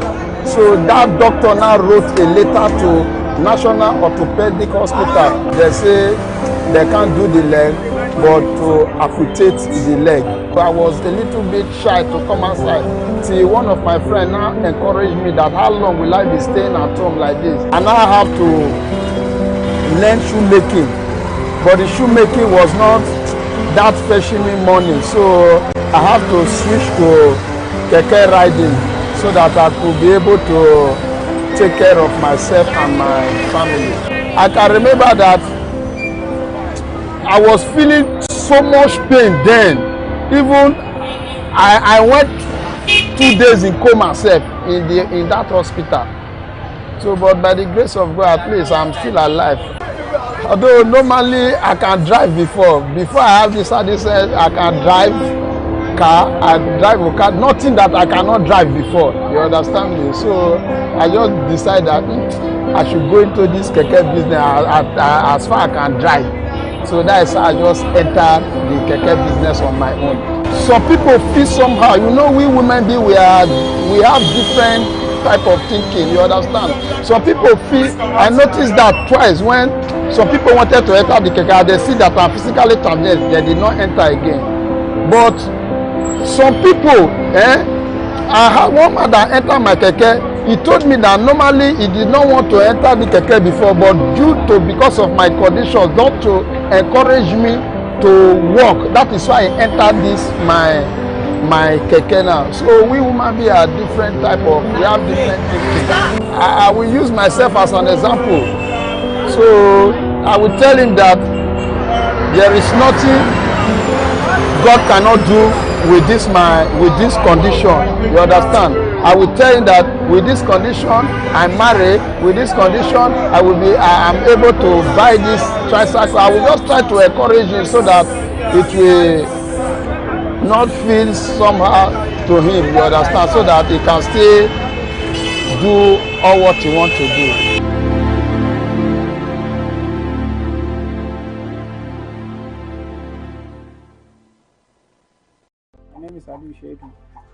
I'm from Kogi State. I live in Abuja. I'm a fashion designer tailor. On that last year, October 2020, early in the morning, I fetched water from my wife. After my praying, I fetched water from my wife around 6. I went to go and call my working place for Central. When I reach junction for police somebody here, I see crowd. Everywhere was blocked. I try to find my way. I cannot find my way. I went back to house again. Around something 10 to 11. I said, make I try find my way, go work. I get family. My daughter is 2 months that time. I can't find my way. I just stand. They leave people where they protest. I'm not a protester. I'm a fashion designer. I tailor where they hustle up and down to feed my family. After then, police just came. They shoot. The next thing when I see, I just see my leg. They call. I'm not carry my leg again.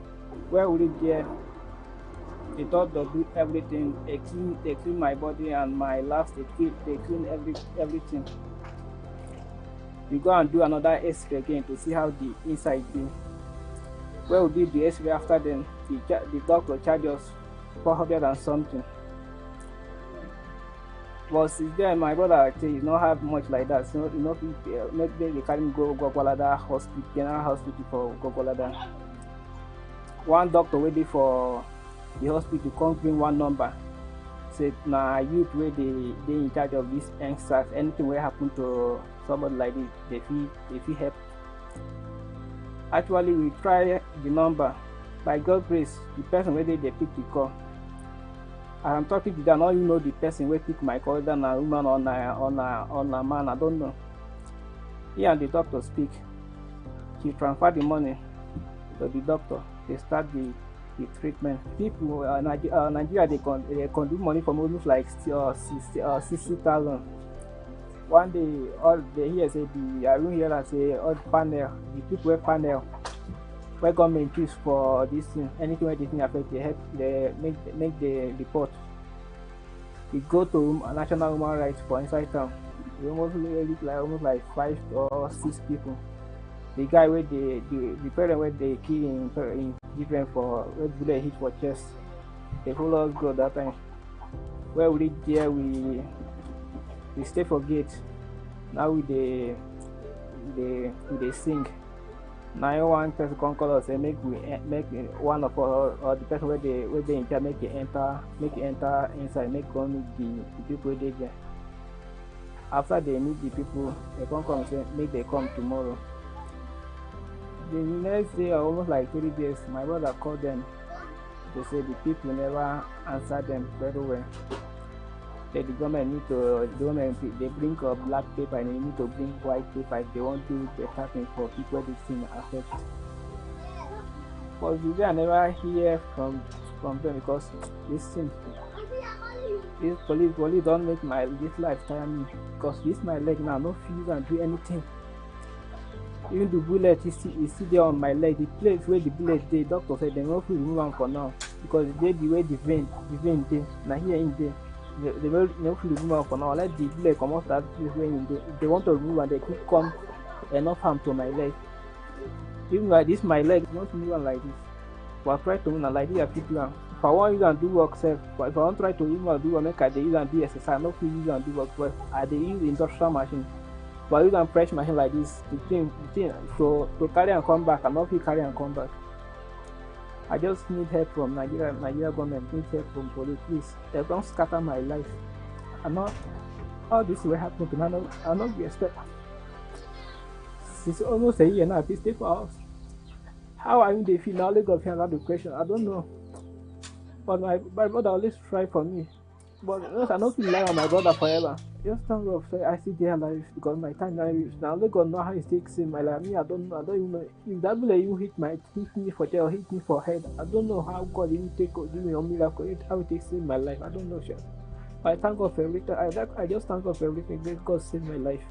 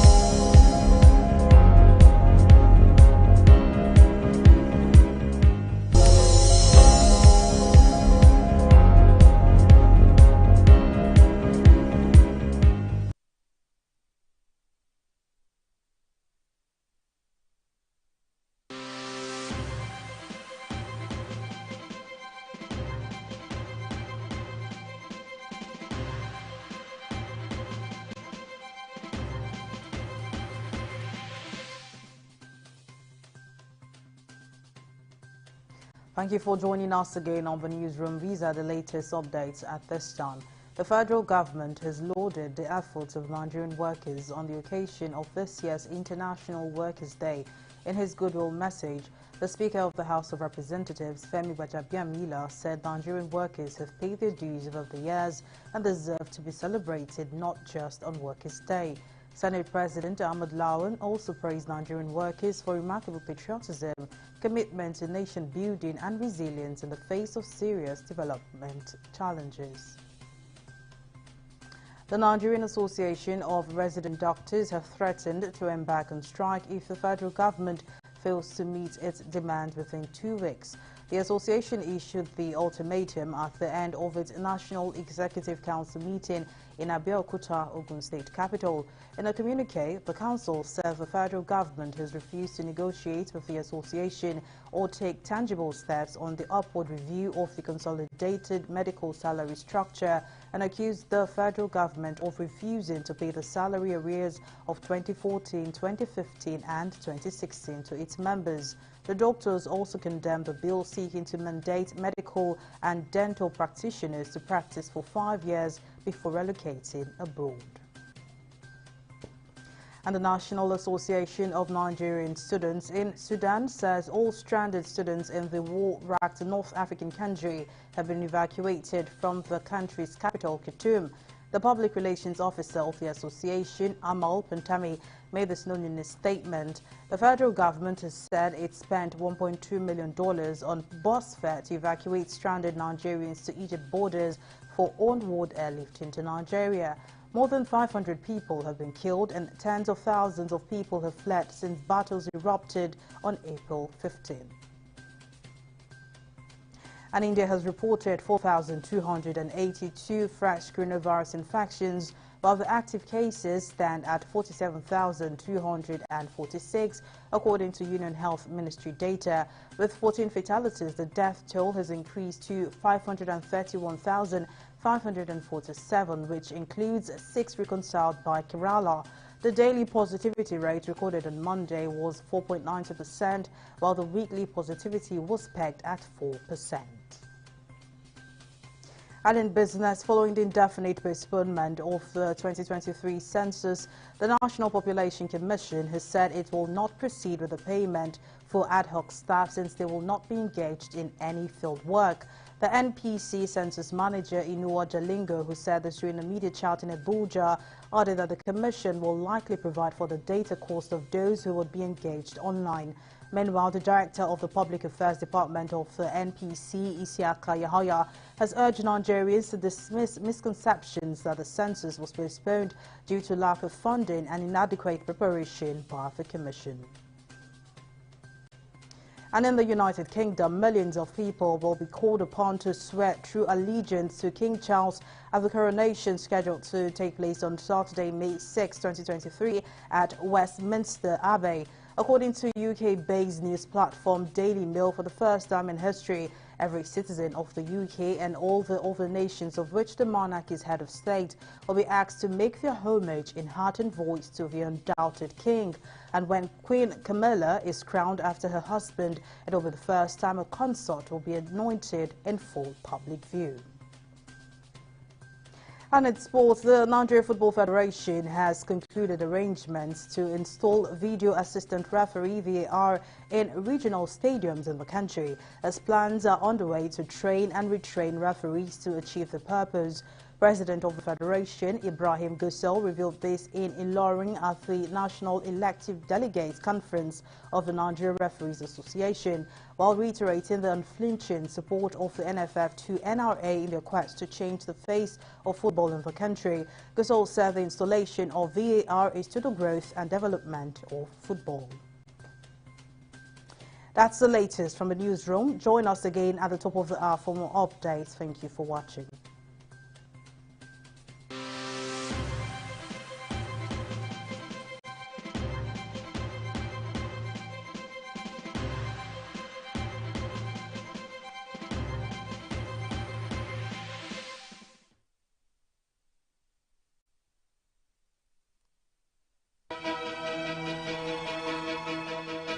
Opinions are free. Facts are sacred, but truth is universal. How, in practical terms, can we, for instance, de-escalate the tension? President must see himself as the President of the Federal Republic. We know where the enemy is. 3 places. The Lake Chad Basin, the border area between Nigeria and Cameroon, and then the Sambisa Forest. On TV360, we give you a complete dose of everything. Opinion, facts, and undiluted truth. I hardly believe what politicians are saying in this part of the world. A new Nigeria is possible, a future is possible. We delve into the issues, dissect it so that you can understand it, use it to take action. I don't think there's any need for any governor to look for grant for ranching. TV360, dissecting the issues.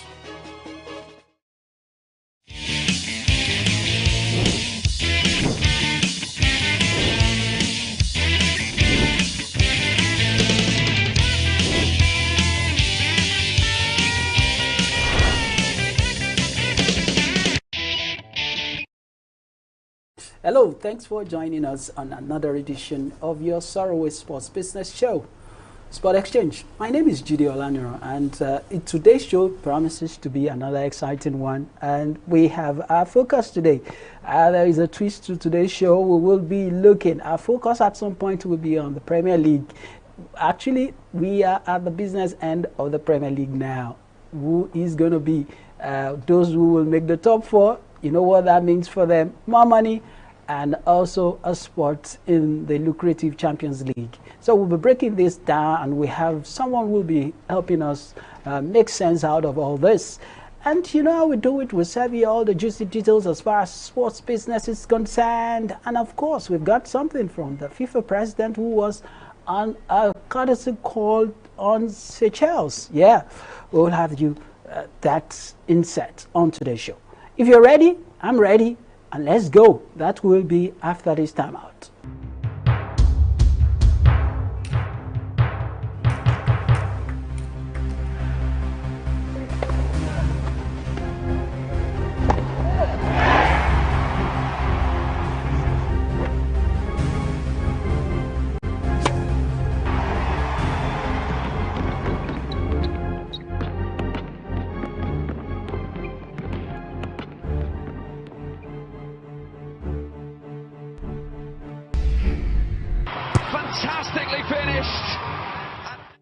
Welcome back straight to the sport business news. The Premier League is likely to make an additional 60 games available for broadcast in an attempt to drive up the price in its next domestic rights auction. In the meantime, Sky Sports, BT Sports and Amazon Prime Video currently has rights deal with the English Premier League worth £4.8 billion and run from 2022 to 2023 to 2024-2025 season. The new deal is expected to kick off in October, and a meteor package of matches is set to be made available to broadcasters with an additional rise in games from 200 to at least 260 of the total 380 fixtures each season. All right, Mitch Heath, Teamswork co-founder, says the U.S. cloud software company will accelerate its global expansion plans after raising $65 million in a Series E funding round and acquiring technology platforms Arm Software. Teamwork has raised $115 million over the past 12 months, with its overall funding total to $165 million in order to expand the company's platform, offering more than 6,000 sports, military and public safety organizations around the world. Meanwhile, Teamwork's clients include the National Basketball Association NBA, franchise Chicago Bulls, English soccer club Chelsea, and New Zealand National Rugby Union team. And to football, the Etihad is currently the 5th largest Premier League stadium in terms of capacity. It houses 55,097 fans in its present form, but City intends to increase the capacity to more than 60,000. City's proposal is about much more than adding extra seats, though. Danny Wilson, Manchester City Director of Sales, Service and Operations, says in a club statement that it is estimated by the club that the overall project, if approved by Manchester City Council, will cost in excess of £300 million. The club also wants to install a sky bar overlooking the pitch, a stadium roof walk experience, a 3,000 capacity fan zone, and a 400 beds hotel, a new club shop, and a museum. And finally, the National Football League, NFL, has hired Horizon Media as its global media agency, covering strategy, planning, activation, and measurement. Dave Borger, Vice President of Consumer Media for the NFL, says in a televised interview that the NFL previously had multiple agencies handle media strategy and the management of its digital inventory, with Horizon to now take on all those duties. It is confirmed that NFL spent the majority of its $30 million on paid media budgets on digital properties. All right, okay. Before we go to the next one, let's let you know that FIFA President Gianni Infantino paid a courtesy visit to Seychelles over the weekend. And this is what the president of the World Football Governing Body has to say about his experience there. I'm very happy because we did everything we had to do here. We met the president. We agreed on how to invest in football, on infrastructure projects whereby the government gives the land. We will build the stadiums. But more importantly as well, what can we do for our youth here in Seychelles? We started a Football for Schools project. We invest in talent development scheme.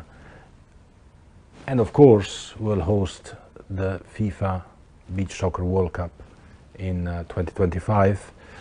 So it's about big countries, but it's also about small countries. Seychelles has around 100,000 inhabitants, and FIFA is there for everyone, for the biggest countries, for the smallest countries, and football is the same. Everywhere is lived and loved with the same passion. We're not just organizing the World Cup for the big ones, men and women, but we also organize football all over the world, and this is thanks to people like Elvis Chetty, the president of the Football Federation of Seychelles, his team, his staff, his executive, and all those all over the world who do exactly the same. So I'm very happy, and I'm looking forward to many more visits in many more countries all over the world, big and small. All right. Welcome back to the show. It's Sport Exchange. Like I told you earlier, it's going to be a different version of the show today because we've got a twist to it. Today, in focus, let's say on our dugout segment, in focus, I've got a co-anchor on the show today, and we will be focusing on the Premier League. The Premier League gradually winding down, and we are now at the business end of the Premier League. It is the most lucrative league in the world. Money spinning Premier League. I can't just wait to see who goes home with a title, as well as which of the clubs rather will go home with a title with the cash. Sidney Okafor joins me on the show today. He's making his debut, and he's going to be a regular. Sidney, thanks for joining me on the show. How are you? Jide, thanks for having me. I'm so pleased, and even hearing what you just said about Manchester City now planning to extend their capacity, their stadium capacity to about 60,000 capacity. Wow, wow, wow, wow. That was huge. That was huge. You know, Manchester United has about 75,000 capacity, and I think City now is now moving with the speed of light to hook up with them. They are next door, they want to. Well, let's hope so. Let's see how it goes. If the council approves that, let's see. There's something that, you know, yeah, talking about the extension and the money, 300 million pounds. That's huge. And that's huge. Just to extend, not to break down and start and rebuild. And there's this story around the National Stadium by people saying maybe 21 when the Minister of Sports said something like 21 million naira will be used to refurbish What do you think? Some feel it's not the big deal, while some feel it is so much. Well, you know, it's of different aspects. It's of different aspects. We can use the Premier League to compare our own local league here. The kind of money they made from their own league is something else. Because they make money in different aspects. They make money through their TV rights domestically and internationally. They have bonuses. They have prize money from the league. And so they have so many ways they can make money. So you can use that to really relate to our own league. But without wasting much of your time here, Jide, a new development has been really hitting up in the top 4. Okay. That's the Premier League. That's the Premier League, yeah. Let's look who is going to, who are those trying to pick the title? Well, for now, is an Arsenal title to lose. Okay. And is City's title to chase. But let's hope it will not be, it will not fall in the hands of City and it's fall in the hands of Arsenal. Because even myself, Arsenal striker Arteta, she has really done a great thing. Previously, Arsenal played with, their previous match was with West Ham, where they lost, where they played a 2-2 draw. Yeah, exactly. You're leading 2-0, and all of a sudden, you slept off. And the game came back to 2-2. It's a big blow. A big blow to maybe I should also ask you this question. The game between Manchester, there is a game between Manchester and Manchester City and Arsenal that's still going. Do you think that game will be a title decider? If what do you think? What's your take on Well, my take on that, I would think let's just assume that it's going to be the title decider. I agree to some extent. Okay. Because the first leg that they played, you saw what Arsenal played fantastically. But City showed that I'm the champion. Played them, outsmart Arsenal, did everything, and they won. But this game coming, wow. I think Arteta needs to go back to drawing board and look at what he missed in the first match, and come and do that in this upcoming match. But let's hope for the best for them. Let's hope for the best for them. Because it's their title to lose, like we said the other time. Maybe we should look at the business side of some of those who are making it happen as far as the top 4 is concerned now. Let's talk about the key players in the top 4. The key players in the top 4 right now, if you look at it now, Bukayo Saka is one of the key players in Arsenal. And Arteta can't do without that guy right now. Then when you come to Manchester City, is Erling Haaland. Haaland is another fantastic. Sometimes people say, where did that guy get that skills from? We know his father was a footballer, but got injured when during Manchester United and I've forgotten. I can't really recall the team his father played for, but he got injured. So right now his son has come back. He's taking. He has even gone beyond what his father is doing in football. But Erling Haaland has played just how many matches so far? Well, his goal rate is something beyond. He has played just 27 matches so far for Manchester City, sorry. And he has been able to score about 32 goals. Wow. 32 goals. Oh my that God. is at least it's just an equivalent of at least there is a goal every game. That's what it means. Exactly. You have played lesser game and you have scored more goals. That's it. It deserves a round of applause. Oh, yeah. I think that's it. So now on Man U, the player that they can't do without right now is Bruno Fernandes. Bruno Fernandes is phenomenal. We know Rashford is currently in form, and Rashford is doing great, but without that Bruno.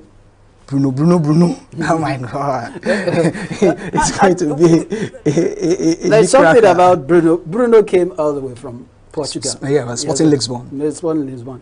Haaland also came from Borussia Dortmund. They came with big money. Even Saka came from an academy. Yeah. So of course you say that is for Saka. So Saka is a homegrown talent. Homegrown player. Yeah, a homegrown player. Also for Newcastle, Rashford too. Okay, Rashford homegrown. Yeah, exactly. Yeah. They're doing great. For Bruno and Haaland, those are exports, big money player. That means that for in the case of Rashford and Saka, that's just you're just getting more for little.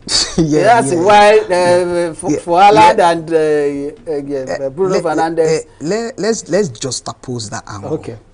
In time of Haaland and in time of Bruno, those two are parts. In time of Saka and in time of Rashford, the coach there, Pep Guardiola, is a masterclass in time of his tactics, his tiki-taka. He likes players that are already made. But if you look at the philosophy of Manchester United, they believe in homegrown. The same ideology goes to Arsenal. So, but the challenge, these two teams, Arsenal and Man U have been having, they have not seen someone like Arsene Wenger, someone like Alex Ferguson, that can instill that mentality in their homegrown players. That is why you still see them seeking players outside to just chuckle up. But thanks to Ten Hag that is now in Man U, you can see there's a kind of change. But Pep Guardiola is a man that every game is a must-win for me.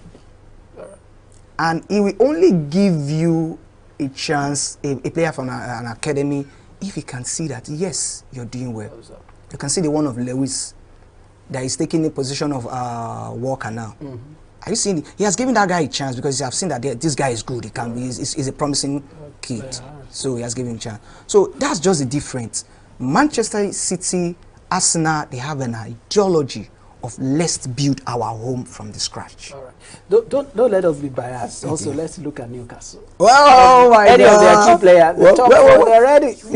Look at the way nobody would. If someone had told me that at the beginning of the season that we'll be talking about Newcastle top 4 in the same sentence, I wouldn't believe. Even at the dying time of the league now. Well, if you look at Newcastle currently now, I think it's only the money from Saudi that is making the difference. Well. Let's say the money and how else he has really tried. Okay. He has really tried. He's playing pattern. The coaching pattern that he has instilled in the mindset of Newcastle players is phenomenal. Okay. Are you getting it? If you see the likes of Guerrero, Bruno in the midfield, Miguel at the wing side, that guy is another player. And the funniest thing is that this Miguel we are talking about was bought from Major League, Atlanta United, with 21 million euros. He's in Premiership now. Right now, his market value is something else. So, the way he plays, the way he drives defenders, I'm short. I don't know how to describe that guy. The guy is something else. He's something else. MLS to Premier League, yeah. And he's everywhere, setting it on fire. Okay, yeah. Let's move on. Let's move on to how much. Let's break down now to you where the cash matters now. Let's break it down. Wow. How much will the champion of the Premier League be taking home? Jide, the aspects. When we're talking about that aspect, you know, a lot of people believe that Premiership is one of the richest league. Is one of the let me just say is the richest. If we remove the likes of UEFA Champions League, so it's the richest. Currently now, the actual amount has not been decided. Okay. But as of last season, Manchester City claimed over 160 million pounds. But that 160 million pounds has a breakdown. Okay. In that breakdown now, they have the TV rights. Okay. They have the winner's prize.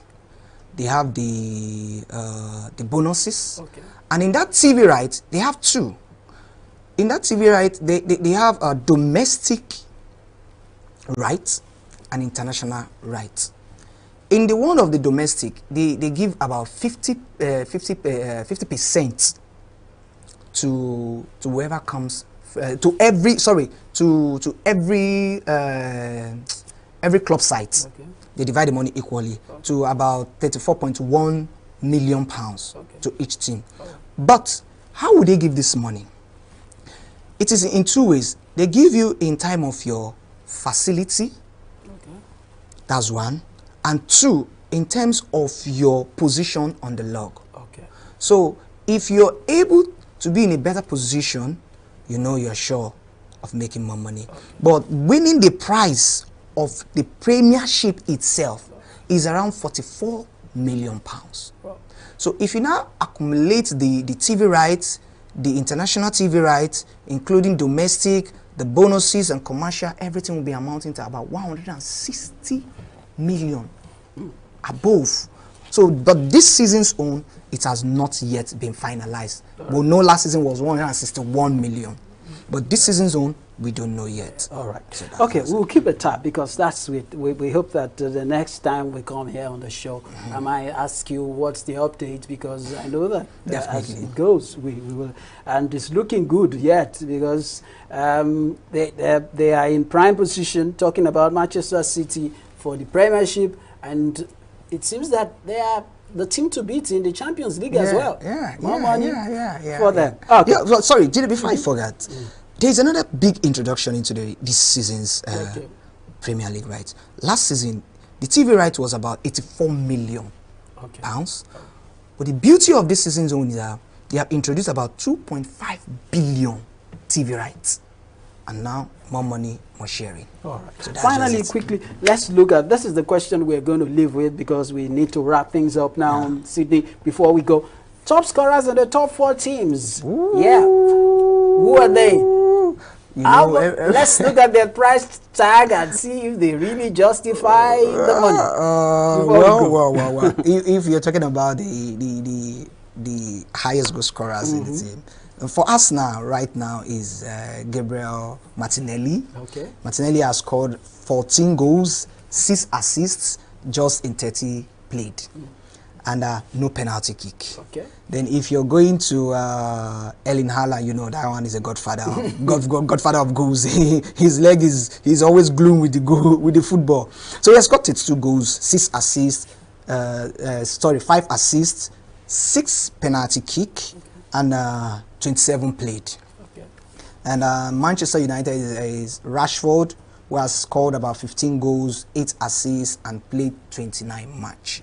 Then in Newcastle now is Miguel Almiron, who has scored 11, no penalty kick, and 1 assist, and has played 25 matches for Newcastle. But out of the 25, he start in 24 match.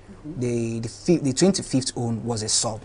So that's just the thing that is trending about the most top goal scorers of the battle for the title. Okay. And if you ask me, of course, aside from Rashford, who is an homegrown and whose salary is always on the increase most times, would you say Miguel, Haaland, and Martinelli, would you say the money the money spent exactly for them used in acquiring them from the clubs, would you say it's justified with the goal score so far? Let me come from the angle of Saka. Okay. The beauty of Saka is an homegrown, but right now as we speak, his market value is about 100 million plus. Wow. That is beautiful. That's you know that these people knows what they're doing in time of business. Are you seeing it? When anybody say, okay, I need Saka now, that's big, huge money for us now. Okay. I seen it, but if you're talking of Rashford, it's an homegrown. The market value of Rashford safe now is about 100 million plus. Okay, I getting it. That's how to do business, because football is all about business, it's all about the money. I getting it. But trophy is very important too. Exactly. You know that aspect is very important. So and if you're not coming to Miguel, MLS, you can use Premier League to compare MLS. Premier is an advanced league, is a very established league filled with superstars. I getting it. Okay. But MLS, Major League Soccer, if Miguel can come from that league, become an outstanding and a masterpiece footballer in Premier League, and now his market value has gone beyond 21 million. Currently, I think his market value has jumped up to 35 million. See the increase, 21 to 35, which is huge, and he's still young. He's in his early 20s. Wow. So there's still time. So on the side of Miguel, the money is justified. Wow. On the side of Saka, if me and you know it's justified as well as Rashford. Then if you're talking of Alan, oh my God, there's nothing to say. Just keep going. Keep paying more money. He's good to go. All right. We got to go. We got to go. Time is really not our friend, where we're talking money and sports here. But Sydney, I must say, Thank you for joining me on Thank today's you so edition. much. Thank you so much Next for week having me. is Thank you so much another for having me. time I will be back to look at another league and how money is making the world go round there. It's a pleasure. Okay, guys. Of course, you can follow us on all our social media handles, and don't forget also to like our our Facebook page, for example, and also follow us on Twitter. And also, don't forget that you can subscribe to our YouTube channel too, so that you can enjoy the best of content. Till I come your way next time, I'm yours truly, today, man of the future in sports, Jide Olano.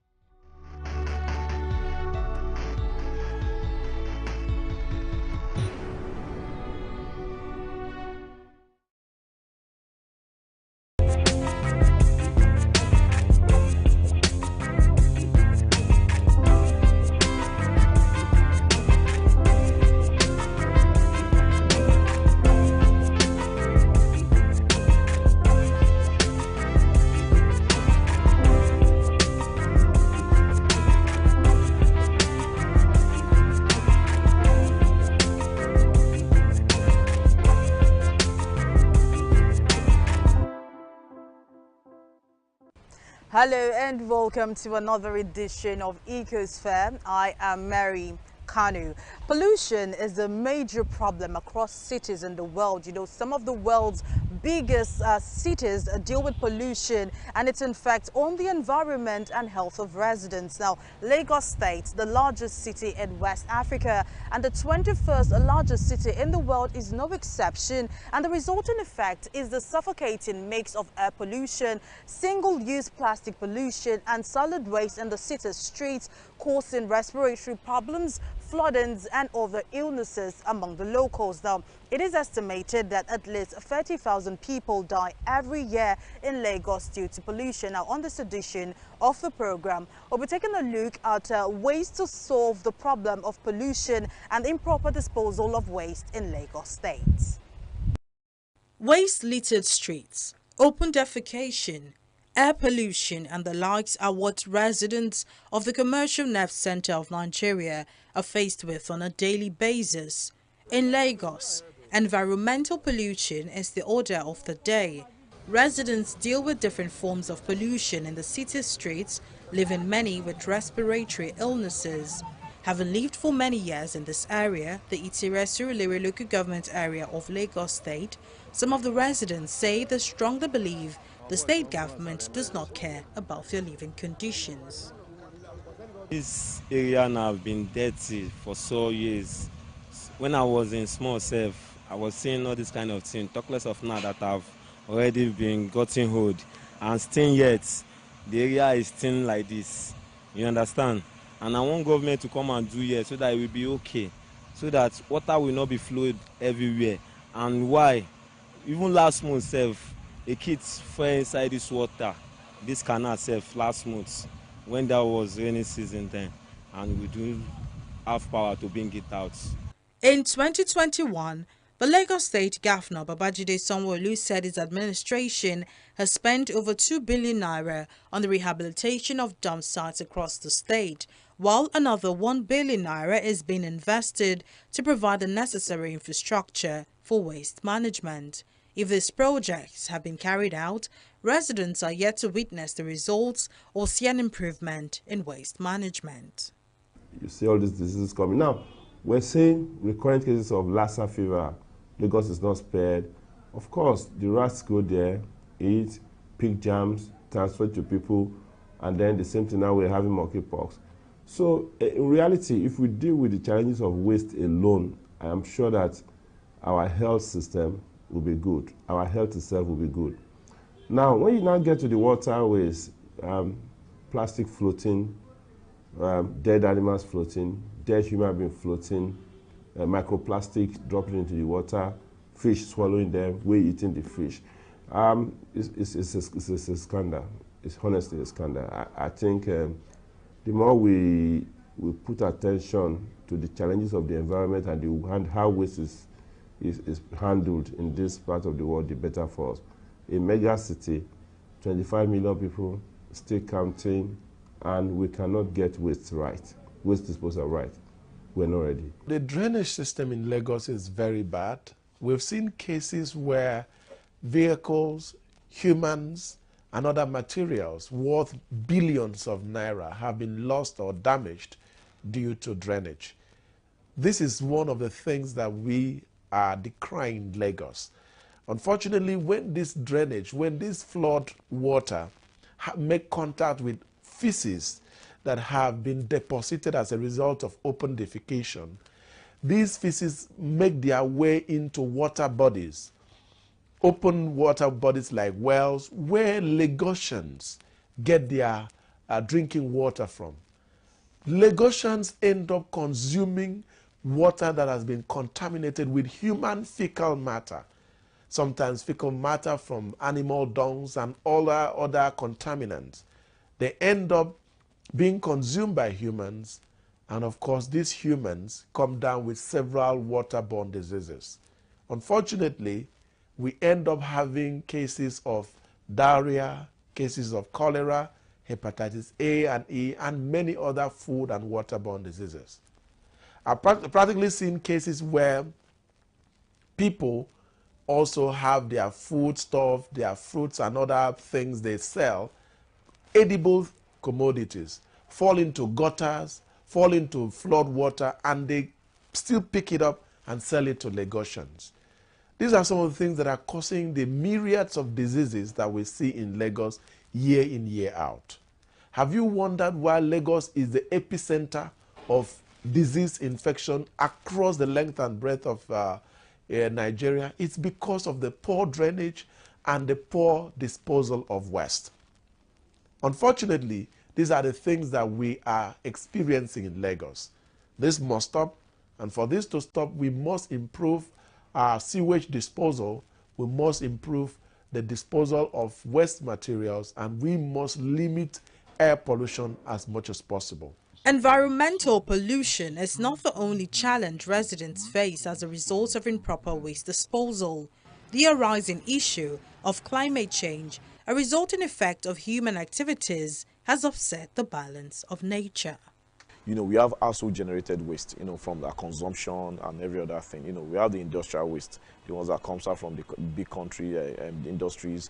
Then we also have the clinical waste, that the one from hospitals and from clinics, which are very, very sensitive.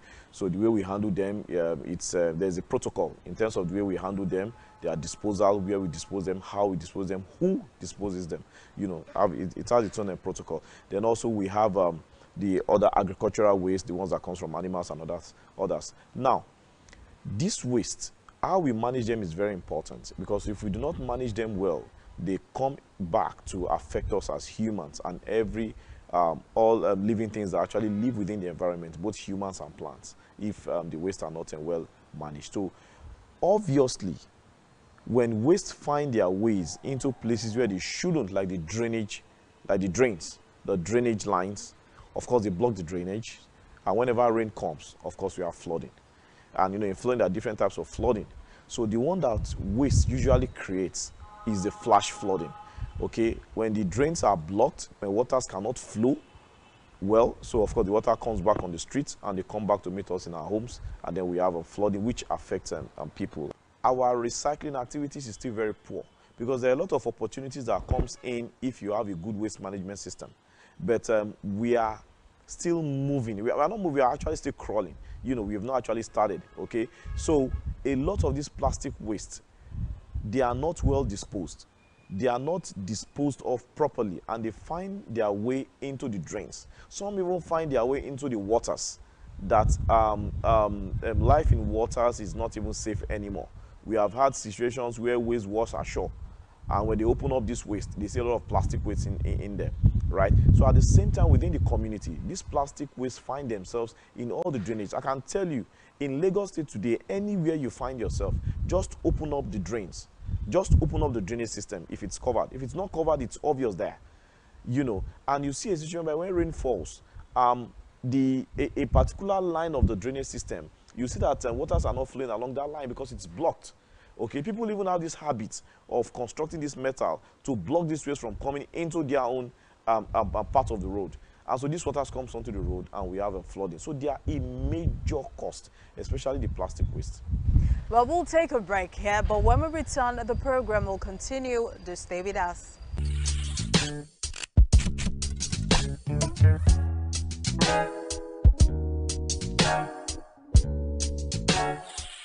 Welcome back. If you're just joining us, we've been talking about resolving the issues of improper disposal of waste in Lagos State.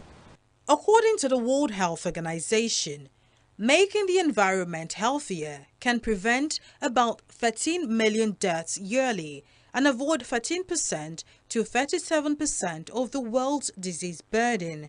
Lagos State generates 13,000 tons of waste daily, but not all of the waste ends up at designated dump sites. Some end up in canals, drains, and on the road. Okay, we collect this waste from the household. When you collect this waste, we put them together. Then the process, we try to separate the waste. Okay, ordinary, that's how it should be. You separate the waste. Okay, that because there are some of the waste that are recyclable, all right? So you separate them. While the other ones that will be going for total disposal will be the ones that will find themselves their way to the dump sites. Okay, so it's a process before it gets to the dump site. Now, the challenge where the government erred in 3 ways. 1, dump sites are located away from the community. And when these dump sites are located, there should be existing legislations that restrict community development to that area.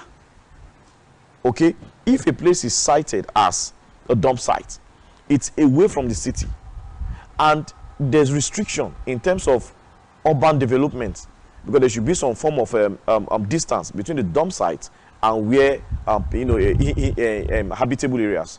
Okay, because from that dump site, one of the worst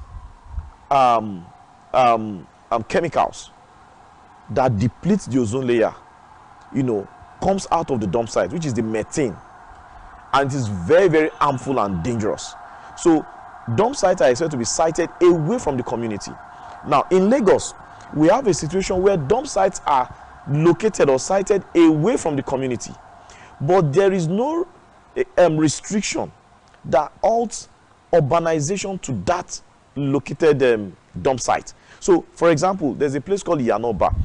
The place was located about 25 years ago, and it was far from city.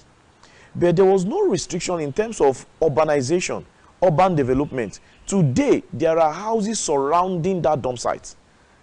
So health-wise, the people living around that place are not safe. That's one. The Olusosun dump site at Ojota, when it was located, houses were far from that place. It's a place that in those days, because the methane, when the heat from the methane starts coming out, you see smoke coming out. You think they are burning the waste. They are not. It's the methane that is reacting. All right. So you see this is from distance. But today, houses have been built around that place, such that people who are living there, they are not safe. The water system is poisoned. It's not safe. All right. Then the methane that comes out of that emits from that place, it's not safe for the humans living around there. So that's why I said the government have erred in that area in terms of restricting, in terms of putting in place enforcement so that people will not build towards that place. So the government have failed in that area. 2, in terms of management of the dump sites, usually in most countries, these things are kind of like privatized to companies who are genuinely involved in environmental activities, to experts who understands this thing, right? The government cannot do it alone. The government is expected to generate, to bring up, put up legislations. They are supposed to be a kind of, they try to stabilize within the private sector and the public sector, right? But they are not expected to manage the dump sites. Professionals who understands the dangers and the kind of harmful chemicals that comes out of that dump site are supposed to manage the dump site. But here, An agency was created, LOMA, to manage that dump site, okay? And those dump sites are not well managed. The third aspect where the government is not performing well in that area is the waste collection in itself. Now, we have in Lagos State, the collectors were registered, okay, fine. There were list of items that they must procure before they can be listed as one of the collectors, you know, like the trucks that the crop for with the waste collection trucks and what have you. Now, a lot of them are using trucks that are dilapidated. Some of them have trucks that are not enough to cover the area that has been allotted to them. Okay, and you discover that the collection is poor. Some of these trucks can't even get to the residence of a lot of the people living in the communities. So people have to converge at a particular point. Now, when they dump the waste there, it takes a while before the collectors, the trucks arrive there to pick up the waste. That's another issue, which is another environmental issue. So the collection in itself is poor. And you see some of these trucks collecting this waste. When they even collect the waste on the road, you see this part of the waste dropping on the road. Okay? And they litter everywhere. So driving to that dump site is another issue. And all these things, they have its, they have their effect, you know, and it has to do with proper waste management system.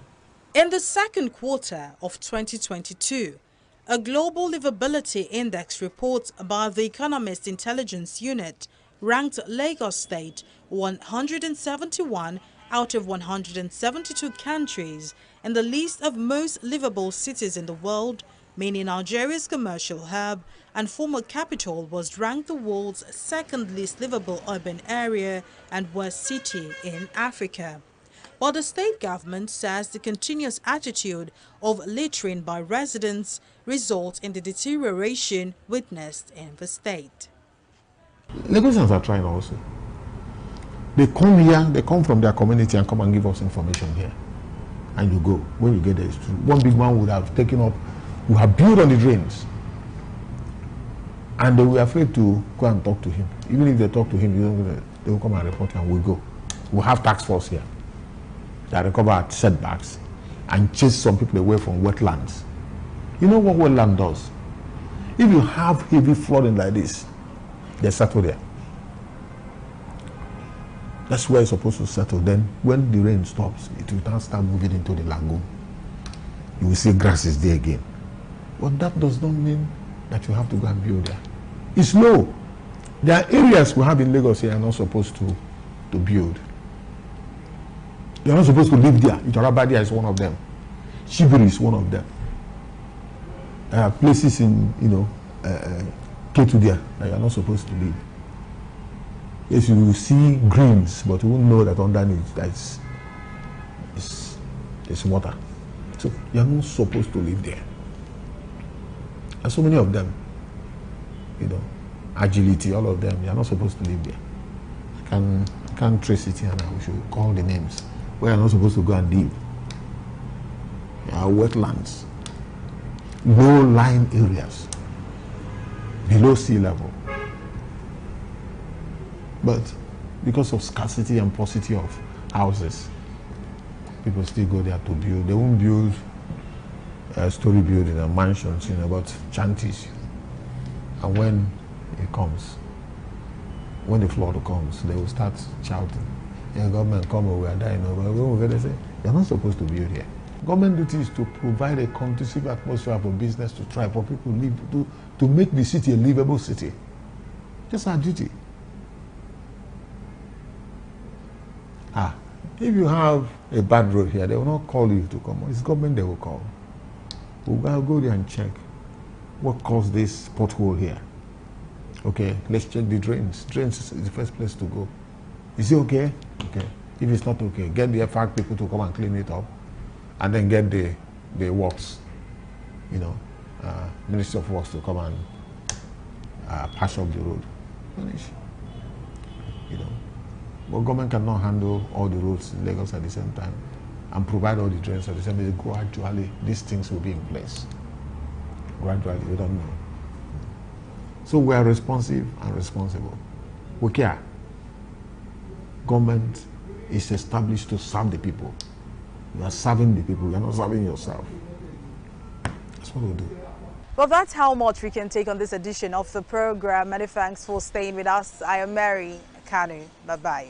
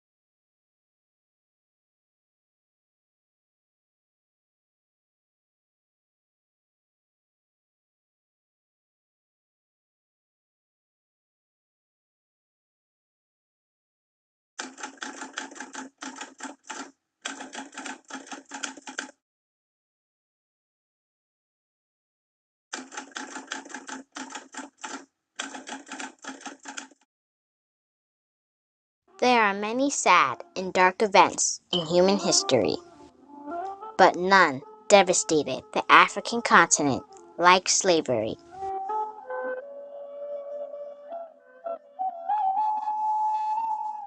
To understand some of the plight those who were sold into slavery went through, one must visit Goree Island, their last point of departure from the African continent to the New World.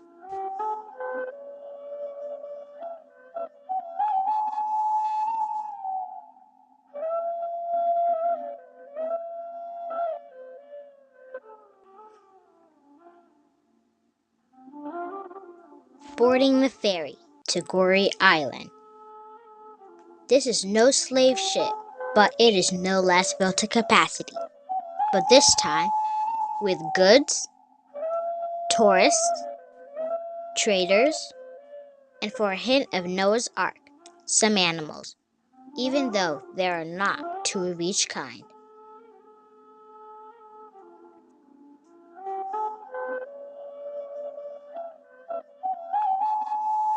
Slavery ended more than 153 years ago.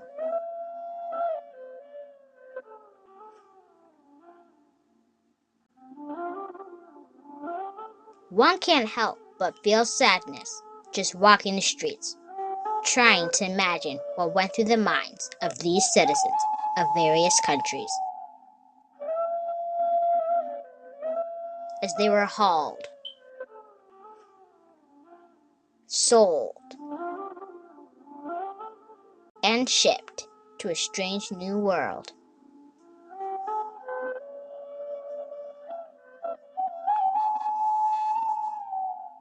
Where did these slaves come from?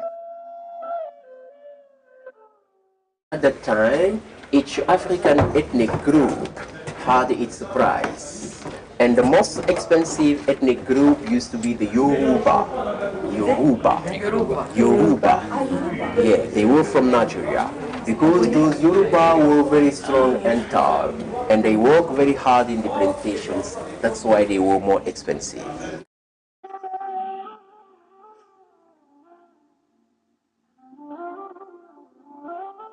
They took those kids for two reasons. First, because in the plantations in America, there were some special jobs, typically for the kids, and they did them very well. And then because of most of those kids were from the parents very strong, because they thought that when they will grow up, they will be strong like their parents. That's why they took them.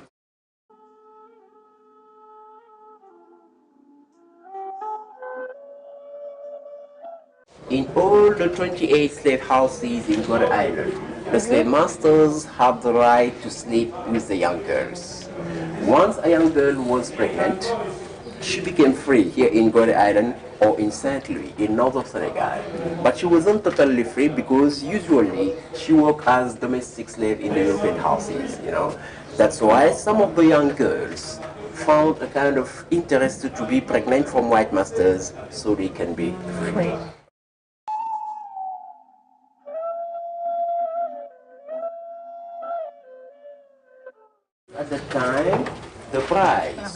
of a man was up to his weight and his muscles. So the minimum weight for men was 60 kilos.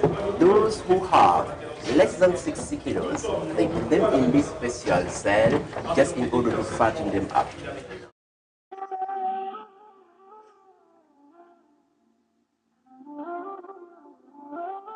Let me tell you that they did not buy slaves with money. It was exchange. For example, to buy a man up to 60 kilos or a virgin girl, you could give a gun or a barrel of wine or a blanket or something like that. To buy a child, you could give a mirror or a necklace or a piece of tobacco or something like that. So that's why people used to say that Africans also were involved to the slave trade, because some of the African tribal chiefs were collaborating with the Europeans. Yeah.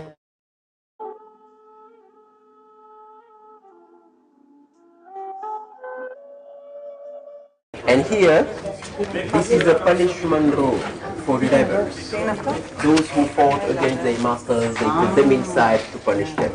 As you can see, they could not stand up inside because of the hooks. 4 or 5 people at the same time in this small room. In 1991, we welcomed in this house Nelson Mandela. And then Mandela came inside. He stayed in for about 5 minutes. But when he came out, Mandela was crying.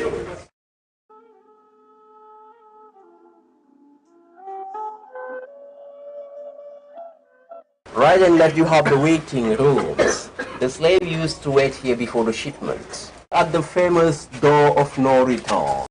Because once the slave got out from this door, it's mean bye-bye Africa.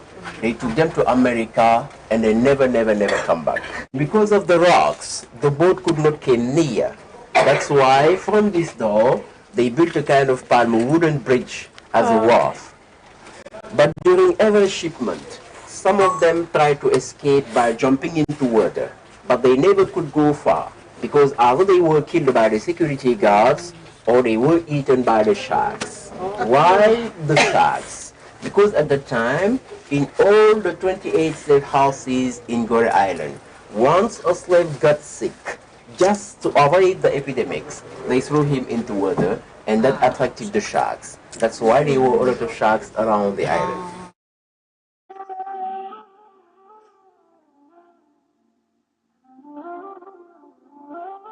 Let me tell you that slavery lasted in Gorée Island from 1536 to 1848, more than 300 years. And during that time, there were about 15 to 20 million slaves coming from all over the African western coast. They transit through Gorée Island to America, and 6 million of them died because of bad treatment. 6 million.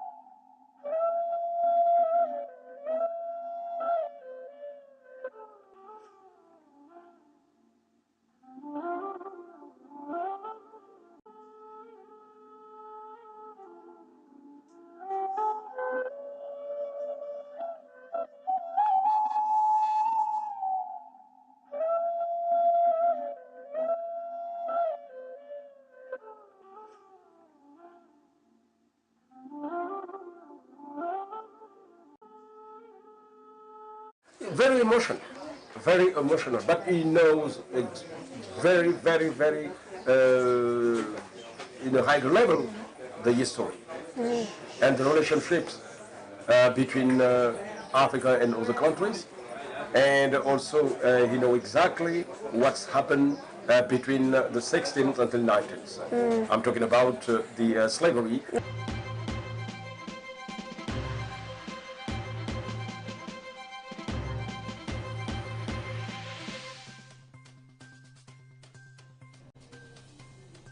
Thank you for joining us again on the newsroom. These are the latest updates at this time.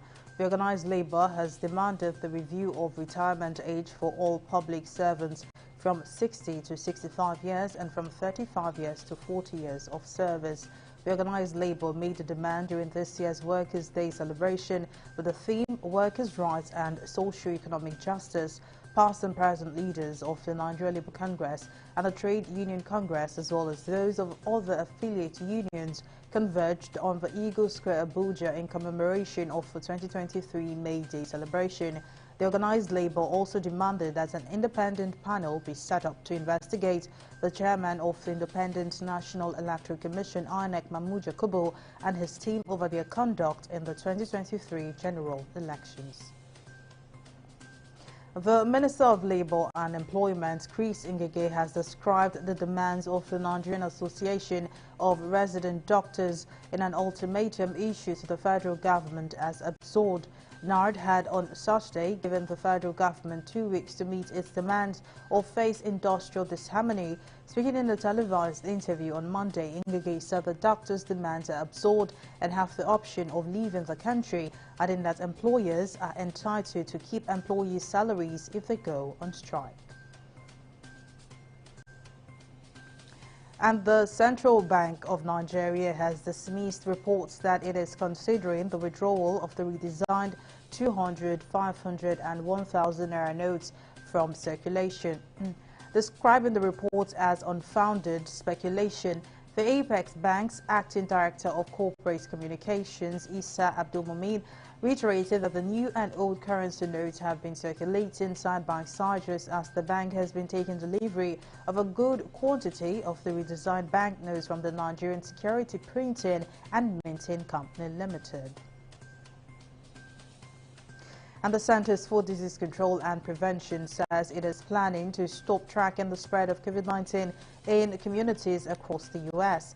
Moving forward, the CDC is expected to rely more heavily on COVID-related hospitalizations, much like it does to track the spread of the flu. The agency is expected to announce the new tracking system within the coming weeks. And oil prices fell on Monday as jitters over the economic impact of the U.S. Federal Reserve potentially raising interest rates and weaker Chinese manufacturing data were enough to outweigh support from new OPEC Plus supply cuts taking effect this month. Brent futures for July delivery were down 56 cents at $79 a barrel, while U.S. West Texas Intermediate crude lost 63 cents, a 0.8% drop to trade at $76. And Egypt has given Nigeria stringent conditions for stranded Nigerians to cross its border. The first set of 637 Nigerian students evacuated from Sudan are stranded at the Egyptian border with the war-torn country. Foreign Affairs Minister Geoffrey Onyama, who spoke on the evacuation process, said the Egyptian authorities had not opened its border with Sudan for 2 days after. Onyama said the Egyptian authorities had insisted on clearing over 637 Nigerians before they could be allowed entry into the country, adding that the federal government might move the students to Port Sudan for evacuation if Egypt delayed further. And in sports, Mikel Arteta has rejected the notion that the Premier League title race is done and dusted. Now the Manchester City atop with the Arsenal manager saying this is not over. Despite Arsenal leading the table for 247 days this term, they sit in second place for the first time since February after City beat Fulham 2-1 on Super Sunday to move 1 point clear of the Gunners with a game in hand. For Arsenal to win the Premier League, the Gunners need to win their 5 remaining games and hope City slip up twice. And that's the latest update from the newsroom. Thank you for watching. I am Mary Kanu.